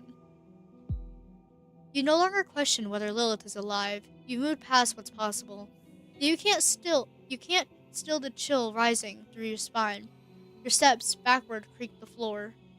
Lilith's body straightens, her skin still taut, the muscles in her neck tighten. Welcome home, my love. For a moment I feared you wouldn't come. You're alive, Lilith, of course. I told you, death is far too ordinary thing to separate us, my love. We're almost complete now. You see Lilith's chest rise and fall. Her jaw moves as though she's still speaking. Yet what comes out is only moist breath and a trace of black phlegm. The words emerge instead from the throat of the body. The words emerge instead from the throat of the body of the man caught up at the waist, slumped in his chair at an unnatural angle. His half-open mouth shapes Lilith's voice. All this was your revenge for me, for killing you, for that night 5 years ago. Okay, so last time we ended up becoming one. Oh, how happy I was when you came home that night, 5 years ago. I had everything ready. You said you'd never leave me, and I believed you. You said I'm not lying. You weren't afraid. But then, when the ritual was about to begin, you ran. You betrayed me. They took my arms, my tongue, my face. You weren't there. Maybe I wasn't there, but I thought of you always. I never stopped thinking about you. Oh, should I pity you now? Is that how you soothe your pride, by saying you thought of me? Ha! Yes, you think of me. You always did. And this is what your thoughts have made. Do you really think you can leave here with an unraveling? LiVber seas are foaming. A garden of white flowers burns into a crimson fire. Bare feet trample the wilted petals. From the east, something vast approaches. It wasn't always like this. At the beginning, I truly loved you until you fell into madness, trapped inside your obsessions. Madness, huh? That's exactly what you feared. But it was you who fed my obsession. My madness grew from you. I always loved you, despite you. Look what's inside of me. I never wanted this for you. What didn't you want? My death? Too late for that, my love. I remember something. Sometimes, in the mornings when I had to leave the bed and go outside, leaving you alone, I felt a vast emptiness in my heart. That grew with every step until I came back to you. Now I wonder, will I feel it again after our reunion? The creation you keep speaking of, the one in your letter, the cause of all this, it never existed, Lilith. You think Lilith smiles until you realize how this is possible. She already braced herself against the edge of the table.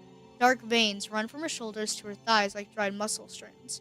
She grips her damp crimson dress, tears the skin apart and parts her legs. Welcome home, my love, to your first and final home, inside me. So what are you doing, or all this was your revenge? No, it was my love for you. Moonlight spills over Lilith, who sits on the table with her legs spread apart. Her lidless eyes do not leave you. Her half-lit face is pure horror. Then, between her thighs, something flickers into view and vanishes. A smoke, gray-black. It seeps from between... Okay, so we're getting this ending again. I accidentally gave myself the same ending. The creation. No, her love. That's what she called it. You heard her, too. It's love. A love beyond the borders of the material realm. A love so magnificent. The smoke coils upwards, a newborn storm. A whirlwind, it surrounds you, fills the room. Your vision darkens, you feel it, don't you? And in the end, a voice. Tell me, my love, once we speak of this, there will be no turning back. To remember, I must know what came before, maybe. Oh! Involuntary memory, you chose to remember the past with Lilith. This is a new scene. Okay. The smoke closes in around you. Memories long buried begin to unravel, spilling before you with a shiver along your spine. The last rays of the setting sun shimmer on the lake. You were young then, in the middle of your youth. You sat alone on the trunk of a fallen tree, far from the noise of the festival, marking the new circad cycle. You looked at the water. Do you remember what you were thinking?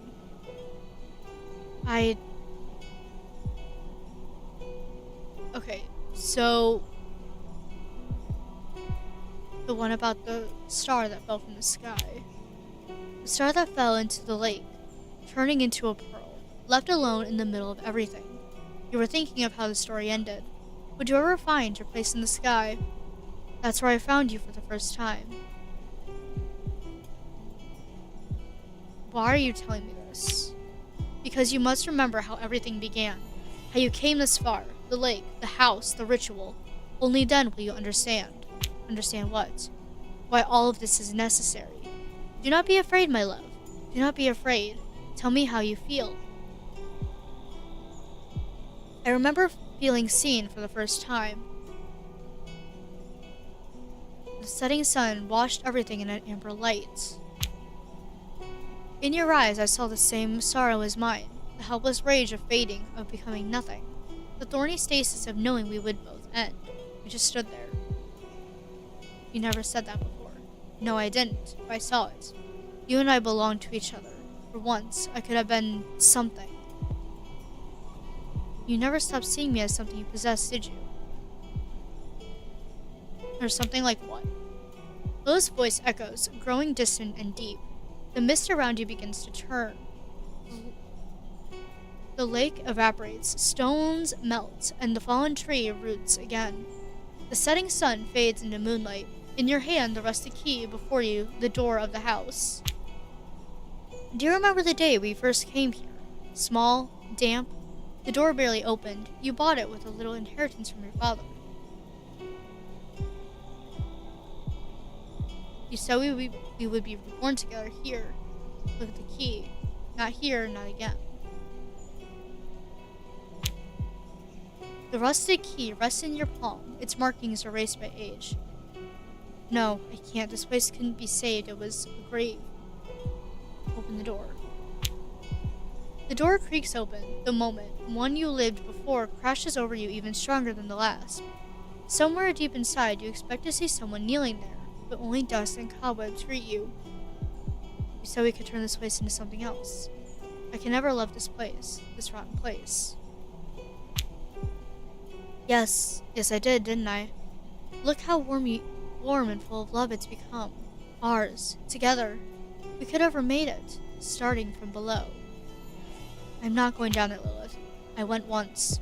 Once. You lived there, my love. 65 months after you killed me, but now, you'll see. A dusty picture frame falls from the wall. The glass trembles. A low vibration rises from deep below, shaking your body, cracks spread across the floor beneath your feet. Leap aside. You notice the cracking floorboards beneath you at the last moment and leap aside. When you struggle to your feet, dust and bits of earth rising from the ground cling to your throat. From the darkness, wide open like a womb, you see Lilith climbing up. The eyes in her half-skinned face stare at you with wild intensity. After pulling herself out of the rift, she looks at you. In 2 long steps, she's before you, her lips pressed against yours. Their coldness chills you to the core. I'll show you the true face of this house you hated, and the place where my love first took root. Wait. You strike face first on wet stone. The metallic taste floods your mouth, you've bitten your tongue, your nose is bleeding. The basement stones are bathed in red light. In the center of the room stands a table and 3 chairs. I first spoke to you here, of the path to the grand unification, hidden from prying eyes, so we could read this book together. We had to perform the ritual. It was necessary, for all of us, so that you could be inside me. The ritual of black alchemy. Lilith, this was the place where you said we had to die. Die? Die? The eternal unification lies beyond death. It will reunite us, and it will reunite us all. And all it needs is this, a silver thread bearing your name. Blood flowing deep from your wrist and a letter left behind. The letter, the one thing that started everything. Lilith rises from the shadowed wall. She grips your collar. Your feet leave the ground. She seats you roughly in one of the chairs before the table, your lungs empty in a ragged breath. Warm liquid runs from your nose to your chin. Yes, but I didn't write that letter. Every line belonged to you. You wrote it yourself during those 65 months you stayed here. Your guilt grew so vast that in the end, you believed the letter I sent you I sent was the one you had written. Nonsense, I didn't write that letter. You sent it. You called me here. I feel like this is it. You writhed inside your own lie, until finally you believed in the loop you'd made over and over, trapped between them. She takes the book from the table. You know what's written within. Madness, obscenity, and worse. From between its pages, a folded sheet slips out. Lilith picks it up and hands it to you. Take it. Your trembling hands reach forward. Drops fall from your chin onto the paper. They sound like rain against the floorboards, staining the white sheet. Driving me to death instead of finishing the ritual. It was unbearable to you. I will give birth to our creation. Why did you write that? The letter isn't mine, it's your creation. I don't remember. Lilith steps into the crimson light. Her belt buckle clatters to the floor, the sound echoing off the walls. Her clothing slips from her shoulders. From the wound in her throat, black fluid spills. But your eyes drift downward to her naked body, to her chest, and her swollen belly. I told you here. Not that first day. Not when we spoke of the ritual. Afterwards. I was carrying our creation when I died. No, that's impossible. This is another trick of my mind. These are truths, my love. You live them all, again and again. You no longer have a body, but you do have an ending. One where everything finds meaning. Accept it. Your name, your blood, your conscience. They are all needed to complete the ritual. Lilith pulls the cradle closer. Within its hollow, you glimpse black smoke coiling and turning. She lifts a knife from inside it. There's no other way, is there? I don't think I can do this, Lilith. All this cowardness. I thought, by now, after coming this far, you would have found your courage. That you could finally stand by what you've done. And now you stand before me, saying you cannot? No, I can't. Lilith, I couldn't then, and I can't now. Then you will stay here until the end of time. The smoke within the cradle rises, thick and heavy, like the fluid once spilled from Lilith's throat. It wraps around you. You stand amid the storm. Your memories spin through your mind, striking the faint shards of your awareness and shattering. Each fragment collides, merges, separates, until nothing remains but black smoke. You stand alone at the center of the void. At last, your body begins to dissolve. Lilith. Ooh! Spooky! Spooky image! Very spooky image! What is that? Why? You stand in the middle of the void. There is no whisper but the hum in your ears. 1. You open your mouth to speak, but the sound rising from your lungs does not become words, only damp air. 2. You draw a deep breath and try to scream, but nothing comes. Not even a whisper. The air is heavy, thick. 3. When you look around, you see you are still in the basement. The damp stones wait in a circle. The book on the table, the knife in the cradle, gleam. 4. 5. 6. 7. You look around, you're still in the basement. Wet stones surround you. No door, no window, no exit. The ceiling above you feels as if it rises forever into the dark. A red light of no clear source glows around you. On the table, the book. In the cradle, the knife. Both shine. 8, 13, 21, 34, 55, 56, 57, 65. From a corner, Lilith watches you. She has no face. Black fluid slides down from her throat. Her lidless eyes, white and round like marbles, never stop staring. The rotten muscles around her mouth are drawn tight. A shiver runs from your nape to the base of your spine. Silent treatment. You find a way to live your life with Lilith in the basement in silence. Within the silence, the first thing you forget is your own voice. Oh! The end. This is ending 6 out of 8. Oh, this is so interesting. Oh, okay. Oh, so in Hello, yelled the cat. Catwoman. So, we pretty much had a full 2 rounds of this. I'm curious about this narrative map, though, real quick. Because I do have a little bit of time. Oh, okay, so I got the basement, but I never got to basement B.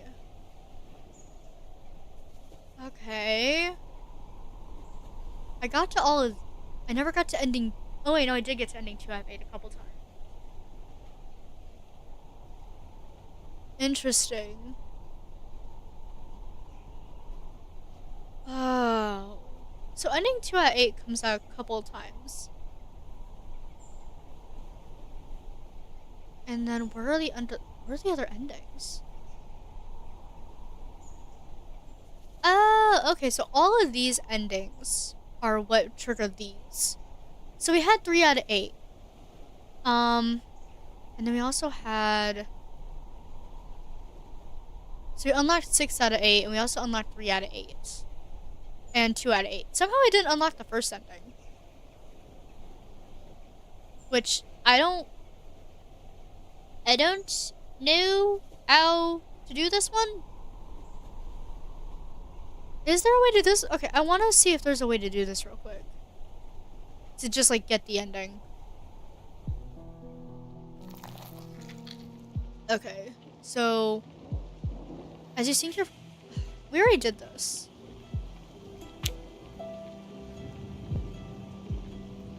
Do we just have to eat it, essentially? Swallow. What the heck is a pork? You swallowed the... Okay. The piece of meat sliding down your throat thrashes wildly in your chest as it tries to force its way back up. You feel your throat tighten, your eyes tearing up with one final swallow. It's over. A strange emptiness opens up inside you. Look, do you see? That's the taste of my love. For you, only for you. No more running now. We must accept it. We must accept each other. Accept that we cannot live apart. We must become one. Our creation. That's why it matters. Say nothing, just nod to the cannon. Our creation. Lilith, I mean, we didn't create anything we couldn't have. You believe that, but we truly love each other enough. We could have created something long ago. But don't worry, my love. I filled the role you left behind. Your mouth goes dry. The meat on your plate glistens, juicy, and full of love. If you take another bite, you know you might truly become part of the creation. Eat another piece, I guess. I'm wondering if eating the meat right here is what gets us this first ending. The taste grows more intense. Thick liquid fills your mouth. Sweet, cool, again, and bitter too. But this time it doesn't hurt. The meat stirs in your stomach, in your mouth, not wildly, but as if caressing you. The emptiness inside expands. You feel pieces of your mind collapsing. Something bigger is being built in their place. Grandeur. What we wanted never mattered. Not yours, not mine. What matters is what we need. I need you, my love. I need you inside me. And you, what do you need?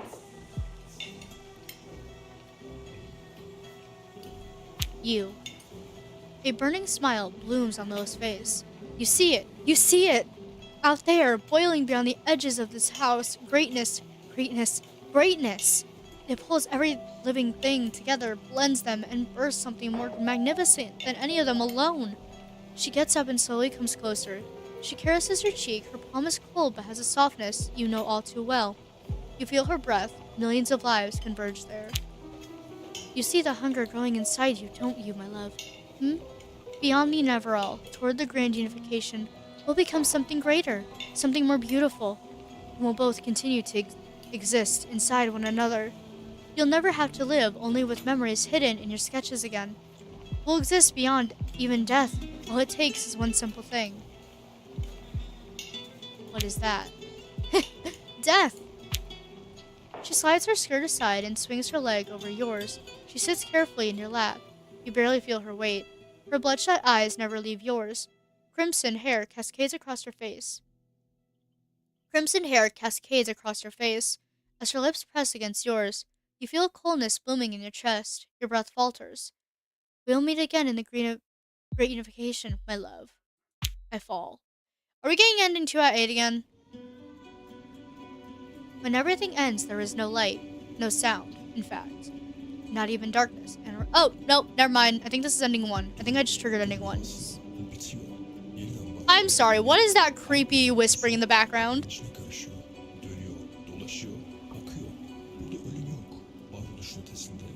Oh, it's Latin. It's Latin. Oh my gosh. I had to turn my volume up to that. Okay. When everything ends, there is no light, no sound, in fact, not even darkness. It unravels. I wish I could say the name of a child here, but I don't. But I know it was never born. The hidden words pull someone from their slumber in a distant existence. What?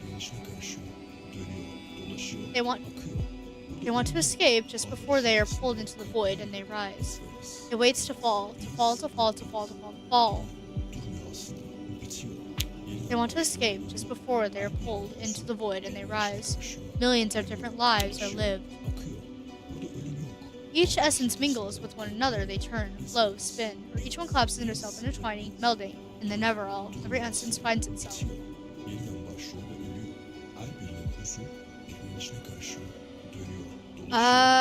Each essence mingles with one another, I guess?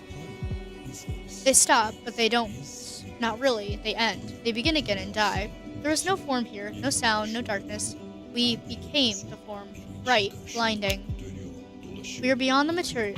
We are beyond material boundaries, even beyond the cosmos. We penetrate the essence of the gods. We touch the threads of existence. I was Layla, thrown from the edge of the Neverall by my own father. I fell endlessly. We are what you have not said. We are your last thoughts. We are the you inside Lilith. Am I dead? There is no death in the grand unification. Okay. So ending 1 is essentially we just unify with Lilith from the get-go. You are now us. And yep, okay, that was ending 1 of 8. That was what I was trying to go for real quick. What is with that photo? Why is that photo there? What is Lilith doing? Hello, Lilith, what are you doing?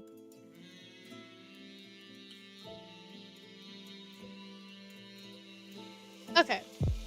So going back to this narrative map. Let me see. So we got everything here. There's basement A, basement B, ending 1 of 8. And then we keep getting ending 2 of 8, essentially. I think we pretty much got everything here. We have Clara, Alchemy, Clara B, Kian, Picture Room, the end, White Room, Dead's Room, which both of them somehow go to Leia for some reason. Although I guess that's a necessary story plot. And then Act 3, which we have the Feast, we have Clara, Keenan Resolution, which you can pretty much do those. Lilith Resolution. Will you quit moving for me? Thank you. And then there are still 4 more endings I have to grab. 4, 5, 7, and 8. Wait, 4, 5, 7, 8. Yeah, that's 4 endings. Because we unlocked 3, 2, and 1. 1, 2, 3. Yeah, so these are literally the only endings that we need to unlock. Because we also unlocked 6. That's probably what I'm missing right there. Okay.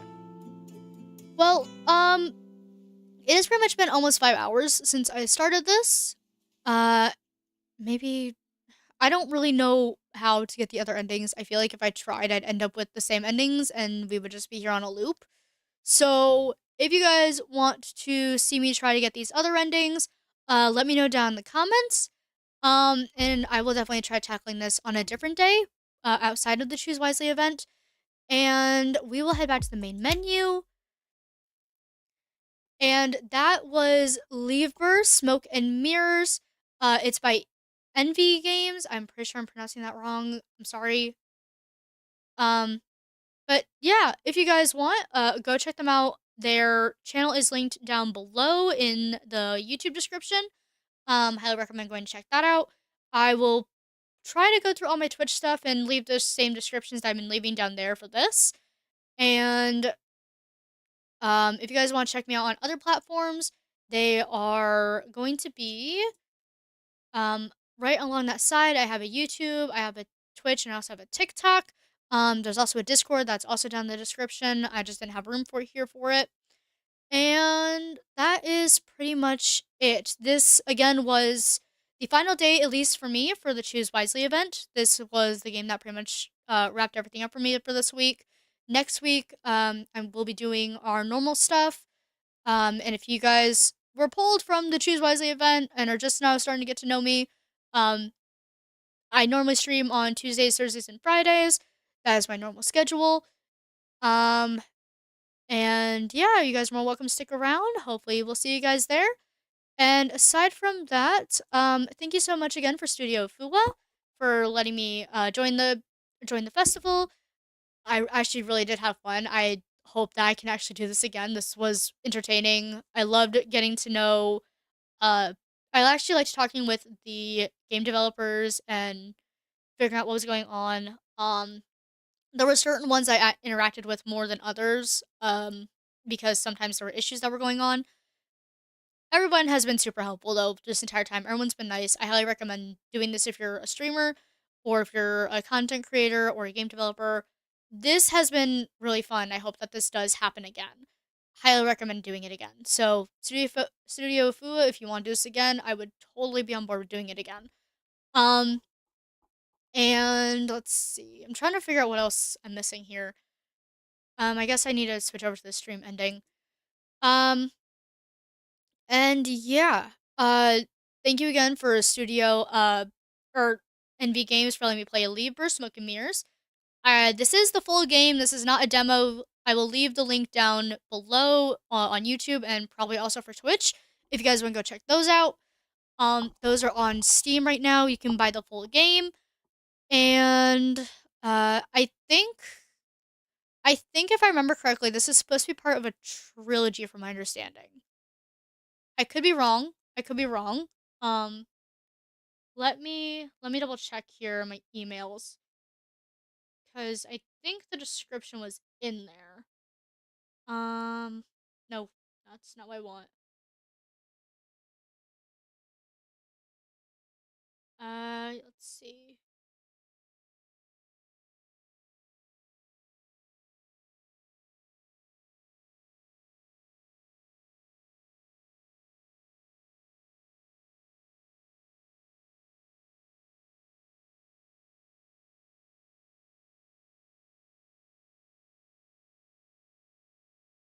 Okay, never mind. I lied. I guess this is pretty much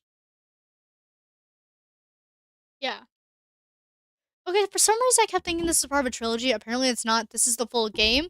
But there are several other spin-off stories that are around this. So, if you guys want to, I think we're able to check that out over on their Steam page or on their other forms of social media. Um, and again, thank you guys so much for letting me play this game. This was super super fun, and I think I pretty much covered everything. I don't have. This is what you get when you're unscripted. This is what you get when you're unscripted. You are going through everything. You're like, did I do everything? Did I get all the other? Uh, did I get all the credits right? Um, so that's my hope. So yeah, like I said, this does wrap up the Choose Wisely Festival week for me. Thank you again for everybody that has let me play their games. Thank you for Studio Fo for participating. And yeah, that's pretty much all I got. So hope to see you guys next week on Tuesday. And thank you guys so much for watching me play. Is This has been fun, and I hope it has also been fun for you guys as well. So that's all I pretty much got. I gotta get going, so this is where I'm gonna end. Let me see. Let me see if Sama is still on or if Deadeye is still on. So I think Okay, nope. Sama is done. Who is there anybody that's alive at the moment? Trying to figure out who all's alive for the Choose Wisely Festival. Cause I know that would be Dead. Oh wait, nope, that's not Deadeye. Okay. Okay. Let me see. Choose Wisely Festival.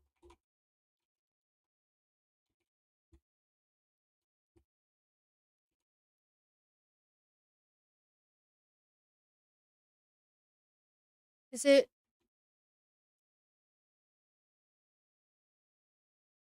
okay? There we go. Um,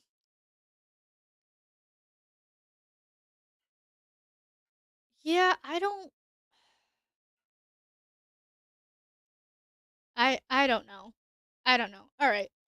Yeah, I'm just gonna end it there. So again, thank you guys so much for watching, and I will see you guys next week. Bye.